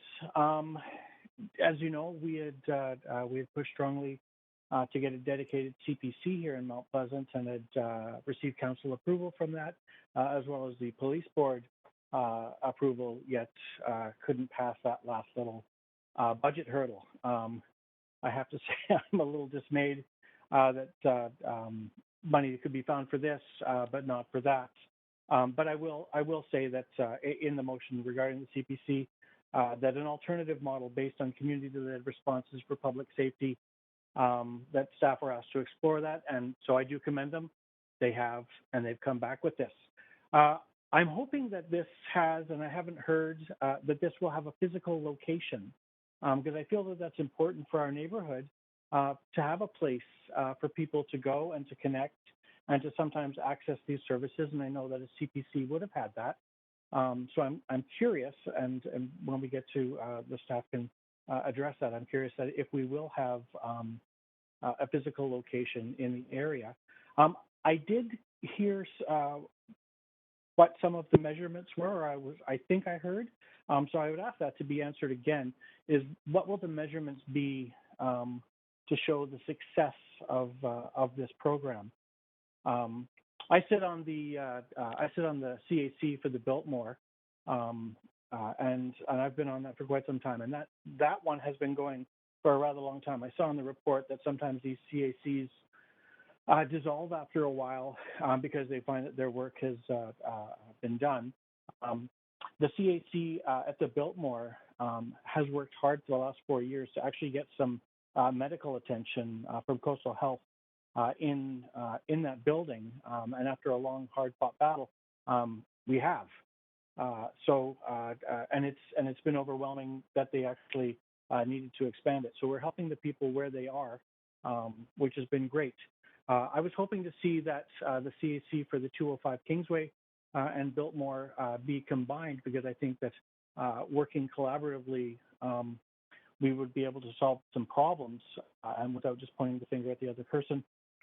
That effort was declined, and yet literally it's Building Better Together is the name of this program. So I'm hoping that this program is able to maybe repair or relook at that, just out of the respect for the people who are involved, because it's all the same people and their time. But I am encouraged that possibly this Better Together will start to bridge the variety of services that are offered in this neighborhood that I can tell you that aren't necessarily aware of each other. And on the few years I've been on this job, that has become very evident, that sometimes they're not even aware of the services operated by their next door neighbor. So I am encouraged and pleased that Mount Pleasant has been chosen for this, and I'm interested in seeing how this is going to roll out. But I'm also interested in hearing about the measurements of success. Thank you. Great, thank you. And you have questions. First, Councillor Kirby-Young, go ahead. Up to 3 Thank you. minutes. Hi, Neil. Thanks for speaking to council. I know that you've been really working diligently to try to get the CPC up and running. And I know a big part of that vision was really that it was very integrated based on sort of the DNA of the community, that it was integrated with social services in terms of connecting people to those resources and really trying to support people in need in the neighborhood. And so to your question around needing a space, are you suggesting as we continue to work to get the CPC set up, the CPC could help by playing a home base, and there might be a joint space, for example? So do you want to kind of speak to that? I would actually love to see that. I know that when we had approached with the CPC model, there was some feedback and definitely some anti-VPD sentiments from a few people. So they were looking for something different. I'm hoping that maybe we are able to bring these two things together, and that people are able to access whatever part of the system that they need to access through a location, maybe based somewhere near Main and Broadway, which is definitely sort of the epicenter of what's going on here right now. Okay, I can certainly follow up and ask staff that question, because my understanding is that you had potentially had a space available. Is that right? I'm able to provide some office space gratis for the CPC in its formative year, but also some of the members in the Mount Pleasant neighborhood are able to come forward with at least some reduced rate space to rent for the longer term. So there is a desire to see something happen here, and I think that there's some supports in place. And in your mind, because it's sort of part of what we're trying to achieve here is to foster those bridges between the different folks, whether it's residents, businesses, people that are in need. And so do you sort of see that part of what we're trying to do here is actually bridge understanding and bring people together? Correct. Okay. Anything else you want to add? I have 40 seconds. I don't. I don't think so. I'm just checking on some notes here, but like I said, I'm very curious about the measurements of success. Yeah, me too. I'll follow up on that. Thank you so much. Thank you. Thank you. Do you have more questions? Thanks, Kirby-Young. Councillor Weeb, up to 3 minutes. Yeah, thanks for coming to speak today. And you talked a little bit about the silentness of some of the great work happening in the neighborhood. Can you talk about what you think would be a positive neighborhood collective action table? Like, who do you think really needs to be at that table for this to be effective? Obviously, in the report, there's some communications there of Vancouver Coastal Health and VPD and all others, but who do you think might be missing for that list, or do you think that that list really kind of gets to the group of bringing everyone to the table together? Yeah, so let me just get to my list here. Well, it's quite a comprehensive list. I mean, Coast Mental Health does operate here. The Neighborhood House And I mean, we have a hospital, a community center. There's also we have the Native Education Center, and I do believe I've forgotten because it's such a long acronym, but there's another Indigenous service provider here for people who identify and need those services. So it is a very diverse neighborhood, but like I said, in my conversations, sometimes they just don't know, who each other are. We have a drug treatment court center here, which I don't even think anyone knows about. Thank you very much. Appreciate that. Great. Thank you, Councillor Weeb. Councillor Fry, over to you for up to 3 minutes. Yeah, thanks. Thanks for joining us, Neil. I'm curious. I see there's a reference in here to the old NIST program, and I'm going to assume that you've been around long enough to remember the neighborhood integrated services teams. Do you? I'm wondering if you can reflect how those services integrate now, and if it's meeting a need, because I suspect that there is a lack of integration sometimes with some of the different city roles and departments. I don't think that there is a ton of integration. I feel that people are operating in silos. And I think that we sort of need to start to break down some of those barriers and get people working together, because in dealing with the people that you want to deal with, there's not only ever one thing, that they need. Like, bless them if a home is the only thing they need, great, then sometimes that's quickly solved. But it's usually a myriad of other issues, and it'd be nice to sort of see some of those addressed all at the same time. Yeah, so extrapolating upon that, so the old NIST model enabled like property use, policing, engineering, all those different components to come together around a table and address those needs in a comprehensive way. Yeah, okay, I guess we're definitely on the same page with that. I'm excited to see that kind of coming back as an operation. Pivoting a little bit to the notion of de-escalation and sort of training and peer-based training for in particular businesses and stuff. Are you hearing that's something in Mount Pleasant that retails and shops are looking for? I'm noticing an increase in calls to our security team for service. They're all sort of different things. We've had a couple of things where people just won't leave stores and whatnot. So I do find that sometimes our shopkeepers and other business people need a little support. I'd like to see a bit more, and not to belabor the point, because I think that Collingwood CPC does a good job. They're just stretched across probably a third of our city.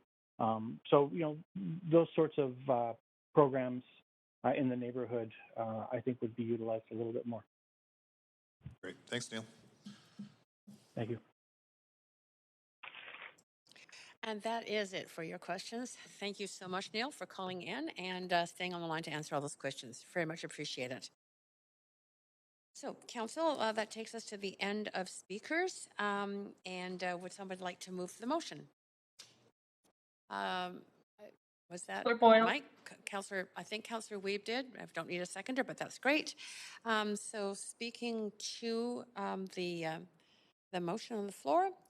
Wait a second. I'm putting you into the main queue. That was Councillor Hardwick, I think. Were you first? Yep. I'll go ahead. I have a point of information through you, Chair. I may have missed it, but I'm wondering, in the amounts of the grant, the two grants in this report, what is the source of funds? Yes, City Manager. Thanks, Chair. Does ACCS want to respond to that, or would you like me to take it? I can do it. Paul Sandersing, General Manager. So the source of the funds it's a one-time diminishing fund that was associated with the Vancouver Agreement and was established a number of years ago.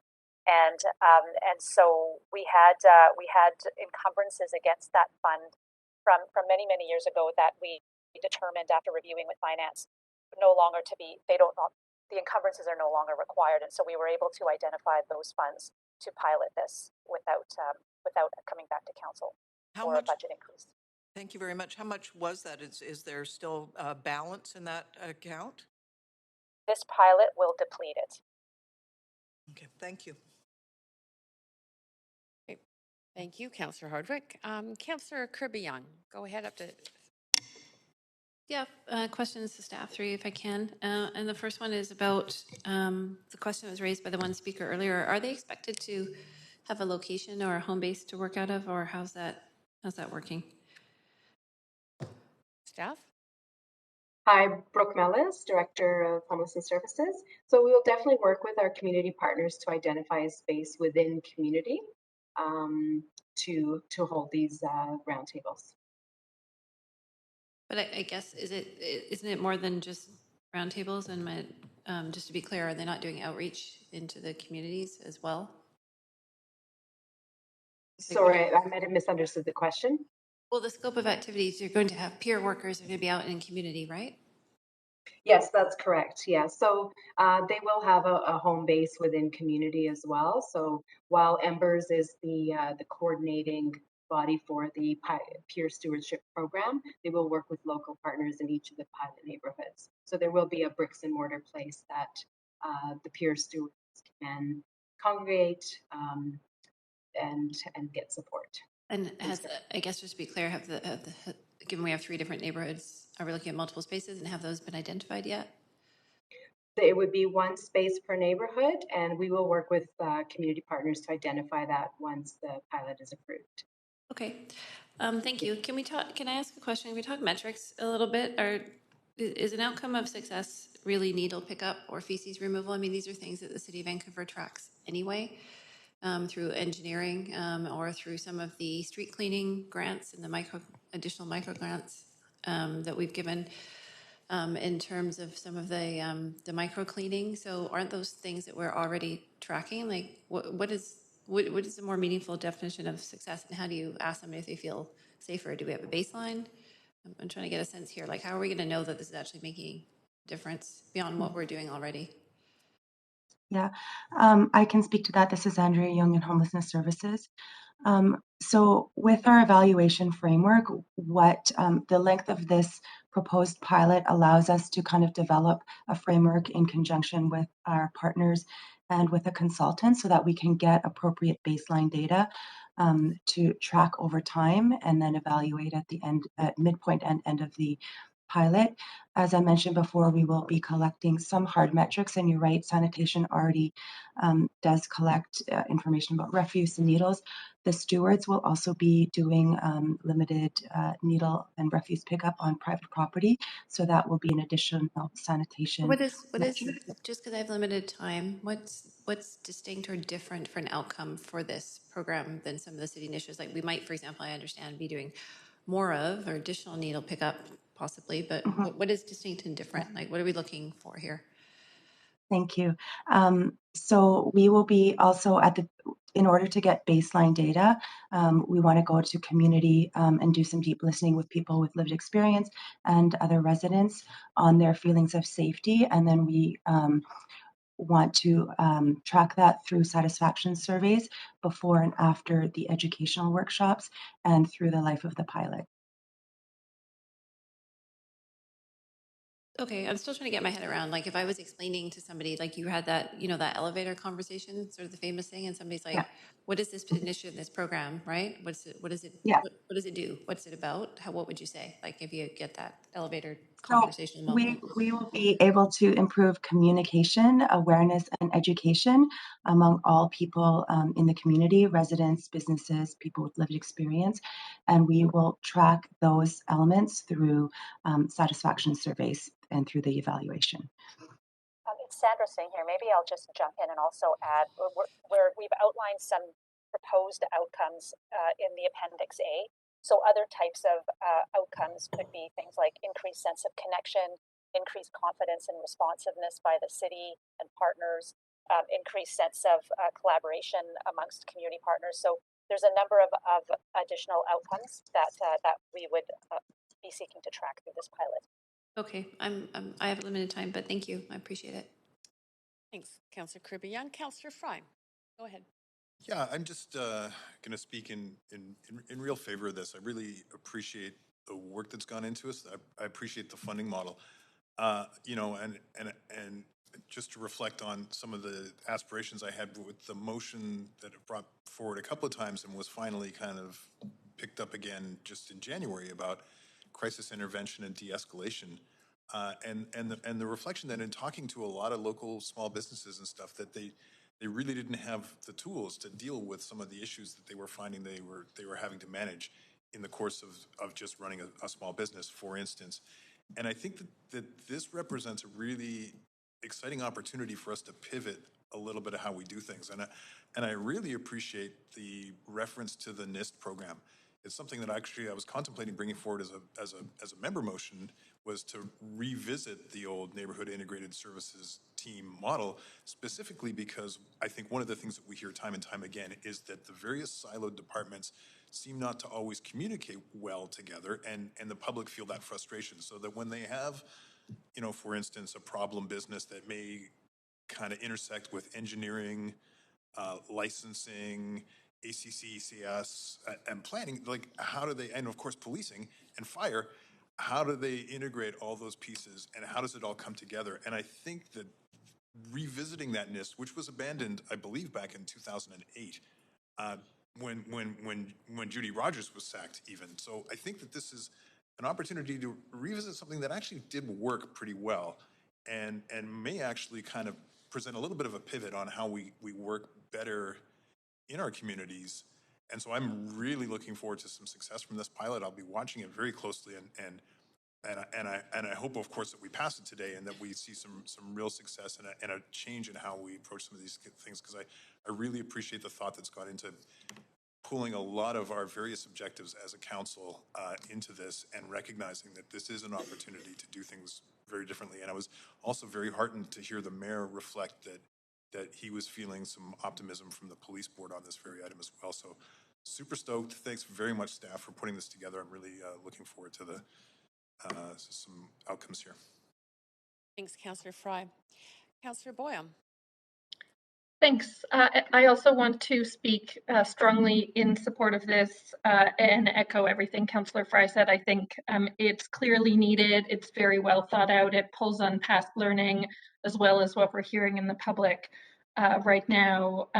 Really grateful to see this come forward. I just have one question, Chair, through you to staff around the neighborhood teams. And one of the many things I appreciate about this report is how clearly it outlines that folks from marginalized communities are more likely to be victims of violence. And so I'm wondering how their voices are proposed to be included in the ongoing development and oversight of the pilot, and if there's space to ensure that those voices are present at the neighborhood collective action tables. Staff? Thank you very much for the question, Councillor. So yes, we have been talking about that very important piece and what we'd like to see and ensure that there's a very safe way for people with lived experience to be a part of this table. So we'd like to take the opportunity to develop what that looks like and ensure again that we are not doing more harm, but that it's done safely and it's extremely voices. Thank you. I don't see that in the list. I mean, the list itself says including but not limited to. So I guess I'm just seeking clarification if that direction is needed to make sure those voices are represented there. Councillor, it's Sandra Singh. I don't think we need that direction from council. I think in the list we've noted that it's the partner social service organizations. So I think staff can work with members, for example, to talk about and explore, as Brooke noted, how we can ensure that people with lived experience through them are part of the ongoing discussion. Okay, I really appreciate that. I know you know how important that is, and also I think a really important opportunity to learn even around that table. So I had sent an amendment on that front. I hear it's not needed, and I am happy to go with that. And again, to just reiterate how important I think this is. The one thing I will say is big picture. I think if we want mental health and poverty-related alternatives to policing, they can't just be through grants to nonprofits. I think as we see in other places, the longer term need is for a new public service that's reliably and consistently funded over a long period of time. I'm glad to see this move forward as a pilot. I think there's a lot that we can and will learn from this approach in terms of how we can best meet the public and community safety needs that we hear from a whole array of community members around our city, and to make sure we're doing that in a way that really gets at the core needs that people are facing. So a lot of good in here, and really look forward to the learning that we'll do and where it can go and grow. Thanks. Thanks, Councillor Boyle. Councillor Dominato.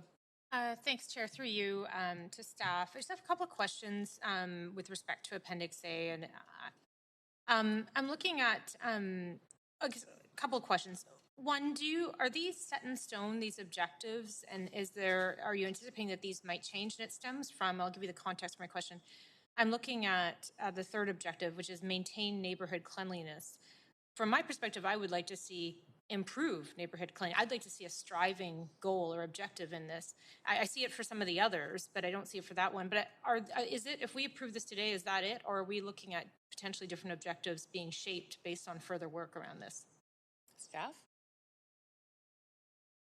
Maybe I can answer that. Celine Mobiles, Managing Director of Housing and Homelessness Services.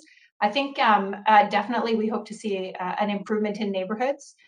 The reason we kept the objective like that is because we're building on the work that engineering is already doing. So in this report, we're not recommending any additional resources towards engineering and sanitation. Mind you, some of our peers will be doing that work.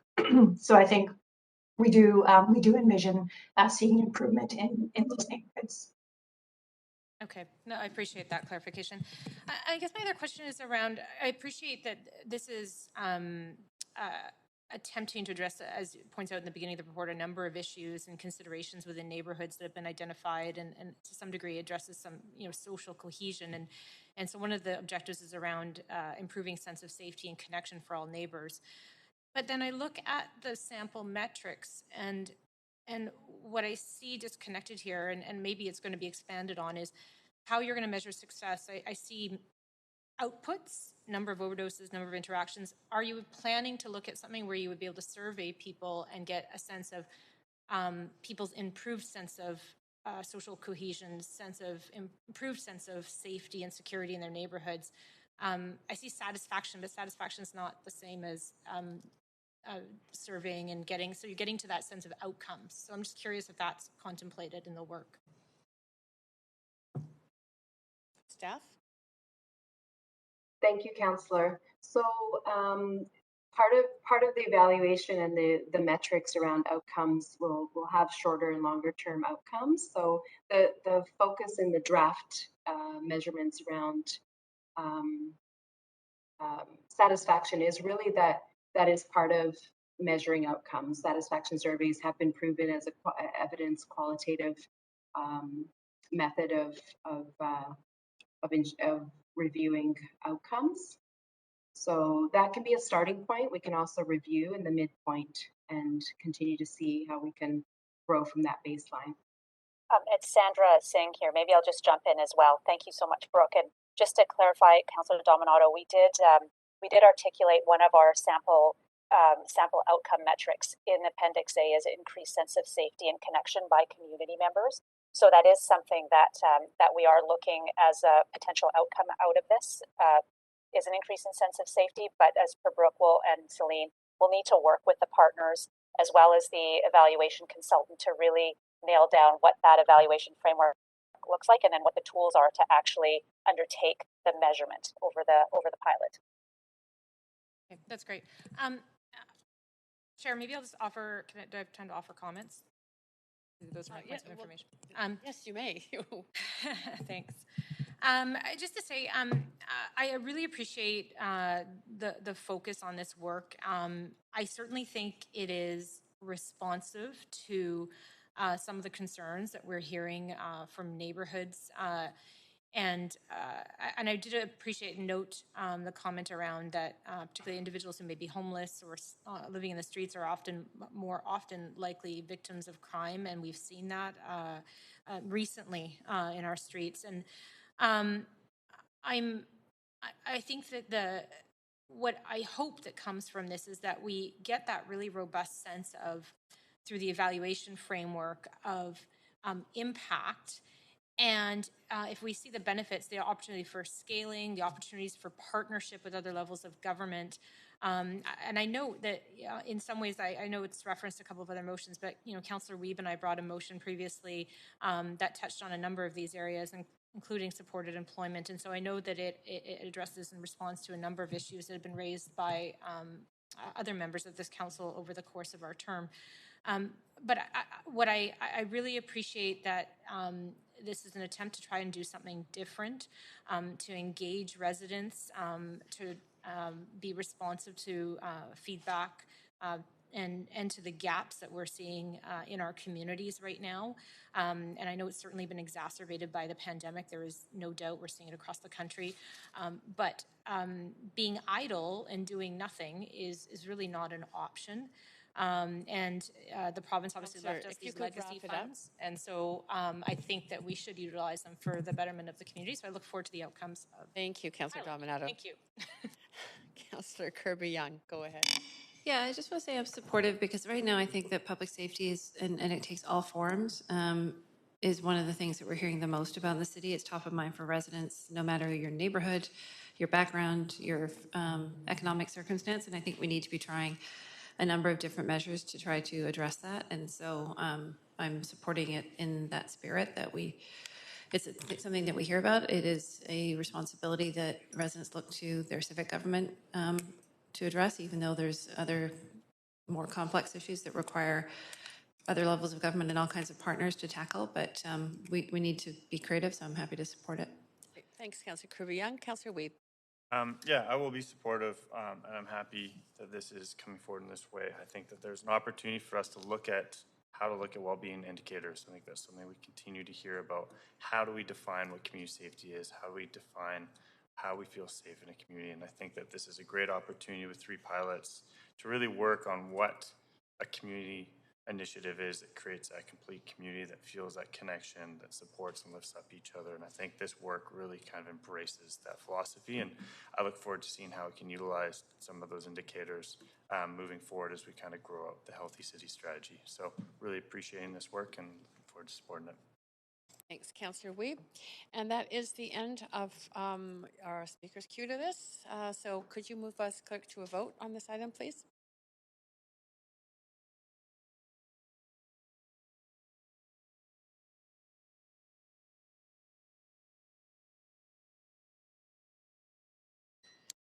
And that passes unanimously.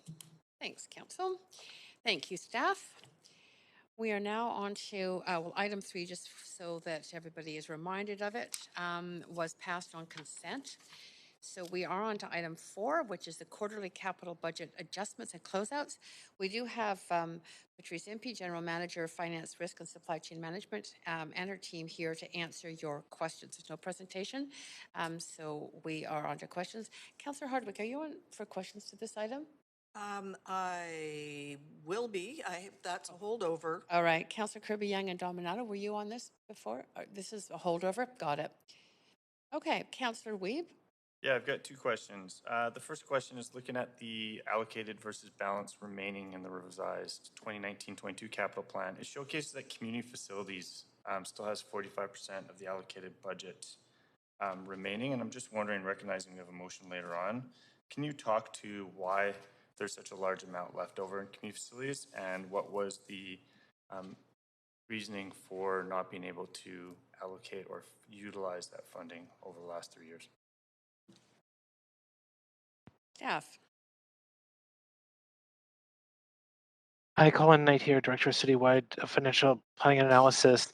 So I think within, as noted as part of when we brought the capital budget forward, with the community facilities category, that would be things like community centers, et cetera. And there were a number of community centers that were noted that for a variety of factors, just the timing of those haven't proceeded yet. And then as part of the discussions that council will be engaged with in the public around the upcoming capital plan, there'll be consideration of those items and an opportunity for council to give feedback around the priorities and for having those proceed. So that will be coming to you. In this case, specific to this report, it's a specific situation where there is external funding that was received to support Fire Hall 12, which frees up some community facilities funding to support an immediate priority around the city archives relocation.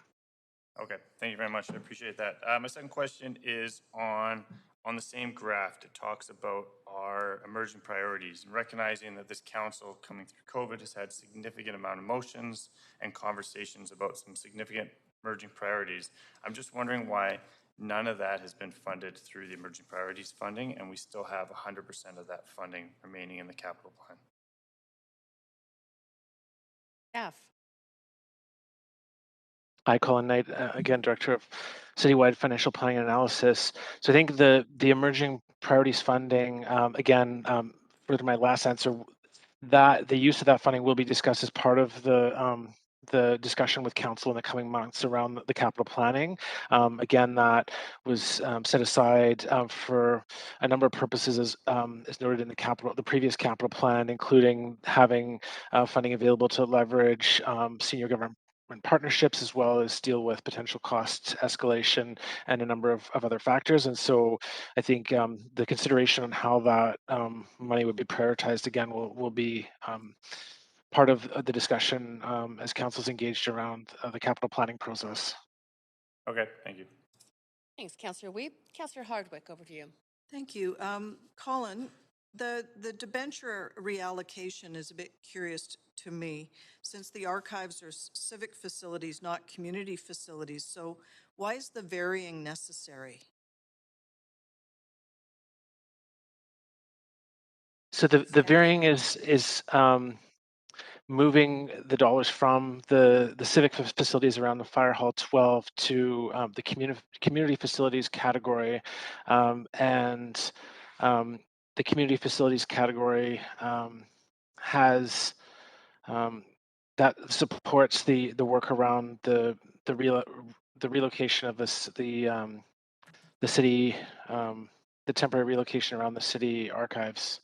That doesn't really answer my question. I know it has to do with the categorization of projects, but it is a bit of a shell game, and I'm trying to understand the underlying rationale for the recategorization.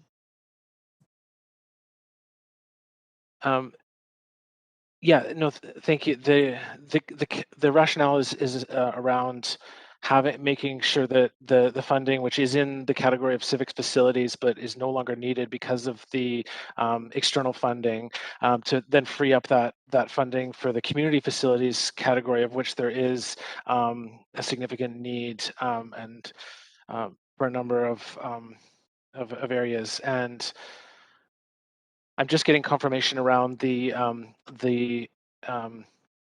delivery, the archives related costs and funding. So I'll get back to you on that specific point. Yeah, I'm curious because, of course, we were going to put the archives in with the library. Now we're not going to do that. And so I'm just trying to get a sense of what's moving around where.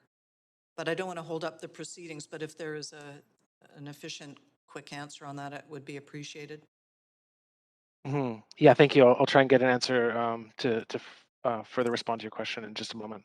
Thanks. Great. Meanwhile, there are other questions too. So Kirby Young, go ahead.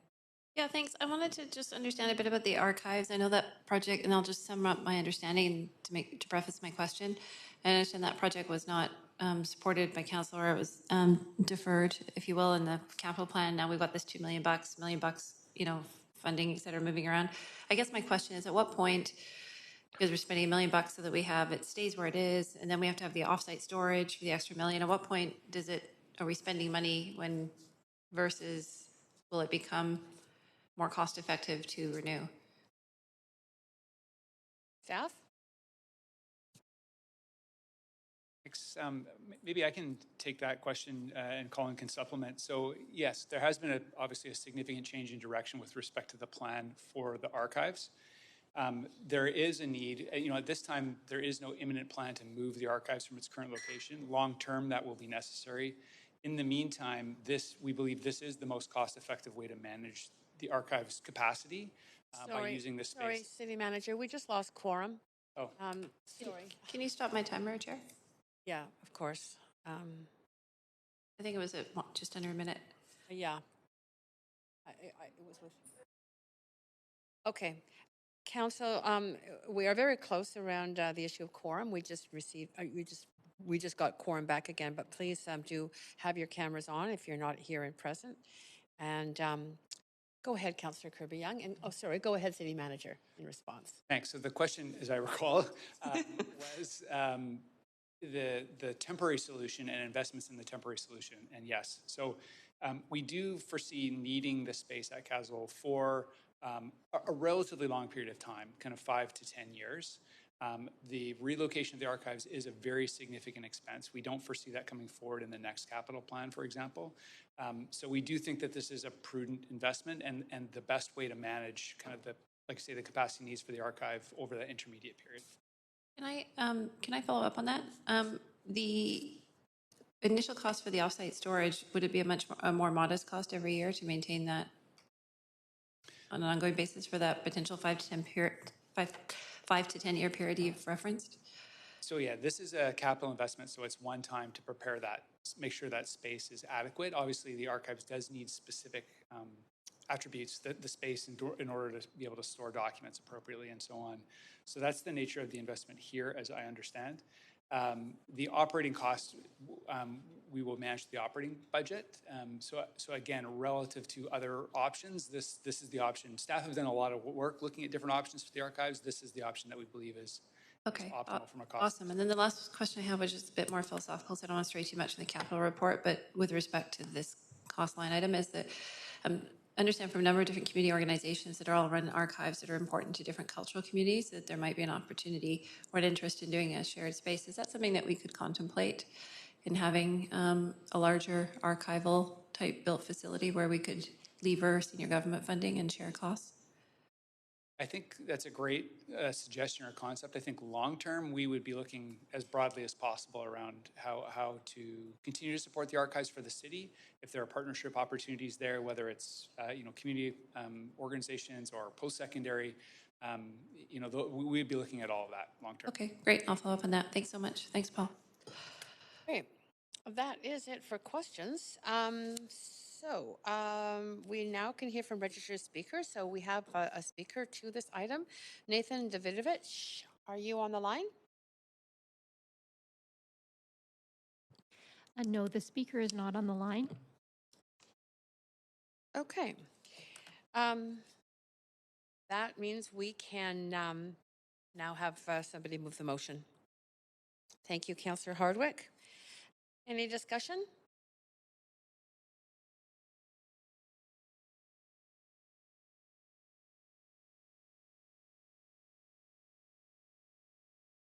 We just have quorum.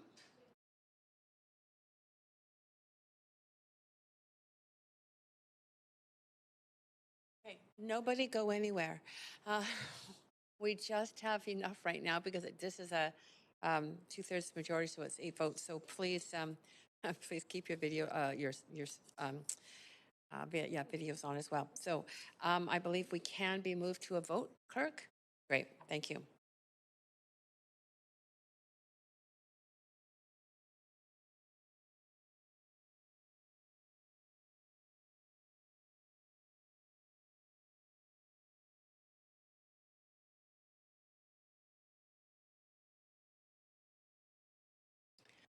Well, we just made it.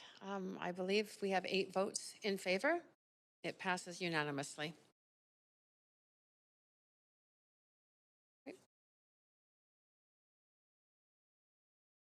Okay, Council, we are now on to referred items.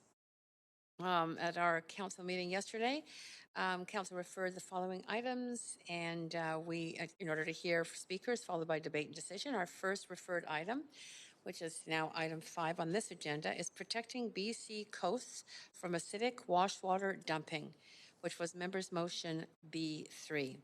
Our first speaker on that item is Anna Barford, Canada Shipping Campaigner for Stand.Earth. Point of privilege, Chair. Yes, go ahead. I just got an email from Anna Barford. She doesn't have an access code to call in yet. I just forwarded her email to the clerk, being Leslie, clerk. Okay, why don't we thank you for alerting us to that. Clerk, I wonder if we can just get that. Just a point of privilege or procedure, Chair. Well, it can be one or the other. Well, there's kind of two. Just 1 second. I'm just speaking to the clerk for just 1 second, please.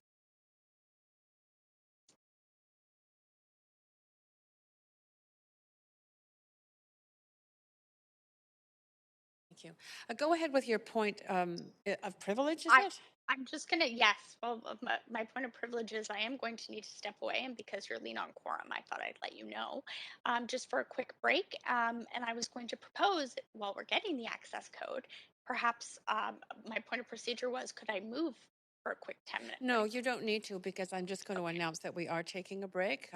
In conferring with the clerk, staff just need a bit of time to contact speakers. Oh.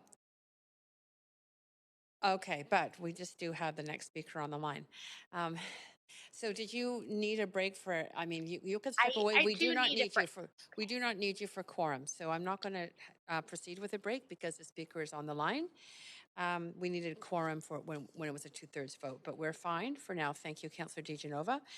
So I'm going to turn to the speaker for item 5, Anna Barford. Can you hear me, Anna Barford? Yes, I can. Can you hear me? Yes, we hear you perfectly. Thank you for dialing in so quickly. And go ahead. You have up to 5 minutes to address council. Wonderful. Thank you so much. So my name is Anna Barford, and my pronouns are she, her. I'm the Canada Shipping Campaigner with Stand.Earth, and I'm calling in here to speak very much in favor of this motion and tangentially of the port's approach on this issue. Scrubbers take an air pollution problem and turn it into a water pollution issue. They operate by pulling in what is naturally basic seawater and dumping out warm, acidic, and polluted wastewaters after they rinse their own exhaust plume with it. They operate as a workaround to cleaner fuel standards and therefore lock in higher greenhouse gases as well as air pollution in the form of particulate matter.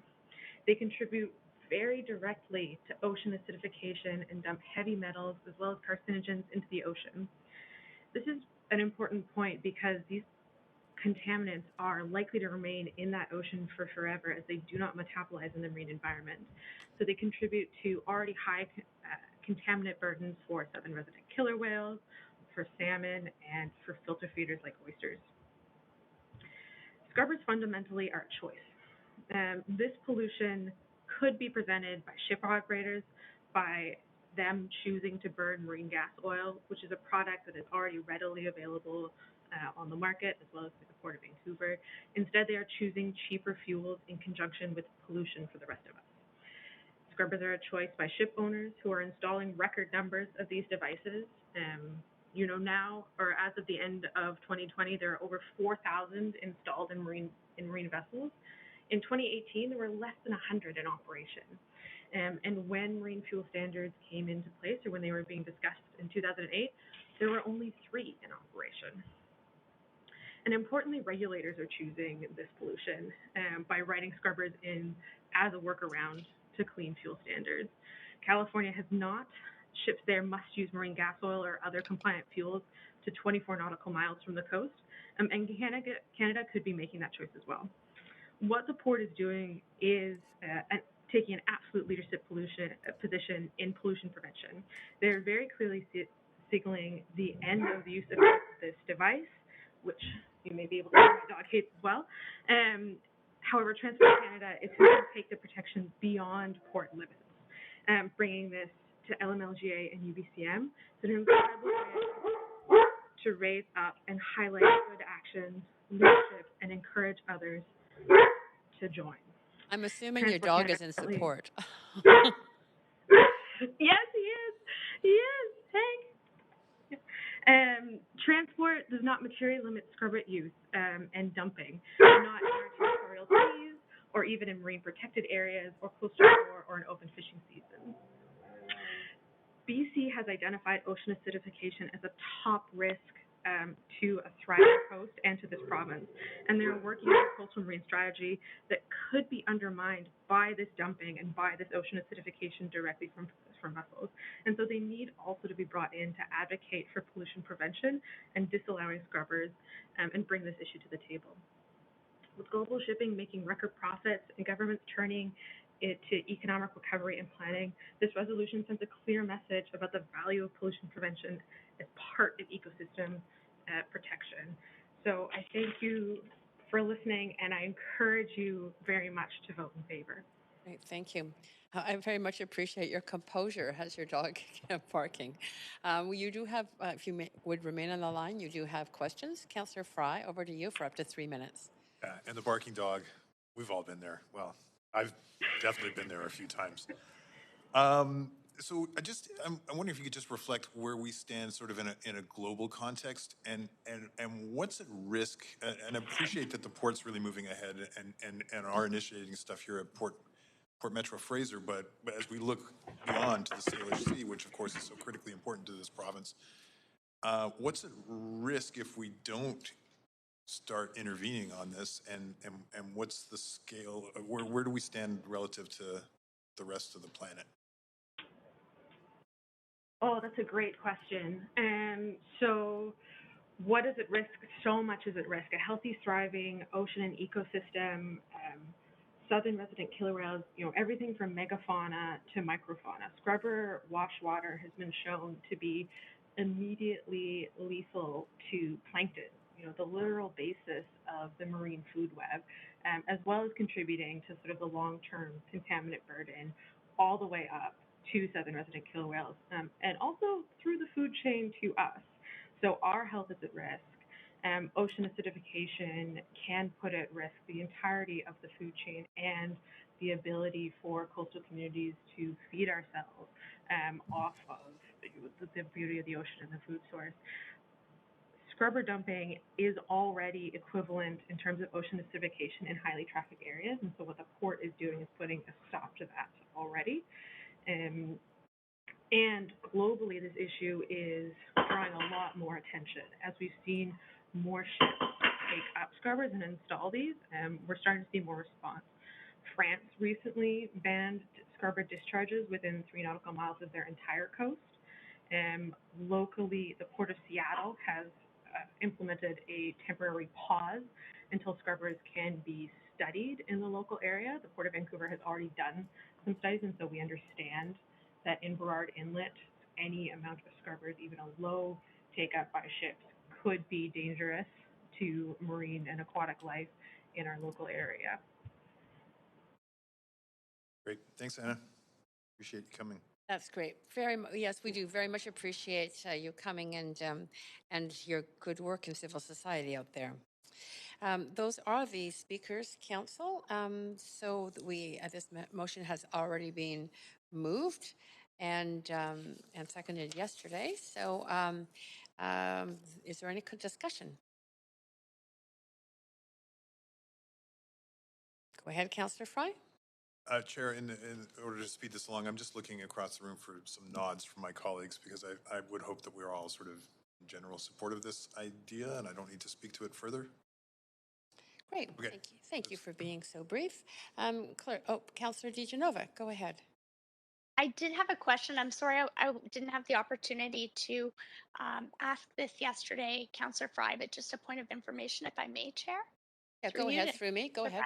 I was just wondering if there was any consideration. I just didn't see it in the motion to including the park board or notifying them. I'm not proposing amendment, but just wanted to know if that's a consideration that you had made or thought about, considering that many of our our parks also are on shoreline? Yeah, it's a great question, Councillor DiGenova. I mean, the focus of this really, the port's already moving ahead on this in our local context. So this really is truly a UBCM motion in the scope. Port Metro Vancouver Fraser is already on top of this and looking at the entire Burrard Inlet and Fraser Estuary. So kind of superseding the parks context. And as you know, when we bring forward motions to UBCM, it has to be provincial in scope, not so local as, for instance, Park Board. So yeah, super on it. And I do have to commend the Port Fraser Authority. They are very ahead of the curve on this, and they're really moving, and they've done the studies and they've seen what's happening, and they're very concerned. So does that answer your That's question? good to know. Yes, it does. Thank you very much. I'll just say that I support this and appreciate the speaker coming and appreciate the motion. Thanks. Great. Thanks, Councillor DiGenova. That is it for councillors speaking to this. So clerk, if you could move us to a vote, please.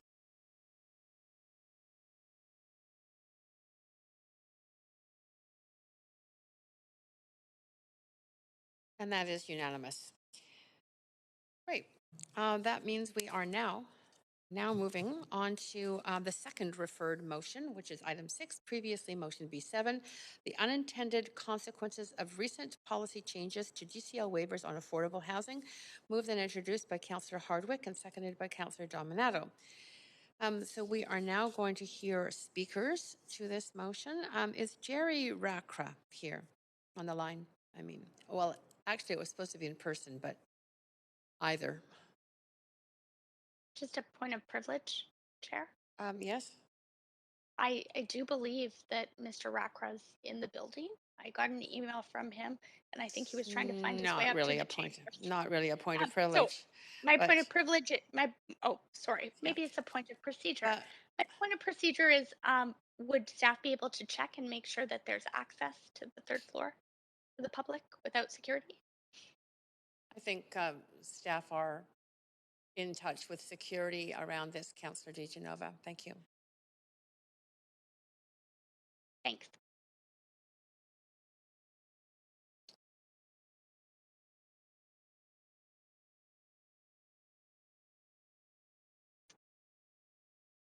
Just another point of procedure. They're going to check. Apparently, he's not in the building, but staff are asking they're checking with security again. Meanwhile, we do have speaker 2 on the line. I'm going to suggest we move forward for efficiency and move to hear from speaker 2, Hassam Dahimi. Hello. Oh, sorry. Just I'm so sorry. I did jump the gun a bit. I believe that our first speaker is just approaching council chambers. Okay, so we do have speaker 1, Jerry Rakra. Go ahead. Oh, you can come forward. You're in the elevator. That's why no one could see you. Okay, can I speak? Welcome. Go ahead. You have up to 5 minutes to address council. If you want to take a moment to just catch your breath, take your jacket off, that's fine. Here. Hello, my name is Jerry. I'm the owner of Vandwell Developments. I'm here to support this motion. When my project was approved by council in February 2019, it was attached to a City of Vancouver policy that allowed waivers for Rental 100 projects. In exchange for deepening affordability and rents in East Vancouver, which I complied to with my housing agreement, with the City of Vancouver. The policy was changed after my approval. I'm one of the 13 projects that didn't make through the process in time for the in-stream rate protection for DCL waivers. If anybody on council would like to ask me why I didn't meet the deadline, I would gladly provide that information and supporting evidence. Some projects may be available to make their projects work, but it won't be at the levels of affordability according to Rental 100. It will be at market rental. I am not in the situation. For my project, this means 38 less units of housing because my pro forma doesn't have the room to accommodate a cost that wasn't a part of my agreement. Larger developers have the ability to handle these costs. The Provincial Housing Minister, David Eby, has reached out to me and requested a meeting to discuss this project with me this month. He just contacted me a few days ago. I'm a smaller developer who cares about the community. I've opened my books to the staff to show them about the waiver and the amount negotiated in my housing agreement for this project. I can't make it work, my project, and I can't wait for staff until June to make a decision. I've waited a very long time already. This council set housing targets as a certain rates of affordability through policy asked developers to deliver this housing. Please think about how this affects your housing targets, housing goals, and affordability in our city. By not approving this motion, you are passing on opportunity for affordable rents and encouraging renters to compete for rising market rents. What type of message does this send to renters of Vancouver? I hope council doesn't see this as a missed opportunity in collecting $300,000 in fees, but rather, if this motion is denied, a loss that may not be quantifiable for future residents, families, businesses, and community growth. Canceling this project will hurt us all. I was listening yesterday, and the mayor said there's too many motions coming forward at council, and I agree. But this one is critical to preserve affordability in projects who have spent hours hearing and deciding on. I hope there'll be support for this motion to do what is right and include the 13 in-stream projects for the waivers that we agreed on February 19th, 2019. That's it. Great. So you do have questions, so if you want to just stay right there. Councillor Hardwick, go ahead. Up to 3 minutes. Yeah, thank you. I'd like to understand a little bit more in detail why you weren't able to make the deadlines. I'm not, I mean, I'll be blunt. Looking at this motion, it's referring to the targets of the Housing Vancouver strategy, which I call into question routinely. Sure. So that's not going to work for me. But what I would like to understand is the practical reality that has impacted you as a small developer. Sure. So I started this process almost 6 years ago now for this rental project. It was passed, the rezoning was passed February 19, 2019. I've been working back and forth. My team has been working with the City of Vancouver. There's been significant delays due to COVID, staffing turnover, so many different departments not communicating with one another, response times. I have documented proof. If we'd get an email from city staff, we'd respond within 18 hours the next day, and we wouldn't get a response in 3-week intervals. Those are some of the delays that extended this. We missed the deadline of September 29th, 2021. I was only notified by my project coordinator 6 months prior. And his response was, well, it's public information and you should have known about it. And so when I found out in March of 2021, I started talking to the permitting staff, I talking to building permit, development permit. I said, okay, we need to meet this deadline. And everybody was working towards that deadline. And engineering delayed us by almost 10 weeks. They confessed that they didn't understand their own parking bylaw, and that delayed me 10 weeks right there. Then we went into summer session. I guess council was away, and then by the time I was ready to go in front of council to enact the housing agreement, I got bumped by a couple of weeks, and I missed the deadline. So my housing agreement was registered at land titles prior to the September 29th date of 2021, but when I went to pay the permit fees, they didn't exempt the utility waiver, which is $284,000 for my project alone.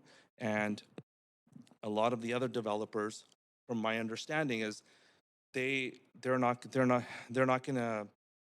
ripping up their housing agreements and they're gonna just go to rental rates. I'm doing under the rental 100, which rates are set by CMHC and the City of Vancouver.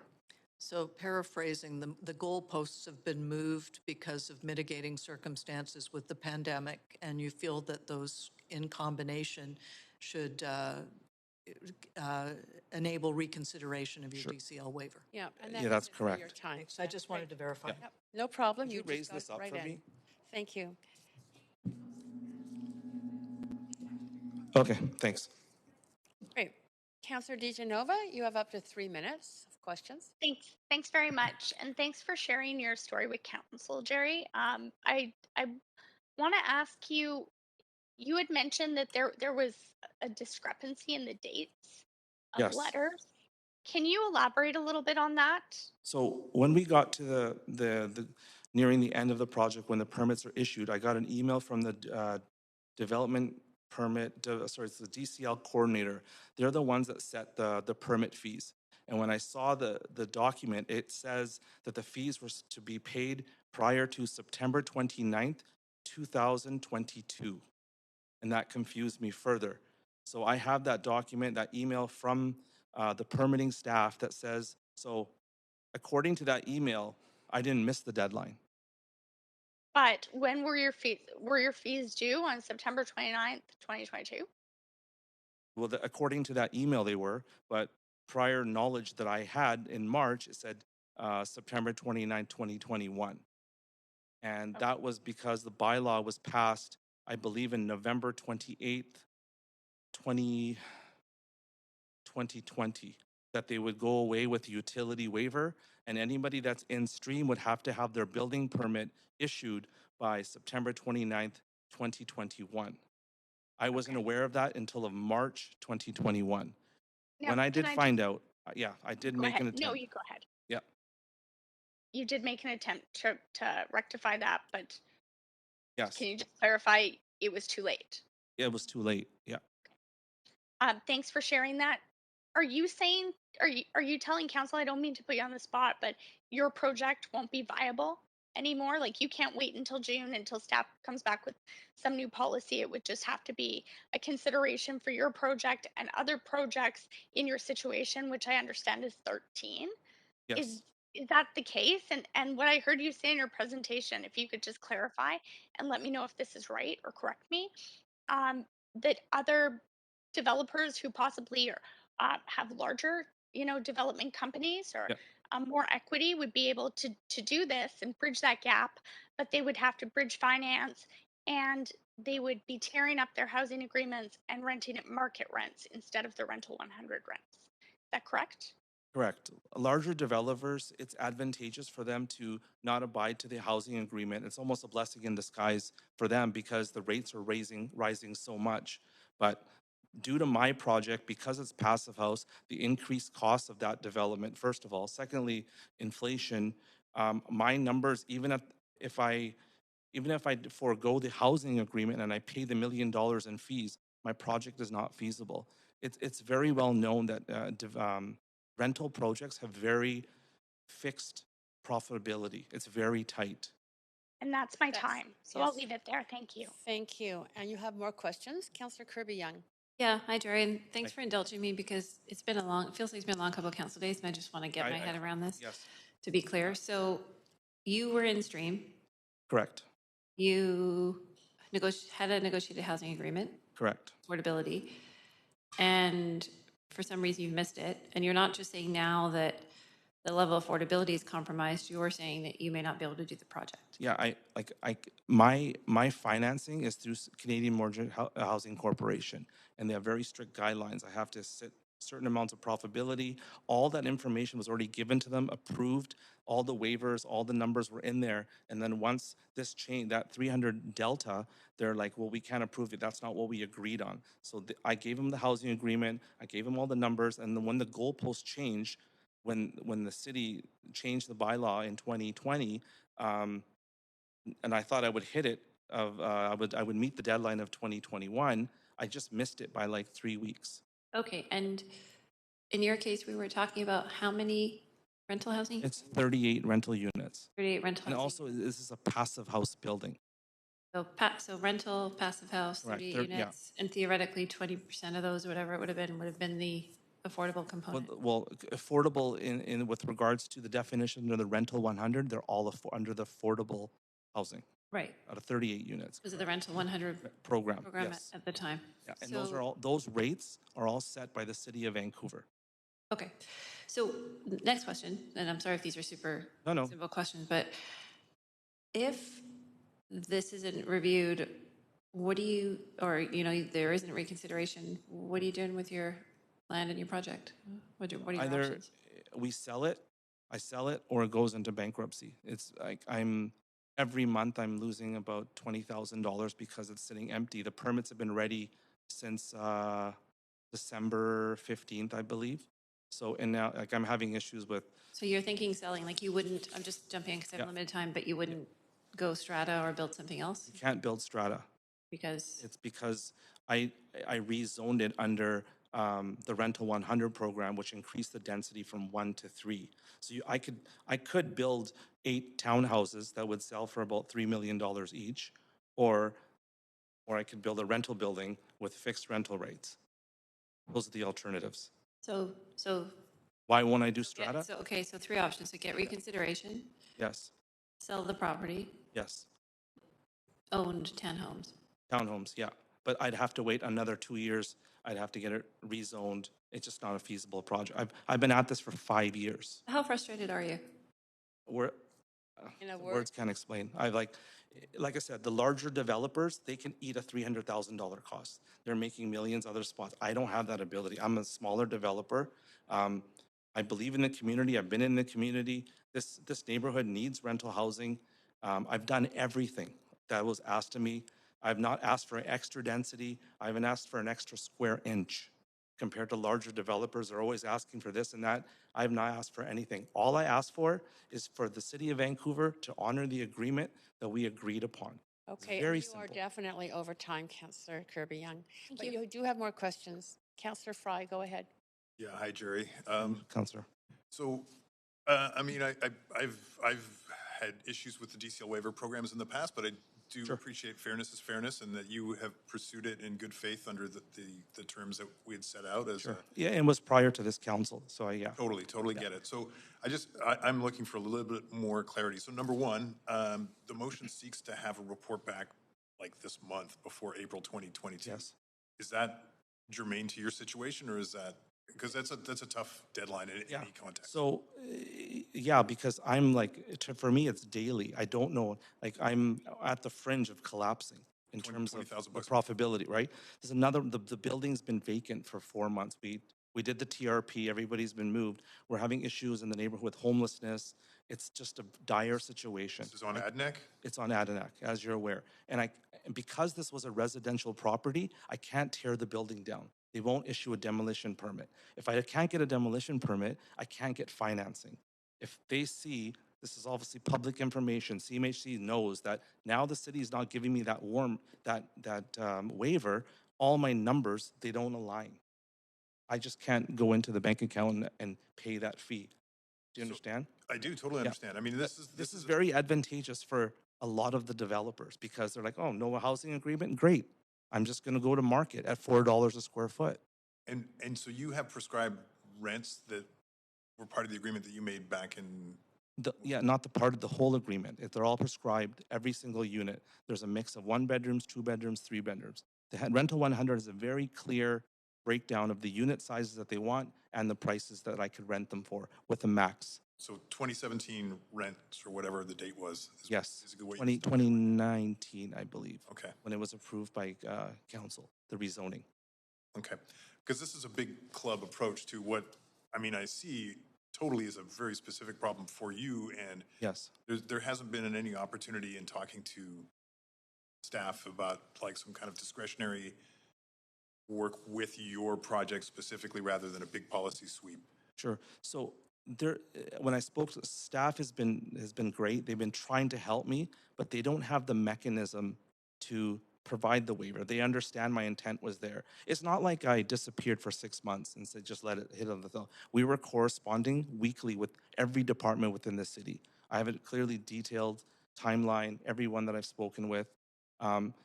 And that's the issue. The staff's like, you're right, you should get this, but we don't know how, because the policy that was approved in 2021, it contradicts this. It's saying, okay, if you miss this deadline, you're not getting this money. It's that simple. So they don't have a mechanism to provide it.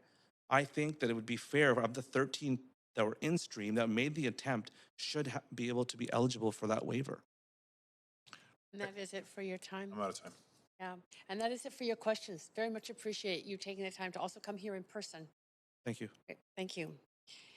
Do we have speaker 2 on the phone? Hassam Daimi? Dahimi. Daimi? Great. We can hear Yes, you. Go yes. ahead. Hello. Hello. Thank you very much. Your Worship, Mayor and Council, my name is Hassam Dahimi. I'm the President of Placemaking Communities.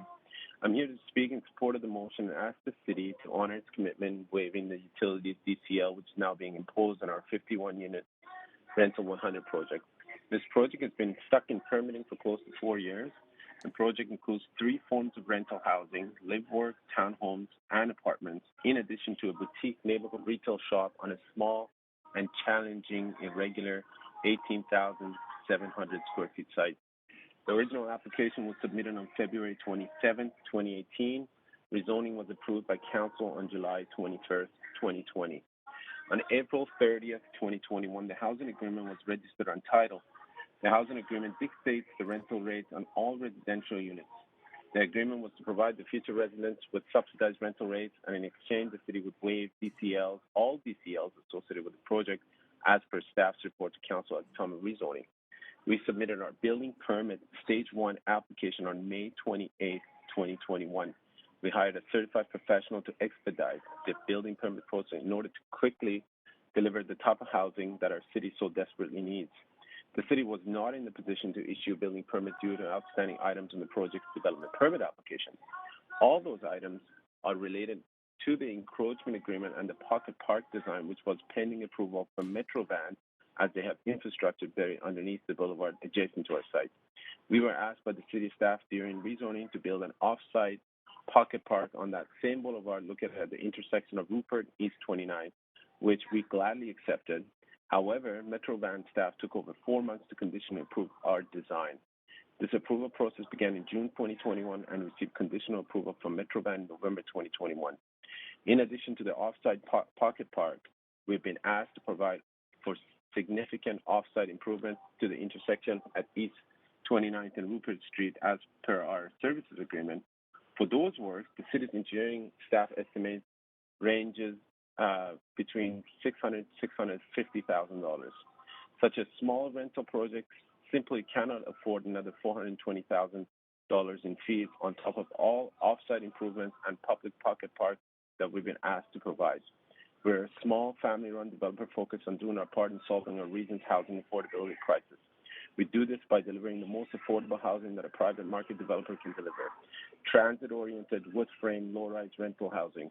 We can only do this in partnership with municipal partners. We simply are not able to deliver housing if the rug is pulled out from under our feet by our municipal partners after promising us certain incentives to enable us to do our part. We never received any correspondence from staff with information on in-stream protection deadlines throughout the entire rezoning, development permit, and building permit phases. We have paid $221,000 in building permit and connection fees to date. All those fees were paid prior to the in-stream protection deadline.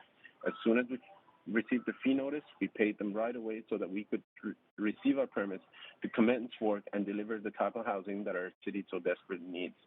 I understand that one of the applicants has requested to cancel their housing agreements because the city is not meeting their end of the bargain.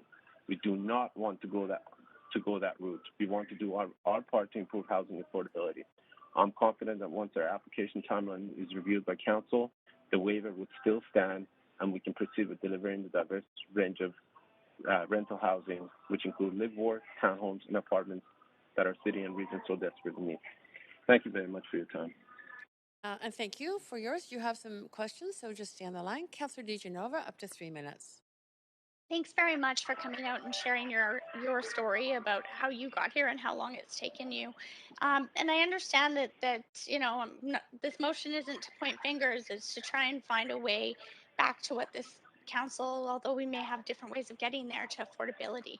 So I'm just wondering, in your situation, and you don't have to answer my question, but are you able to eat the cost of the DCL waiver and still meet the terms of your housing agreement? Or without that DCL waiver, would you have to revert to market housing if you were able to move forward with your project at all?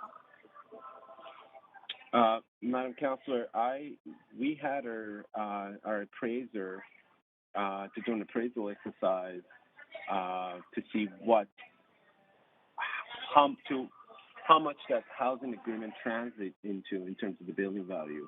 We are providing about 12% discount compared to market rents, and that translates to about $2 million in building value. So the housing agreement indicates certain rental caps that we're still committed to provide if the city is prepared to meet their end of the bargain. But if the city can't come back with something, would you have to go in your pro forma to market rents or we would scrap the affordability in Rental 100? We would basically need to revise the housing agreement. We don't want to do that, but we would need to revise the housing agreement because and that's the what rent, that's yeah, what I the was rent asking. has gone up quite a bit. And Yeah. some of my colleagues the have housing talked about, agreement- Sure. and I'm so sorry, I just have a minute left and I'll give you most of my time. Sure, I just no problem. wanted Go to ahead. ask Yeah, you, of some course. of my colleagues have said, and it's true, our staff are coming back with other options in June. But what I've heard from others, not just from Mr. Rockra, who spoke before you, is that's too late for them. And as was mentioned, there's already someone or a developer, I suppose, that has tried to cancel their housing agreement or revise it. So is June too late for you? Do you need to hear about this sooner than later? Is it costing you money every day? Will you be able to do this if we don't hear back about this in the timeline I've set out?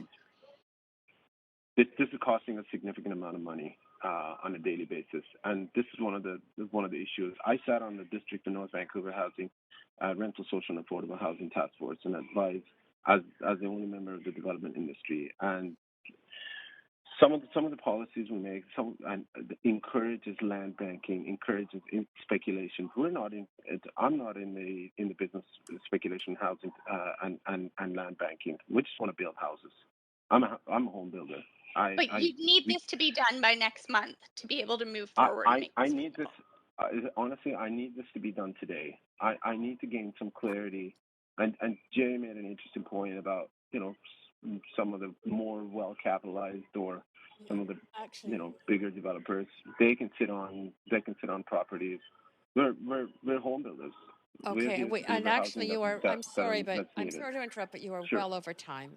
So Councillor Thank you. Dijonova, that is your time. And that's it for questions. Very much appreciate, though, you calling in on this.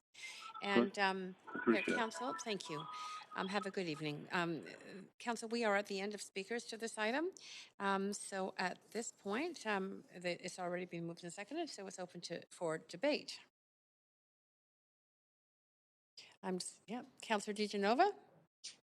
Thanks very much. I want to start by thanking Councillor Hardwick.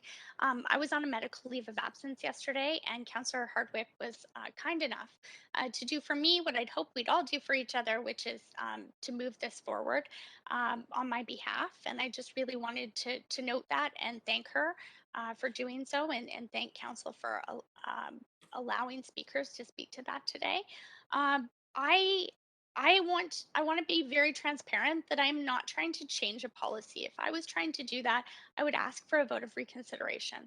What I am looking for is we've spent many hours, Council, in public hearings, and regardless of how we voted on these 13 projects, what very much concerns me is that we could be losing affordability here, or units that actually play a part in how close we can get to our housing target. I did try and review some of the comments, and I'd heard what was said on the tape last night or yesterday afternoon when I couldn't be here. And I haven't put forward very many motions. In fact, I've been holding them back, and I think you can see that if you look at the minutes over the past few months. But I do think this is important, and that this is about making housing more affordable. And the most affordable housing is the housing that's either already there or that is going to come online very soon. So what we've heard from not only these developers, but you'll see in the comments for my questions on one of these projects to staff that were circulated to all of council is we can't just deal with one project individually, that it would in fact have to be all projects that were eligible were caught in this situation. So I would rather see there be some affordability, even if we argue that it's not affordable enough, than see that go to market rents, or see a project that is green, that provides family housing, not be built because the developer just can't simply finance that extra amount that wasn't in their housing agreement, and wasn't there at the time of council approval on this council. So I'm happy to take any questions also as points of information if the chair allows that, but I just wanted to be transparent and upfront as to why I'm doing this, and I hope that we can all support this together, because ultimately, at the end of the day, I know that each and every one of us cares deeply about affordable housing in our city. And that's all I'm trying to do here, is to find a way forward for 13 projects that will be less affordable, if even built, if we don't do this today. Great. Thanks, Councillor DeGenova. Councillor Hardwick. Yeah, thank you. Councillor DeGenova, you're welcome. This motion uses in its whereas is the Housing Vancouver strategy targets, which I continue to find objectionable, which I will point to. That having been said, I also find it very difficult when I listen to the shifting goalposts and what has been experienced because of these, not only the changing policies, but also the impact of the pandemic. So I'm going to, at the end of the day, I'm going to abstain, which, as we know, under the Vancouver Charter counts as a vote in support. And I just want to make it clear to Jerry that my purpose in doing this is my ongoing attempt to draw attention to the shortcomings of the Vancouver housing strategy. But I am sensitive to, again, the shifting goalposts in this particular instance. So that's what I have to say about that. Thank you. Thanks, Councillor Hardwick. Councillor Dominato. Thanks, sorry, Chair. I'm sorry, just collecting my thoughts. Happy to support this motion, and it stems from a number of conversations around this and what we've heard from both the speakers, but I really want to touch on a couple of points that Councillor DeGenova highlighted. Is that these small builders entered into, in good faith, housing agreements with the city to deliver affordable housing, some particularly rental, which we know is needed in the city, some of it below market, some of it targeted at families. And in some instances, I believe there may have been unclear communication about the changes that were coming, and so as a result did not qualify for in-stream. And I think that we need to continue to focus on what are the broader outcomes that we want to achieve as a city. And the conversation we've had, and I think it will continue to be a conversation here, is the issue of housing and housing affordability and housing choice for families. And I think that this is, again, one of those situations where, and I appreciate the name of the motion of being unintended consequences of the recent policy changes, is there are unintended consequences here, which is that this housing might not be delivered, and that would be very unfortunate because, again, I'm always focused on what are the broad strategic outcomes that we want to achieve, and I think this is an instance where we need to step back and we need to remedy this. And the way I read this motion is it does ask for staff to report back, but to look at some solutions to deal with this gap. And so from my perspective, it's sound, it's reasonable, it has merit, and I would encourage council to support it. Thank you. Thank you, Councillor Dominato. Councillor Fry. Thanks, Chair. Yeah, I'm definitely appreciate the two speakers coming to speak to this, and I appreciate Councillor DeGenova bringing this forward in the interest of fairness across the board. It's no secret that I've voted against a lot of these rental 100s and the DCL waiver programs because I don't think it's the best use of taxpayer resources. That being said, I think fair is fair, and you know, Mr. Rockra and others have negotiated in good faith with the intention of landing a project they thought they were working on. And I do also appreciate that Jerry Rocker is going to be meeting with Minister Eby in short order, and that there has been a lot of pretty significant conversation coming from the province and dare I say, a bit of saber rattling around how local governments may or may not be getting in the way of development. So I think that this is an important thing to acknowledge. So with that said, I've submitted an amendment to the clerks, and I think, barring any kind of comments from legal, I'd like to move forward with the amendment. So maybe jumping over to an amendment Q. Yeah, thank you very much. I'm going to move us to an amendment Q. Just a second. I've got to clear the queue first. And Councillor DeGenova, if you could just let me put Councillor Fry on first, please. Oh, of course. My apologies. Yeah. I I haven't done it yet, so I will put you on, Councillor DeGenova. I'm just going to. Councillor Fry, go ahead to your amendment. Yeah, and so for my support, I want it to be clear that this is not a big club approach to the DCL waivers that I'm recognizing, and I feel that it is important to recognize, in fairness,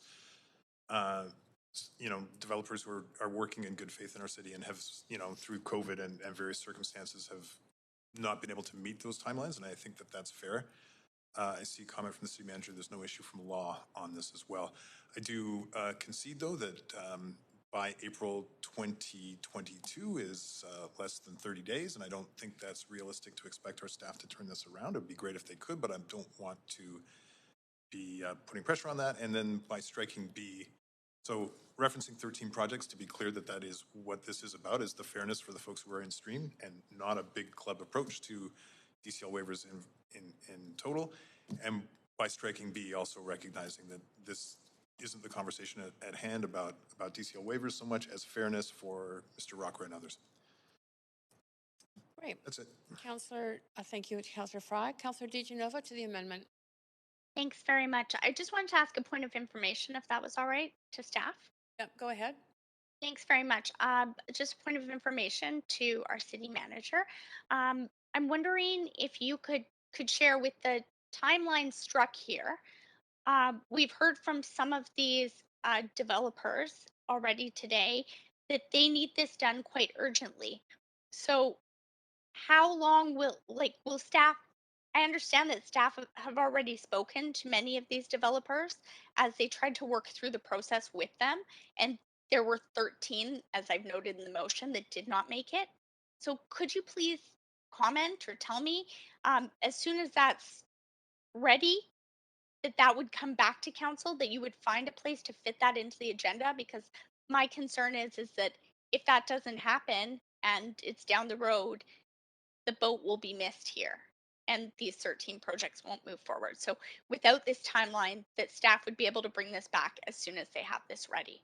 Just before answering, City Manager, Councillor DeGenova, we're at, we have 5 minutes to go before we have to stop Happy for to dinner move break. a motion to extend this item. If anyone doesn't want to do that, I will vote beyond against 5 to finish Yes. this item. Sorry, there's a point of procedure to that motion. Thank you for the motion. It does need, yeah, okay. Just 1 second. Councillor Perhaps Kirby-Young? I can ask for a point of clarification, maybe before doing so. Are we suggesting then that we would reconvene after a dinner break to finish the rest of the agenda? I just want to be clear. That's the way that would read. Okay, so we will be taking a dinner break and coming back. Is that correct, Chair? It's just to complete this particular item. Okay, but we are going to finish the rest of the business today. I just wanted to. We are scheduled to go to 10 o'clock tonight. Okay, thank you. I just want to make sure we're not canceling the evening. That's fine. Okay. We are definitely not canceling the evening. Sorry, City Manager. Back to you in response to the Do we point need of to vote information. on that, Chair? Oh yeah, sorry, we do. All those in favor of extending, I'll say aye. Aye. Aye. This is to extend to complete this item. Any of those opposed, say nay. Fine, thank you very much. Okay, my apologies, City Manager. Thanks, Chair, through you. So yeah, I understand the question from Councillor DeGenova relates to kind of when staff would come back. We certainly understand the time sensitivity of this issue. So I'm clear on that. I think staff are clear on that. We would endeavor to bring this back as quickly as we could. There may be a workload issue here in the sense, or in respect of the DCL update that staff are currently conducting and that council does need to approve. But we certainly understand what council's intent would be here and would aim to come back as quickly as we could. Thanks. And just to follow up to this, this could possibly come back before that because it's exclusively for these 13 projects. Is that correct? Through you, Chair. Yeah, hard to say. I don't want to kind of put staff too far into a box by committing to a timeline, but it may be possible. And if it is, we would bring it back sooner. Thank you. The word I used was could, not will. So thank you. That's good to know. So with that information, I'm happy to support this motion and this amendment, Councillor Fry. I do appreciate it. And I had toyed with the idea of putting the number 13 in there myself. I do think ultimately that regardless of where the chips fall on this, and if projects are able to hang in that long, we will get a report back on our housing target numbers in the housing strategy as to what the inventory is that we are delivering and where we've fallen short in the Vancouver housing strategy that sets out targets until 2027. So for that reason, I do support this and really was trying to highlight what I thought was an unintended consequence here. So appreciate the amendments and we'll support them. Thank you very much, Councillor DiGenova. Councillor Kirby-Yung to the amendment. Yeah, thanks. Sorry. Can I ask a point of clarification, Chair, through you to the city manager? A point of information is. Yes, that's the word. Yes. Go ahead. Sorry. Thanks, Paul. On B, and I'm just looking at this, and maybe it's the simplistic common sense approach in this amendment when it says report back on metrics on how the absence of the waivers would affect the number of units, affordability. Don't we already have that? Aren't there 13 applications with probably 13 sheets of paper somewhere that say how many units and what the rates were going to be? And if we didn't have them, we're not going to have X units. Like, that's not particularly cumbersome to compile, is it? Am I misreading that? Isn't that all that? Do you read that the same way that that's asking for?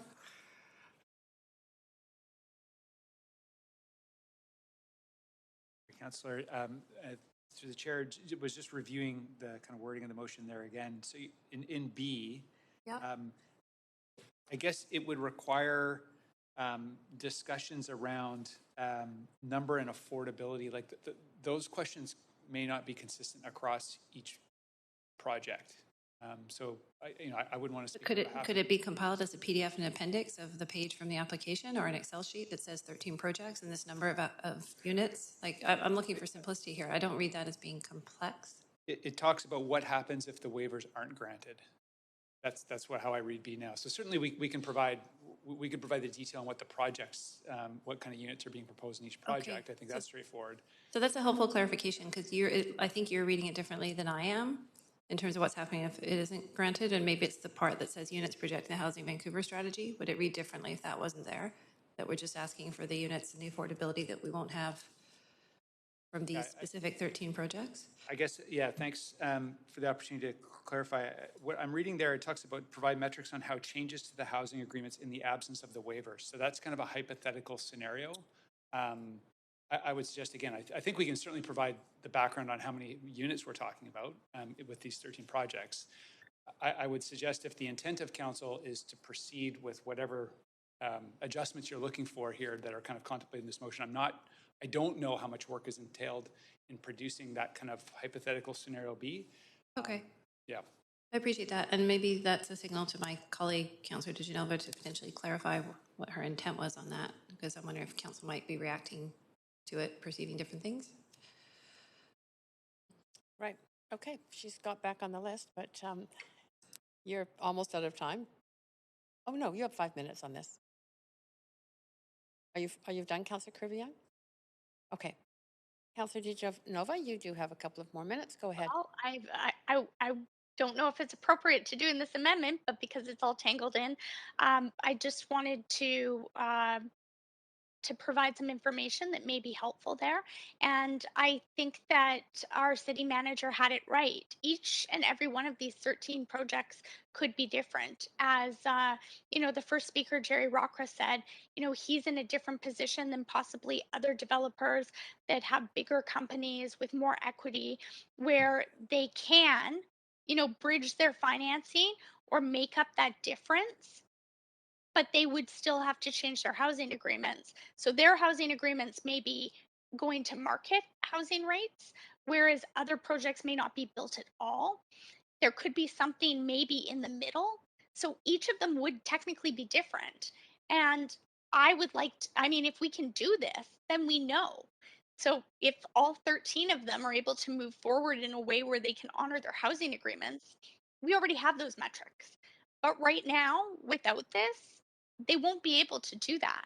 So my hope is that we would find out kind of either way. Now I know we will at our housing update or the next housing update on this matter, and we might even know about that in June.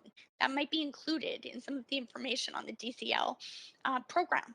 But for now, I'm fine to exclude this, and if we don't hear back by June, I could add this, I understand, to probably a report in June as an amendment to ask about those 13 projects if there was more information there. Really, the end goal here is just to make sure that we deliver the housing that we agreed to deliver and do our part in a partnership with others to make sure that we are moving towards more affordable housing in a city that we all know is so unaffordable. Great. Thanks. Thank you, Councillor DiGenova. Seeing no one else on the list to speak, Clerk, if you could move us to a vote on this amendment by Councillor Fry.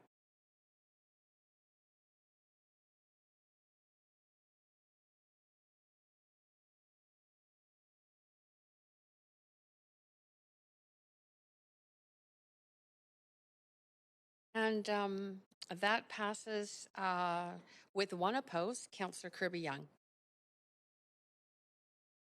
Okay, and we are now back to the main queue. Councillor Fry, do you have anything else at on this queue? No, I'm fine. Thanks, Chair.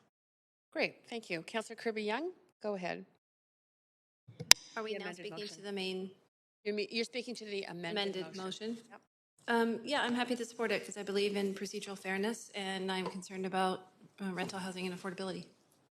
How's that for short? I think that's wonderful. Good precedent for everyone else. Go ahead, Councillor DiGenova.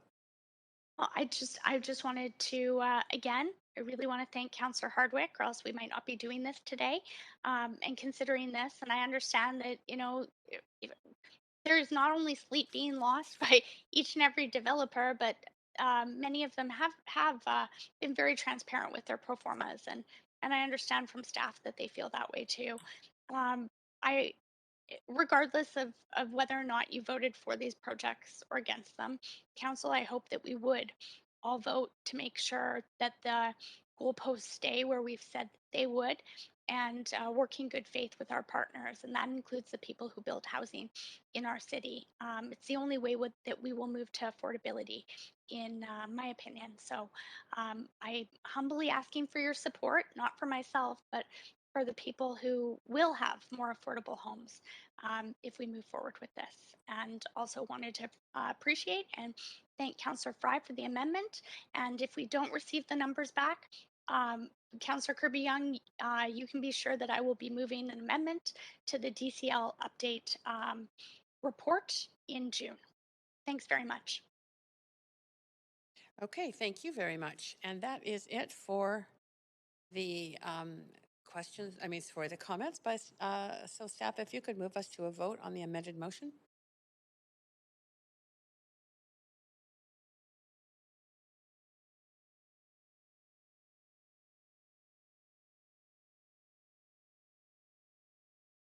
Okay, that passes unanimously. Great. And that takes us to our dinner break. So we will reconvene. That's it right now. It's 5:07, so we'll reconvene at 5 minutes past 6 to complete the last two items. 5:10. I could say 5:10, but 5:10 it is.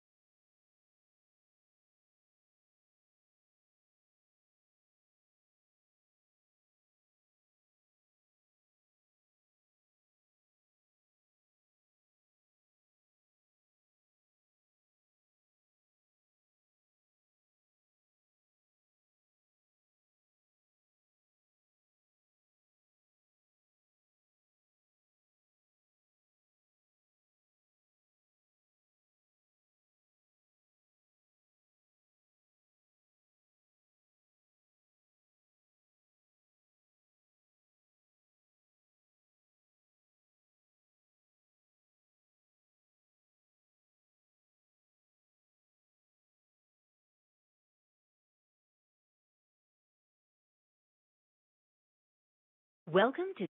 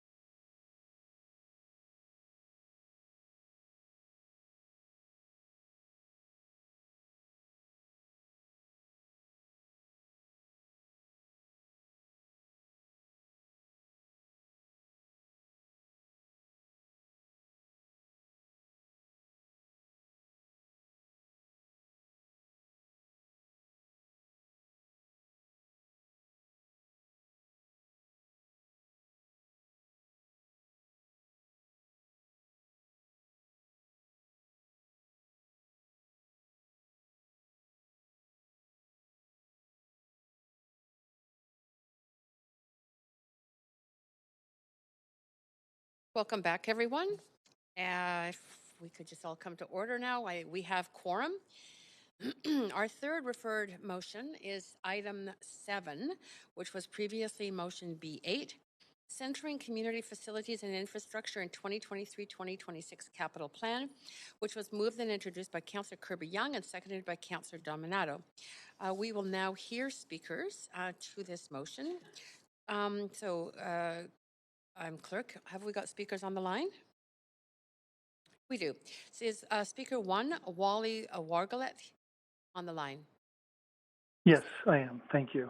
Great. Okay. Go ahead. You have 5 minutes to address council. Great. Thank you. I appreciate the opportunity to speak to all of you today. I am the executive director of the Gastown Business Improvement Society. I'm excited to have this chance to talk on behalf of close to 500 businesses, thousands of workers in our neighborhood. But also today I'm talking on behalf of some of the residents who reached out to me on this specific issue in support of this motion put forth. And probably the biggest reason is just a feel of a lack of care or concern for the infrastructure specifically of Gastown. I'm not sure if any of you folks have been in our neighborhood recently. I know some of you have because I walked through that with you. It is really a shame that we have left a National Historic Site deteriorate to where it is today. Potholes in streets, cobblestones missing, patched over with asphalt. Very rare is it, and in the past 10 months that I have had this job, that I can get many different stakeholders with many different viewpoints to agree on something, but this is the one thing I can get folks in representing businesses, both large and small, international companies like Global Relay, Microsoft, small businesses like Colorbox Hair Salon, and then we have market residents, social housing residents. We have even city staff and city councilors I've talked to agree that we all should be ashamed of what has happened to this beautiful neighborhood, this National Historic Site. I say that twice because sometimes I don't even believe that that could be true given the state of it. So we do want this council to focus on infrastructure. Maybe not even the complete streets. In my conversations with city staff, we're so far from that for Gastown. There are too many unknown factors. But the one unknown factor is that our streets are deteriorating and we need some help. I'll leave my thoughts on a positive note, and that is we've actually made some headway in the 10 months I've been in this position and getting some things done in our neighborhood. It's a great first start, but we have a long, long way to go. I just had a conversation today with city staff where there's a couple $100,000 being set aside to do some cut repairs. I can tell you that is a drop in the bucket in the tens of $20 million, $30 million it could be, just to put our neighborhood back into the shape that it should be, and one that we can be proud to show the millions of tourists who are about to come back to our city. And we should care about our brand in many ways, and it is going to be tarnished if this is what we allow to happen. So I really, really encourage all the councilors to support this motion and to do the right thing and to make sure we're making the right investments in our neighborhood. That's all I have to say. That's great. Thank you so much. You do have questions, so if you wouldn't mind staying on the line. Councillor Sure. Kirby-Yung, go ahead. Hi, Wally. Good evening. Thanks for speaking to council. You sort of started to touch on the question I was going to ask you at the end, or my first question in the short time I have, and that was with respect to tourism and the tourism industry coming back.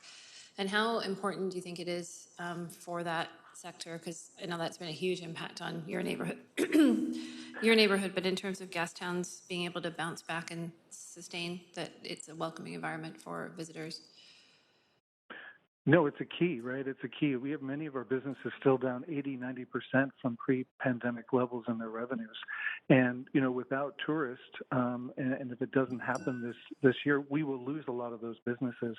I had an executive director from Minnesota come through, and she was just astonished that such an amazing neighborhood could be left in the shambles that it is. She just didn't understand it, and neither do I, to be frank.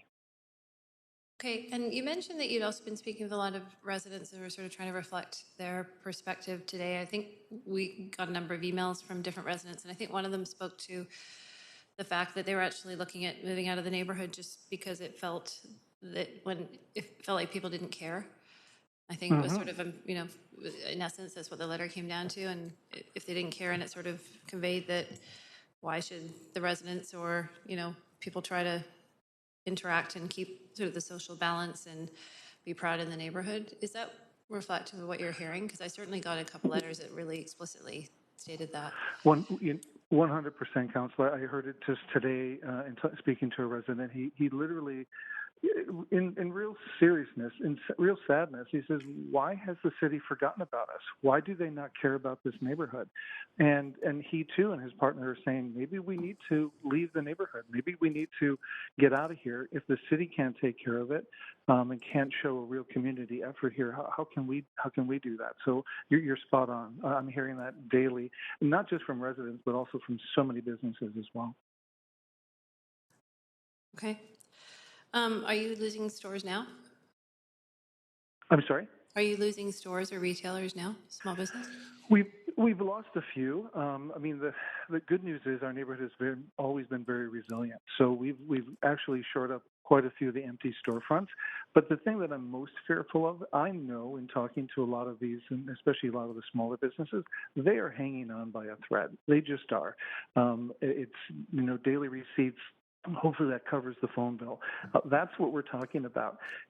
Just think about a loss of 80 to 90% of revenue.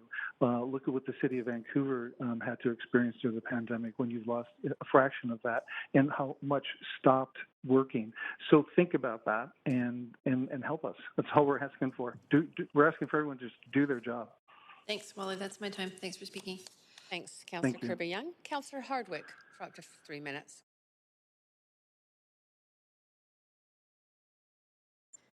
Hi.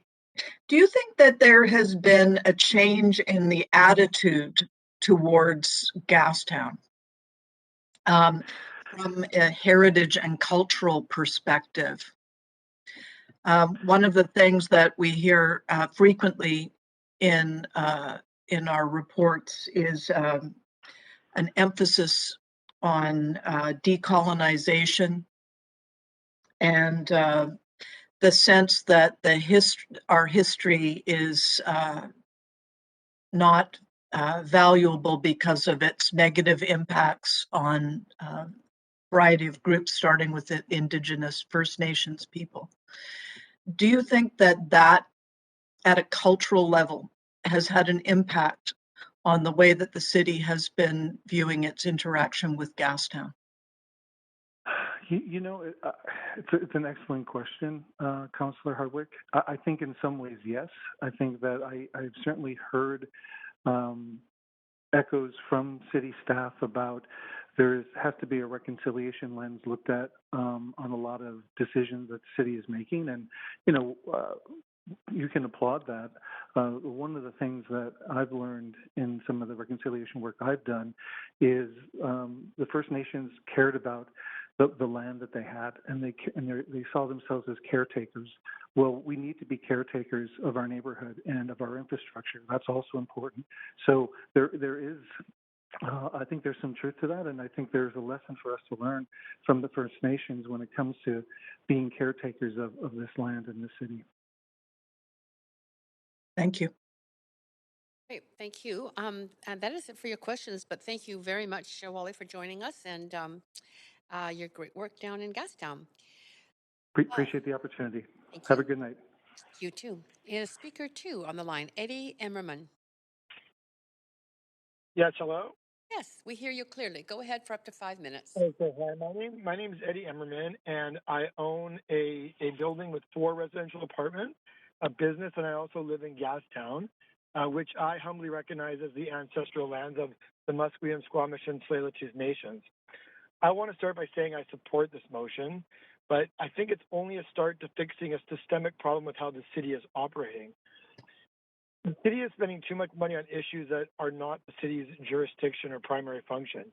Yes, housing and climate change climate change are extremely important, and the city should be using its power and influence to pass bylaws and lobby provincial and federal governments for proper budget allocations to these issues. The city is not supposed to be buying real estate. However, one of the city's primary obligations and responsibilities is maintaining the infrastructure of its streets, sidewalks, plazas, and lighting. It's right behind police and fire. This motion is starting to get the city back on track. Gastown is a mess. From the hodgepodge of street repairs to public monuments to street lighting, it's not only an eyesore, but it's a danger to pedestrians and motorists alike. It's been a decade since we have been promised redevelopment and upgrade of our streets, sidewalks, and lighting. I've been to many public consultations, and we have spent almost $100,000 to prepare for these engagements. It's been 15 years since we agreed to compromises on the Carroll Street Greenway because the City of Vancouver promised a pedestrian and bicycle overpass to Crab Park. The Greenway is the only piece of meaningful infrastructure I have seen built in the neighborhood. That was already 15 years ago, and only 1.5 blocks of the Greenway are in Gastown, and it's never been completion. The completion of that involved the development of Maple Tree Square and the overpass to Crab Park, which would finally complete the seawall of the entire circumference of the city's downtown. My dad is a civil engineer. He worked in public realm infrastructure projects from New York to San Francisco to Los Angeles and finally Vancouver. It is because of him that I took on the challenge of restoring a building in Vancouver's nationally recognized historic district. My dad would always say to me that the biggest problem with the city's public realm is that maintaining existing infrastructure does little for the legacy pieces of bureaucrats and politicians. I thought my father was just old and bitter. But the longer I'm in Gastown and on this planet, the more and more I see the truth in these words. I have been 17 years in Gastown. $25 million is being spent on some type of legacy peace park at Smythe and Richards, while the streets and lanes of Gastown continue to fall apart and be a hodgepodge of patches. In the alley at the back of my building, we used to have beautiful cobblestones. During some underground electrical maintenance, the cobblestones were removed and the alleyway was paved. We were promised that this was temporary. However, it's been more than 10 years and the cobblestones have not been replaced. When I wanted to paint the concrete block at the back of my building, I was told I was not allowed to do that because of the change to the heritage appearance of the building. It is my feeling that Gastown is cool and vibrant despite the city of Vancouver, not because of it. It's the private sector who is making Gastown cool. The city continues to drag its feet. One only needs to see how the issue of Gassy Jack ended in a violent coup as the city dragged its heels for 2 years on dealing with that issue. Thank you. And thank you. If you wouldn't mind staying on the line, you do have questions. Go ahead, Councillor Kirby-Young, up to 3 minutes. Yeah, hi Eddie, thanks for speaking. I just wanted to kind of ask you one question, and you spoke about kind of the difficulties in renewing existing infrastructure versus new projects. So I just want to reflect back and make sure I'm hearing you correctly, that you're feeling like it's, for whatever reason, there's more emphasis or it's sexier or whatever the reason is, that you're kind of advocating for just taking care of what we have before we dramatically try to expand. Is that what I'm hearing? I don't want to put words in, so I want to make sure I'm reflecting I think we need to do both, but it's obvious that there's much more of an emphasis on new projects. And I think a lot of that has to do with legacy. It seems that people working for the city, want to build something new and big, and that's sort of going to be what they left behind. There's no glamour in redoing the streets of Gastown. Right. Although it's a pretty glamorous neighborhood if it was looked after, right? Yeah. Okay, thank you. I really appreciate the perspective. Thanks for hanging in to speak. Thank you. Great, and thanks. That is it for your questions, but thank you very much for joining us and also answering those questions. Speaker 3. Is Speaker 3 on the line? Ivo Staiano? Speaker 3 is not on the line. Okay, Council. That then finishes our speakers and moves us into debate on or discussion on this motion, which has already been moved and seconded. Council, any discussion?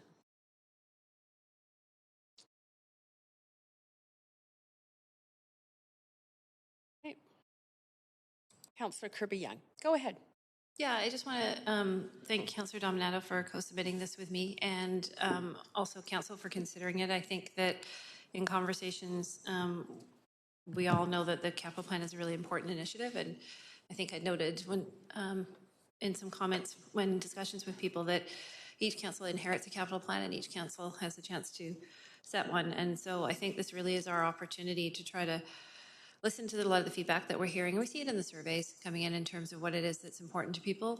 But we are at that stage, as just as a city, and I'll try to be brief, where a lot of our infrastructure is aging. And I think that we need to be really cognizant of that when we are setting the capital plan, because it really does impact people's quality of life, right? It's all the things that makes, tries to hopefully combat all those bigger, broader issues that people are dealing with in terms of affordability in housing, that the amenities are so fundamental, right? In terms of where you get to go and walk your dog. And if your community center has, is a nice place to stay cool in the summer and it offers great programs, and, you know, those memories that people have from those facilities, like the ice rinks and everything else, are just aging. And we've heard too, you know, from the speakers from Gastown around what's happening in that historic neighborhood. So I actually think there's a lot of opportunity for getting some really good information back. I think it's always helpful when council are able to provide a sense of what they're looking for back from staff, especially an initiative like this in the capital plan. And I think it aligns with the previous motion that Councillor Carr brought forward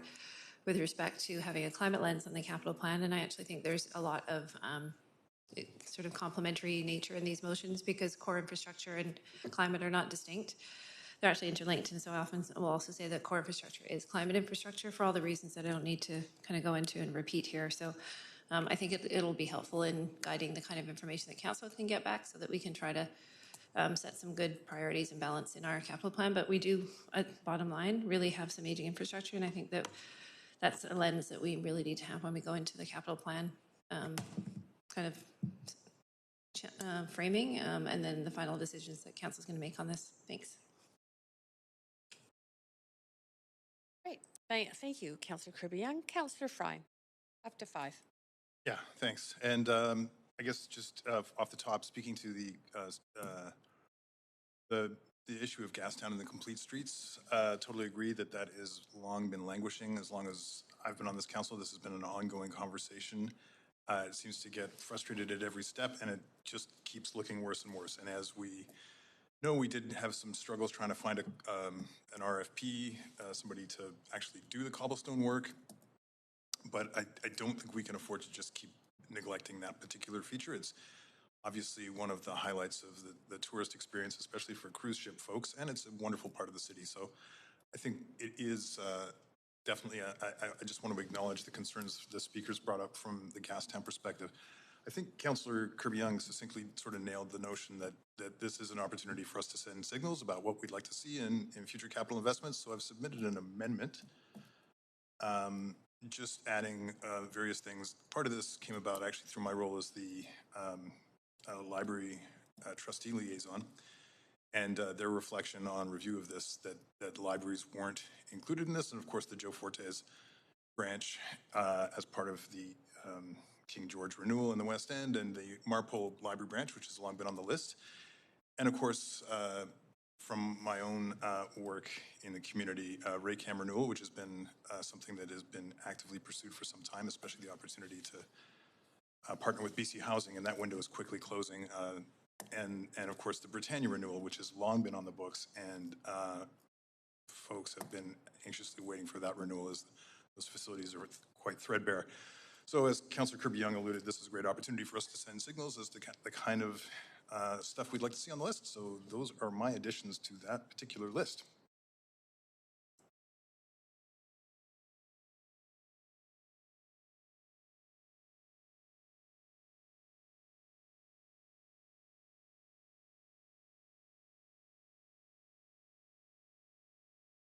That was it for me, Chair. Yes, I'm sorry. I was just reading. I was just making sure everybody had it. Thank you, Councillor Fry. Oops, sorry. I have to move us to an amendment queue. Anybody wishing to speak to that amendment? Councillor Kirby-Yung. Yeah, thanks. I'll just say quickly, I'm happy to get information back. I think that's a good part of the process, having had the benefit, like Councillor Fry, of sitting on the library board also, and the park board. I've got a sense of where I think in age relative, and these are all important amenities, right? They're all valued by the community, but in age, I think we've got a couple of major fire hall gaps, certainly, in speaking And understanding some of those, I think it's 7, 2, and 8. Don't quote me on the numbers, but there's 3 that are particularly challenging. There's some community centers that are old. So I think there is a couple of libraries that have been new and delivered. And I suspect that we're going to see that we have some holes that may even be more dire than libraries, but I'm happy to get information back. Thanks. Great. I see no one else. Oh, it's Fire Hall 7, 8, and 2, I think, are identified as particularly challenging. So just noting that for the record as well. Thanks. Great, thanks. Okay, I see no one else to speak to Councillor Fry's amendment. So I will move us to a voting queue. This is on the amendment tabled by Councillor Fry. Vote assist in favor, please.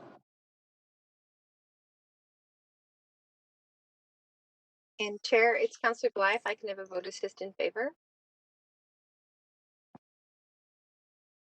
Great, that is unanimously passed. Great.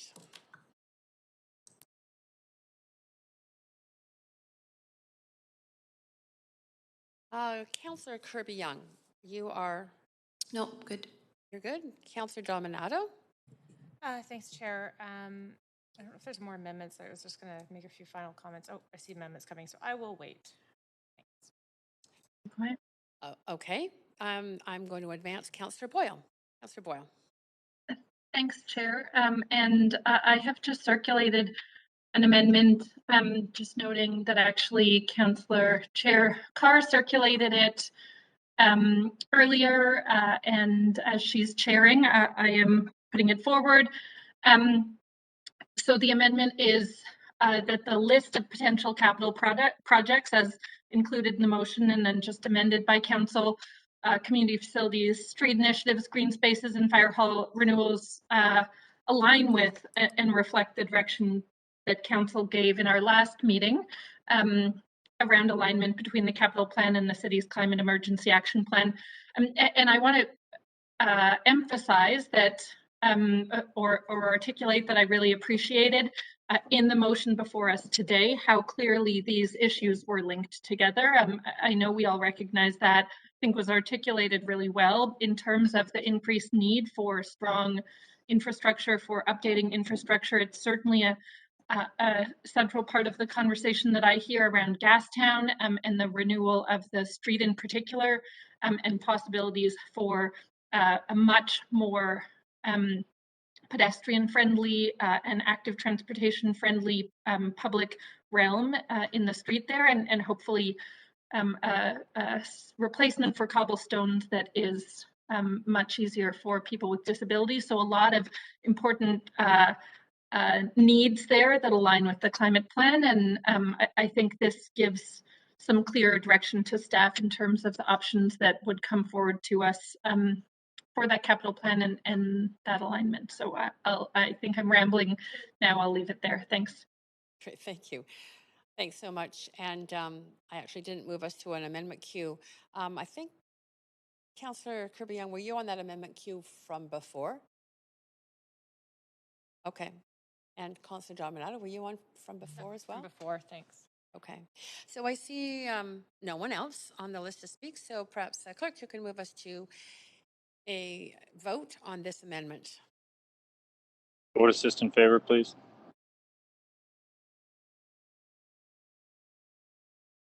Chair, can I get a vote assist in favor? I think the clerk has noted that.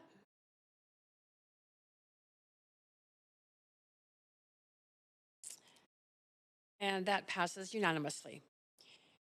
Great. And we are now back to the main queue.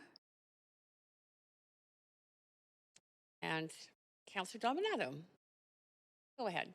Thanks, Chair, and thank you to the councillors for the various additions. I think it's a really important conversation, and of course, with any capital plan, you know, we're trying to stretch the dollars as far as possible because there is enormous need, and as we know from initial briefings, just that we have infrastructure, newer infrastructure, but we have quite aging infrastructure in this city. And you know, Councillor Fry pointed to a few examples that I know he's been engaged with over the years. I would cite other examples as well, like the Hastings Community Center in my neighborhood as well, which there was initial planning for renewal and essentially has sort of stalled out. And while we have to recognize that these are essential amenities for communities and that we need to deal not only aging infrastructure, but be planning for the growth and the change that our city is going to see. And we know that from the recent census. And so this is really critical, and why I was very supportive of bringing this forward jointly, that we're identifying some of the priorities that need to be looked at. And so, again, happy to support and look forward to council embarking on this journey to develop a 4-year plan to go forward. Thanks. Thanks, Councillor Dominato. Councillor DiGenova, to the amended motion. I actually just had a point of procedure, Chair. Oh, sure. I was wondering, do we have to have our cameras on to vote? Because I understood that I was Yes, not you able to do. vote by phone earlier. Okay.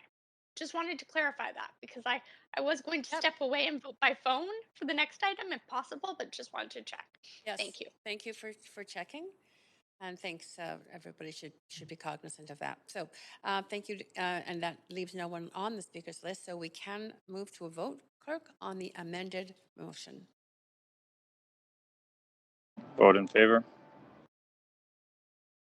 Councillor Bly in favor.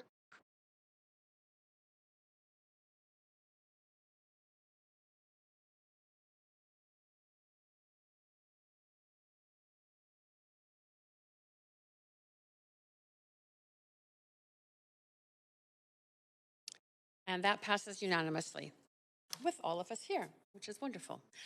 So well done. And we are now on to our final item. Sorry.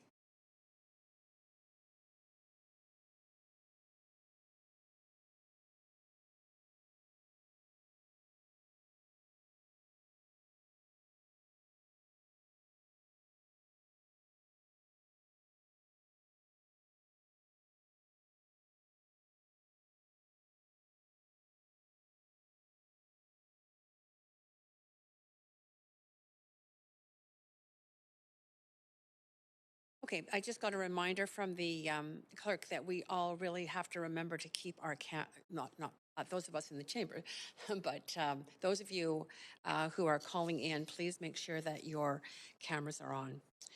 All right, we are on the final item on this agenda, the fourth referred motion, which is item 8, previously motion B10, a regulatory framework to enable innovative urban activation projects, which was moved and introduced by Councillor Dominato, seconded by Councillor Kirby-Yung. And we are now going to listen to speakers on this. Do we have Speaker Ian Tostenson, President and CEO of BC Rest Association, online? You do. Oh, that's great. You're very clear. So you have up to 5 minutes to address council. Go ahead. Well, thank you very much. And council, thank you for the time you put on these things. As you know, our industry was likely the canary in the coal mine in the last 2 years. We're still in it. We're far from being out of the pandemic. I listened to the stories about Gastown. Our businesses have not recovered financially. It's going to be a long time. So we've done a number of things over the last couple of years to try to be leaders and innovate and to bring value to the industry to get them through this. And at the same time, we've always made really earnest attempts to work with the City of Vancouver to position the city as being first and being leaders, attracting international attention if we can. And I think, you know, in most cases, the intentions are there. I don't think that we do a good job of actually getting across the finish line in many cases. But tonight, I just want to speak really quickly about the this motion, and I applaud Councillor Dominato for bringing it to the floor here. But essentially, what we're talking about here, in really simple terms, is the utilization of a space that's not being utilized for other purposes. In this particular case, this motion does refer to a business called Reef Technologies, and Reef Technologies, we've been working with them for about 2 years. They're a company that is has ownership in parking lots in Vancouver, and very innovative approach to taking these parking lots, not just in Vancouver, but across North America, for the purposes of repurposing them. In our case, the opportunity is, and I think you've all heard of ghost kitchens, which is for a business to set up a external kitchen and either produce their own brands of food in those kitchens. In some cases, they produce other brands entirely, and they do this because they have small facilities or small restaurants. They don't have the reach and frequency, and maybe they've got expansion plans of taking their brand and expanding it in parts of Canada. But what is really cool about this is that they don't have the capital requirements because REEF takes care of that. They don't have any of the marketing costs because REEF takes care of that. And basically, REEF takes care of everything. They take the recipe from the restaurant. They produce the food to the specifications. They market and they distribute. And they can distribute. So essentially, take a small business. Restaurants in Vancouver have been particularly hard hit, as they have been in Victoria, and allow that business to expand its geographical territory for a small fee. It increases its revenue. And it's also very much in line with third-party delivery, which, was about 13% of our business prior to the pandemic, and it's probably 30% of our business, and it's not going away. That's a trend that is cemented in the consumer's preferences now. Even when the pandemic starts to diminish, people have enjoyed that experience, and REEF has brought this to Vancouver to allow Vancouver to be a first. I really hope that you can find a way to the regulations to make it simple, because the regulations, the way it's been going to get this process, they've been working at 6 months on it right now, and it's gone into a labyrinth of complexity and needing approvals and development permits, and it's just got bogged down in red tape. And I'm really asking the city to find an easier way to approve the utilizations of these spaces. It's all for good reason.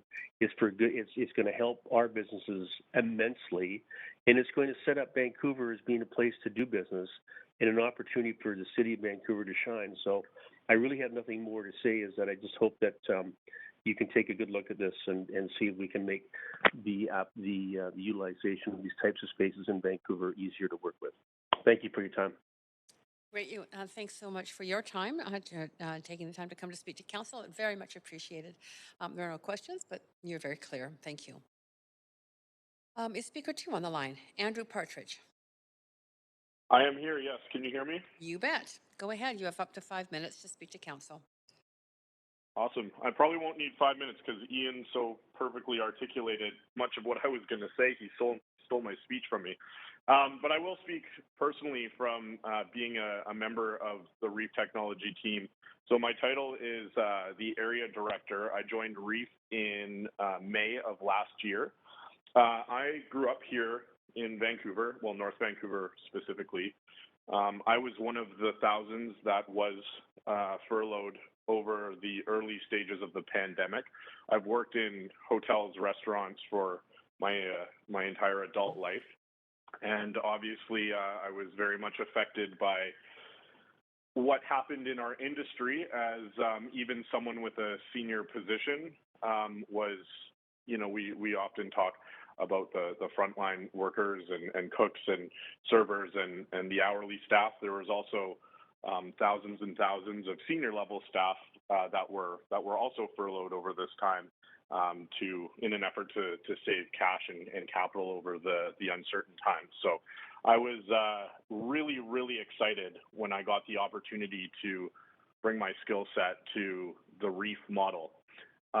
REEF is an ecosystem that connects the world to your block. So as Ian mentioned, what we aim to do is solve many of the problems that are facing the restaurant, retail, and global industries by leveraging our parking assets to deploy last mile deliverance with goods and services.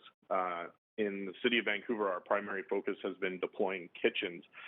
And one of the most empowering and exciting part of the job that I was really eagerly awaiting to get starting on is connecting and onboarding local brand partners. So we obviously have a very diverse and eclectic offering of restaurants here in the city, and I was tasked with the job of selecting 5 or more brand partners to join our platform and allow us to move their delivery radius from their brick and mortar locations into the suburbs or into the city, depending on where they currently exist.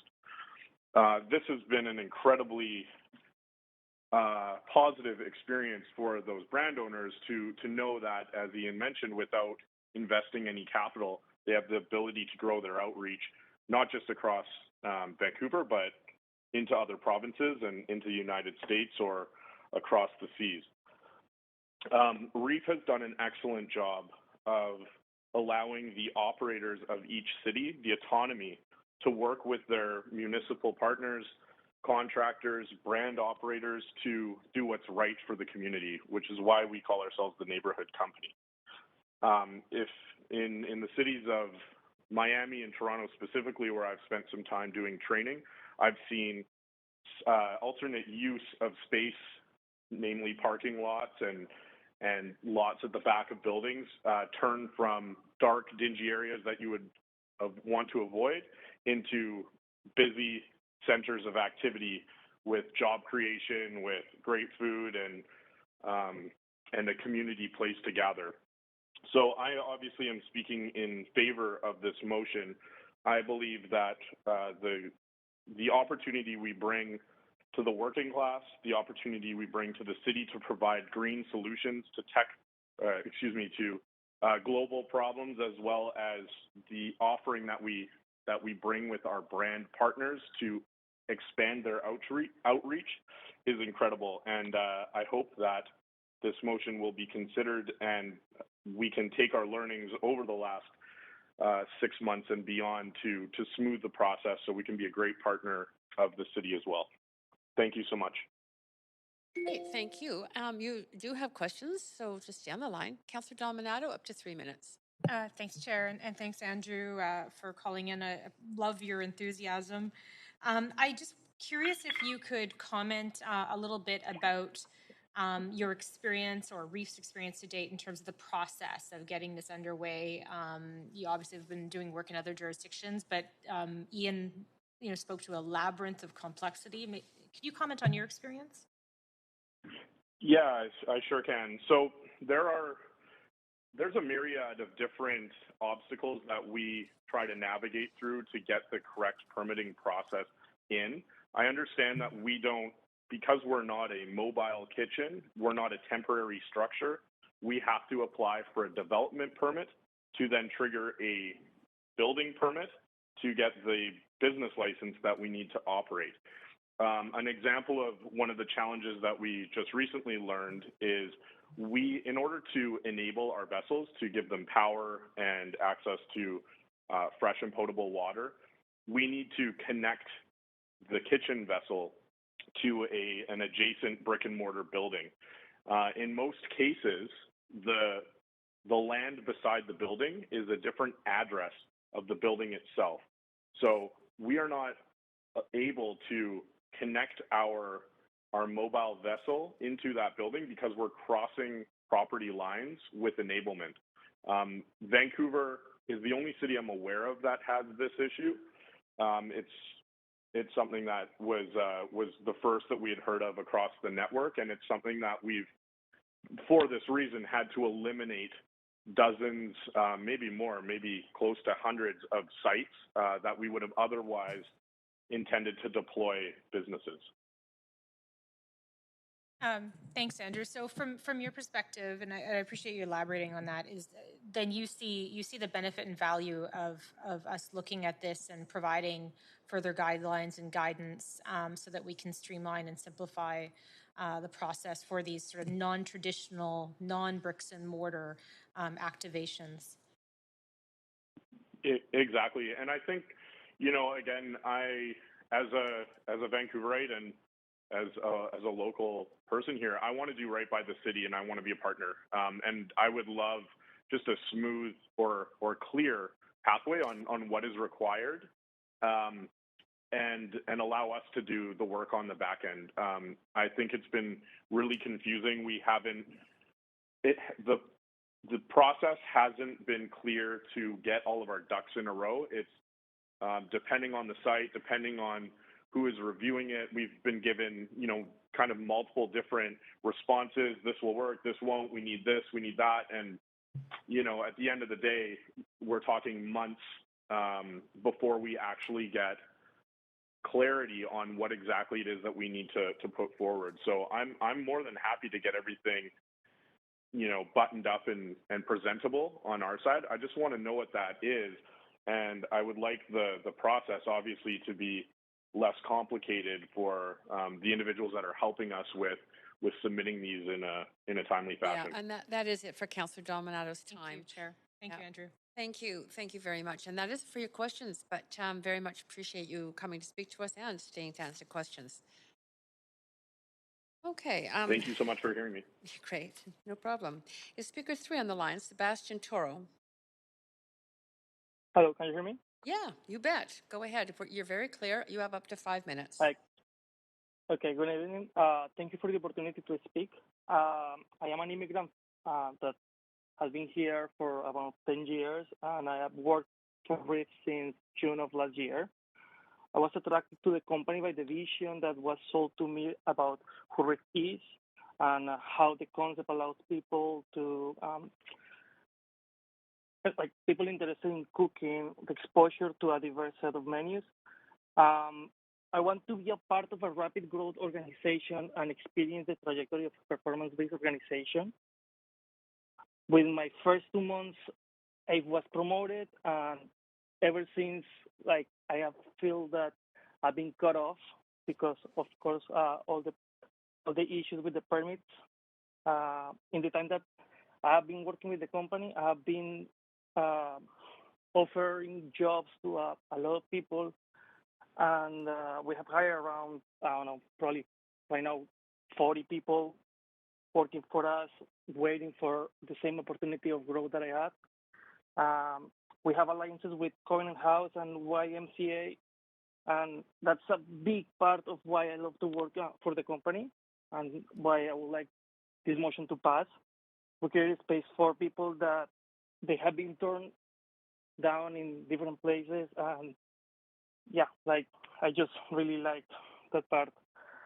Once we are full scale, I believe we will be able to provide extensive opportunities for growth and development, and I believe that kitchen cooks will learn logistics, retail, and ordering alongside with world-class food, which is kind of like what drives the city. Thank you for the opportunity to speak. I'm sorry that I'm kind of nervous the first time talking to this kind of things. No, you were very understandable, very clear. Thank you so much for taking the time to speak to us. Much appreciated. Thank you. Okay, Speaker 4, John Negrin. Speaker 4 on the line? Hello? Hi there. Yes. Hi there, can you hear me? Yep, you bet. Up to 5 minutes Perfect. to speak to council. Go ahead. Awesome.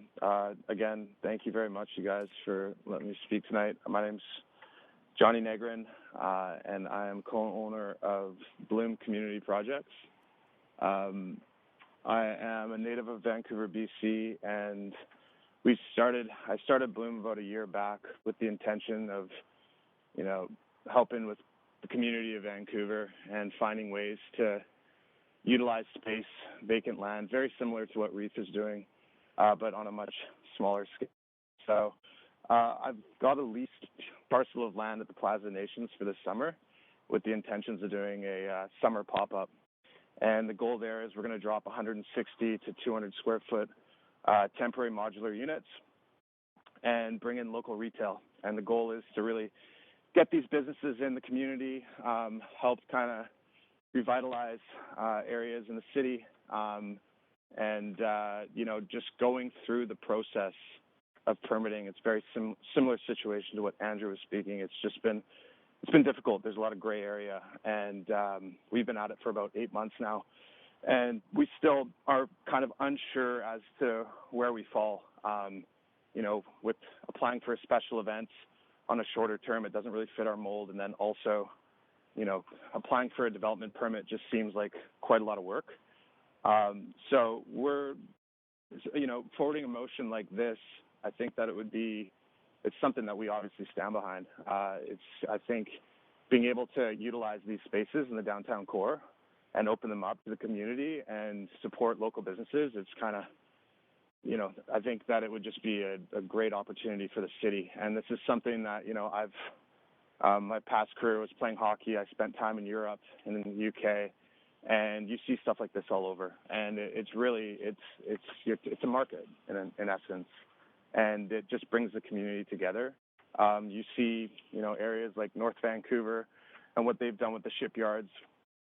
It's proven that, you can have these open spaces and you can be a little more lenient as to, the laws and the restrictions and the red tape.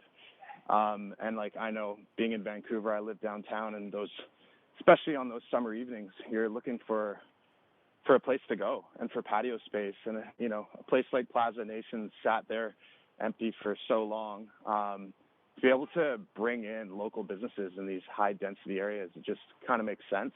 You see it's obviously very expensive real estate, and if we can get that lease rate and work with developers to try and utilize this land, I think it could just add a lot of benefit to the city. So, I'm in full support of it. I'm in support of companies like Reef coming into Vancouver and opening doors and changing ways, utilizing parking lots, working with the city. We're open to really anything. We want to try to find a way to really just connect the community, and that's what we stand behind. So really appreciate you guys letting us speak tonight, and thanks for your time. Wonderful. Thank you so much for speaking. There are no questions for you, but you were very clear, and we really appreciate you coming. Thank you. So we are now at the end of the speakers list, which means we are open to discussion on this motion.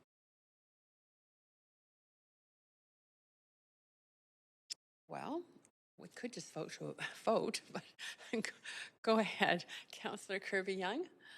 Oh, thanks. I'll be brief, but I just want to say I really want to be the kind of city that innovatively utilizes our space, and we have a lot of underutilized land. And I think that in the olden days, when we used to travel and have ability to go somewhere outside of our own city, if you remember pre-COVID, the things that were always great was how spaces were being used for the benefit of community. So you go through Brooklyn or all kinds of cities worldwide that would have pop-up, whether it was food truck utilization, whether it's in combination with local entertainment, in terms of the ability to live music, chances for people to be outdoors on underutilized lots, which we've all seen now is important during COVID. But it's that sense of energy, pop-up retail, they're all just sorts of things. There's more sustained examples like Box Park and Shoreditch in London that have become real demonstration projects because it's much more flexible and nimble and it can really incubate new concepts, smaller entrepreneurs, which is really interesting and exciting that can't afford, because just like we talk about housing affordability being so expensive, and people, gone are the days of the single family home, sometimes gone are the days of ownership. It's the same, not dissimilar in retail, right? Where it's really, really difficult to rent a space, especially if you're trying to start out. And this is a great way to not only provide great experiences for community, utilize assets like land that are not being maximized, and provide that sort of culture that fosters startup and innovation, which I think is incredibly interesting to do in sort of new and innovative ways. So I would really like to see us be able to be this kind of city. I just think about, for example, maybe a quick analogy is look at how much people responded to Vancouver all of a sudden having a patio culture, right? That came out of the pandemic. And everybody went, wow, they love this. There was an energy and a buzz, and there was life on the streets, and there were people enjoying them. And they said, it shouldn't have had to take a pandemic to do this, but what a great outcome that people got to enjoy that space. And I kind of look at this in a very similar way of being able to create that kind of, those really interesting spaces, art displays, right? Pop-up areas for artists that could utilize spaces for creation, whether it's amazing what you can do with shipping containers. You see them at the bottom of Lonsdale, and they've been pop-up patios. They can be other spaces. We just are not creating a creative opportunity to use that space. And I think that if we could shift the mindset a little bit to make to enable temporary uses, which is really what we're talking about here, because it's not the same, and of course you have to deal with safety issues, it's not the same as building a full-on building, right? Usually these are modular and adaptable, and it could be some really simple things like food trucks pull up and you allow seating, and there's all sorts of displays or pop-up things. So I just would really love to be that kind of city that has those spaces, because those are the things that people talk about. That's what knits and brings people together, and I say this a lot.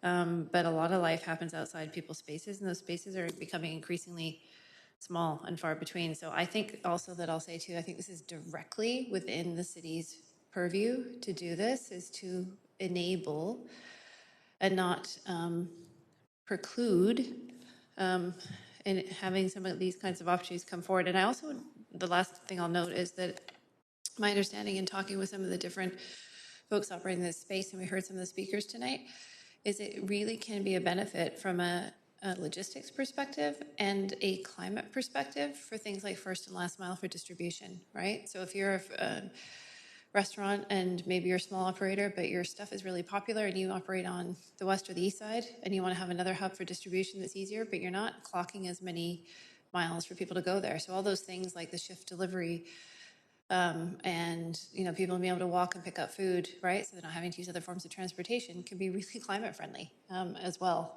and pragmatic. And it also enables those kind of new operators to extend their reach there. When we're trying to build neighborhoods, when we talk about complete communities, that's the other piece I'll just kind of tie in and leave here, is that people being able to access all of these types of experiences within their neighborhood. So I think for me, it hits livability, it hits, the city's core land use and enabling and permitting abilities. It hits climate, so it checks all the boxes for me. It supports our creative sector, it supports small business, it supports tourism. I'm hard pressed to think of something it doesn't support. So obviously, I think it's pretty clear I like it, and I will leave it there. Thank you. Thanks, Councillor Kirby-Yung, and Councillor Dominato, to you to close. Thanks, Chair. I think Councillor Kirby-Yung may have taken some of the words out of my mouth, but it's, I'll just reflect a couple of things. I really appreciated how articulate Ian Tossinson was in his reflections around the labyrinth of complexity and that some of these initiatives get bogged down in red tape. And you guys have all served on council long enough for me now to know that when I see gaps like that or challenges, I want to see how can we do better, how can we improve things, and I think that everyone here at the city is committed to that culture of service.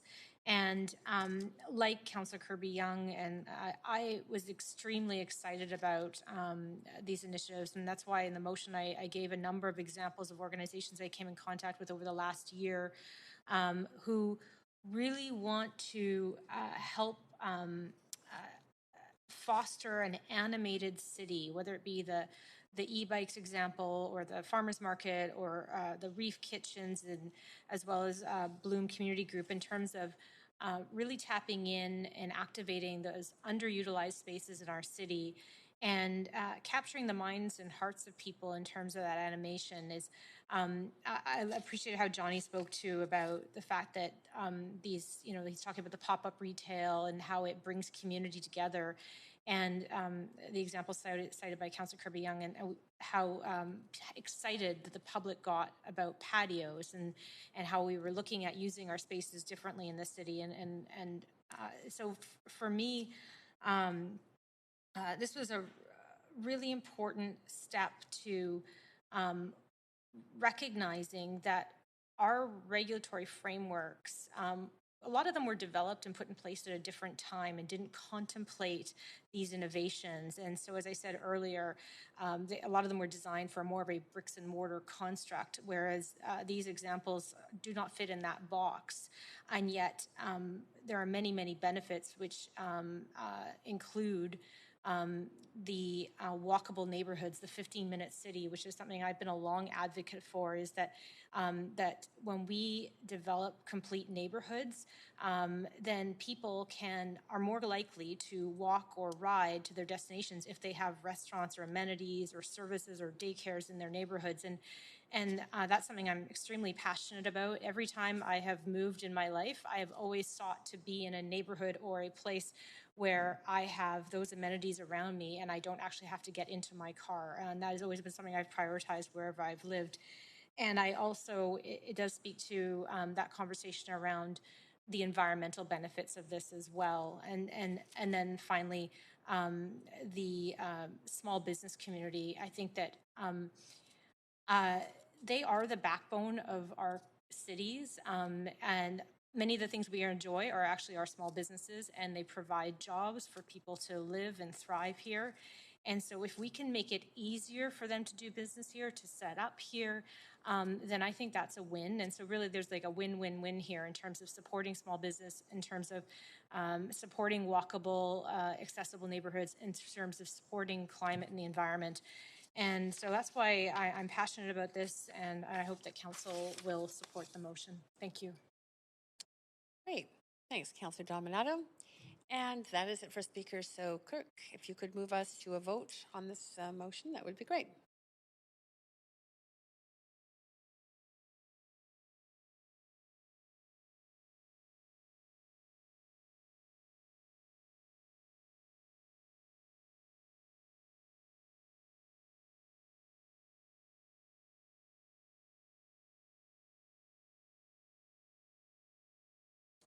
And that is unanimous. Great. So that's good. Yep. That is good. The standing, that completes item 8. That standing committee portion of this meeting is now complete. We will now convene in council with Mayor Stewart as chair to deal with the recommendations and actions from today's committee meeting. Thanks very much, Chair Carr. We're going to reconvene in council, and I'm going to ask the clerk for the roll call, please.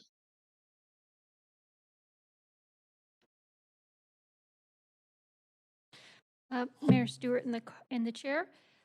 Councillor Carr. Here. Councillor DeGenova. Present. Councillor Fry. Present. Councillor Swanson is absent. Councillor Hardwick. Present. Councillor Wiebe is absent. Councillor Boyle. Present. Councillor Dominato. Present. Councillor Bly. Present. Councillor Kirby-Yung. You have quorum, Mayor Stewart. Thanks very much, clerks. We need a motion to adopt the standing committee's recommendations for items 1 to 8. So move. Councillor DeGenova. Thank you, Councillor DeGenova. I think I heard a seconder from Councillor Carr. Thanks very much. All in favor say yay. Yay. Yay. Opposed, nay. That's good. It has passed. We have 2 bylaws on the agenda for enactment, both bylaws related to item 1 on yesterday's public hearing agenda. Does anybody wish to hold these bylaws for debate, separate vote, or conflict of interest? You can just let me know verbally. Move adoption. Thanks very much. Second. Thank you, Councillor Bly. Any discussion? If not, all those in favor say yay. Yay. Yay. Opposed, nay. Thanks. That motion carries unanimously. And the list of these bylaws can be found on the website. Councillor Hardwick, would you like to? Before, thank you very much, Mayor. Before that, I'm sorry she's not here. I just would have liked to acknowledge that it's Councillor Swanson's birthday today. Too bad we could have sung happy birthday. But on that happy note, yes, a motion to adjourn. Thanks very much. Seconder? Second, Councillor Bly. Councillor Bly, thank you. All in favor, yay. Yay. Yay. Opposed, nay. There we go. We are adjourned. Thanks very much, everybody, for today. Thank you, clerk. Thank you, staff. Thanks to all participants. Okay. So long.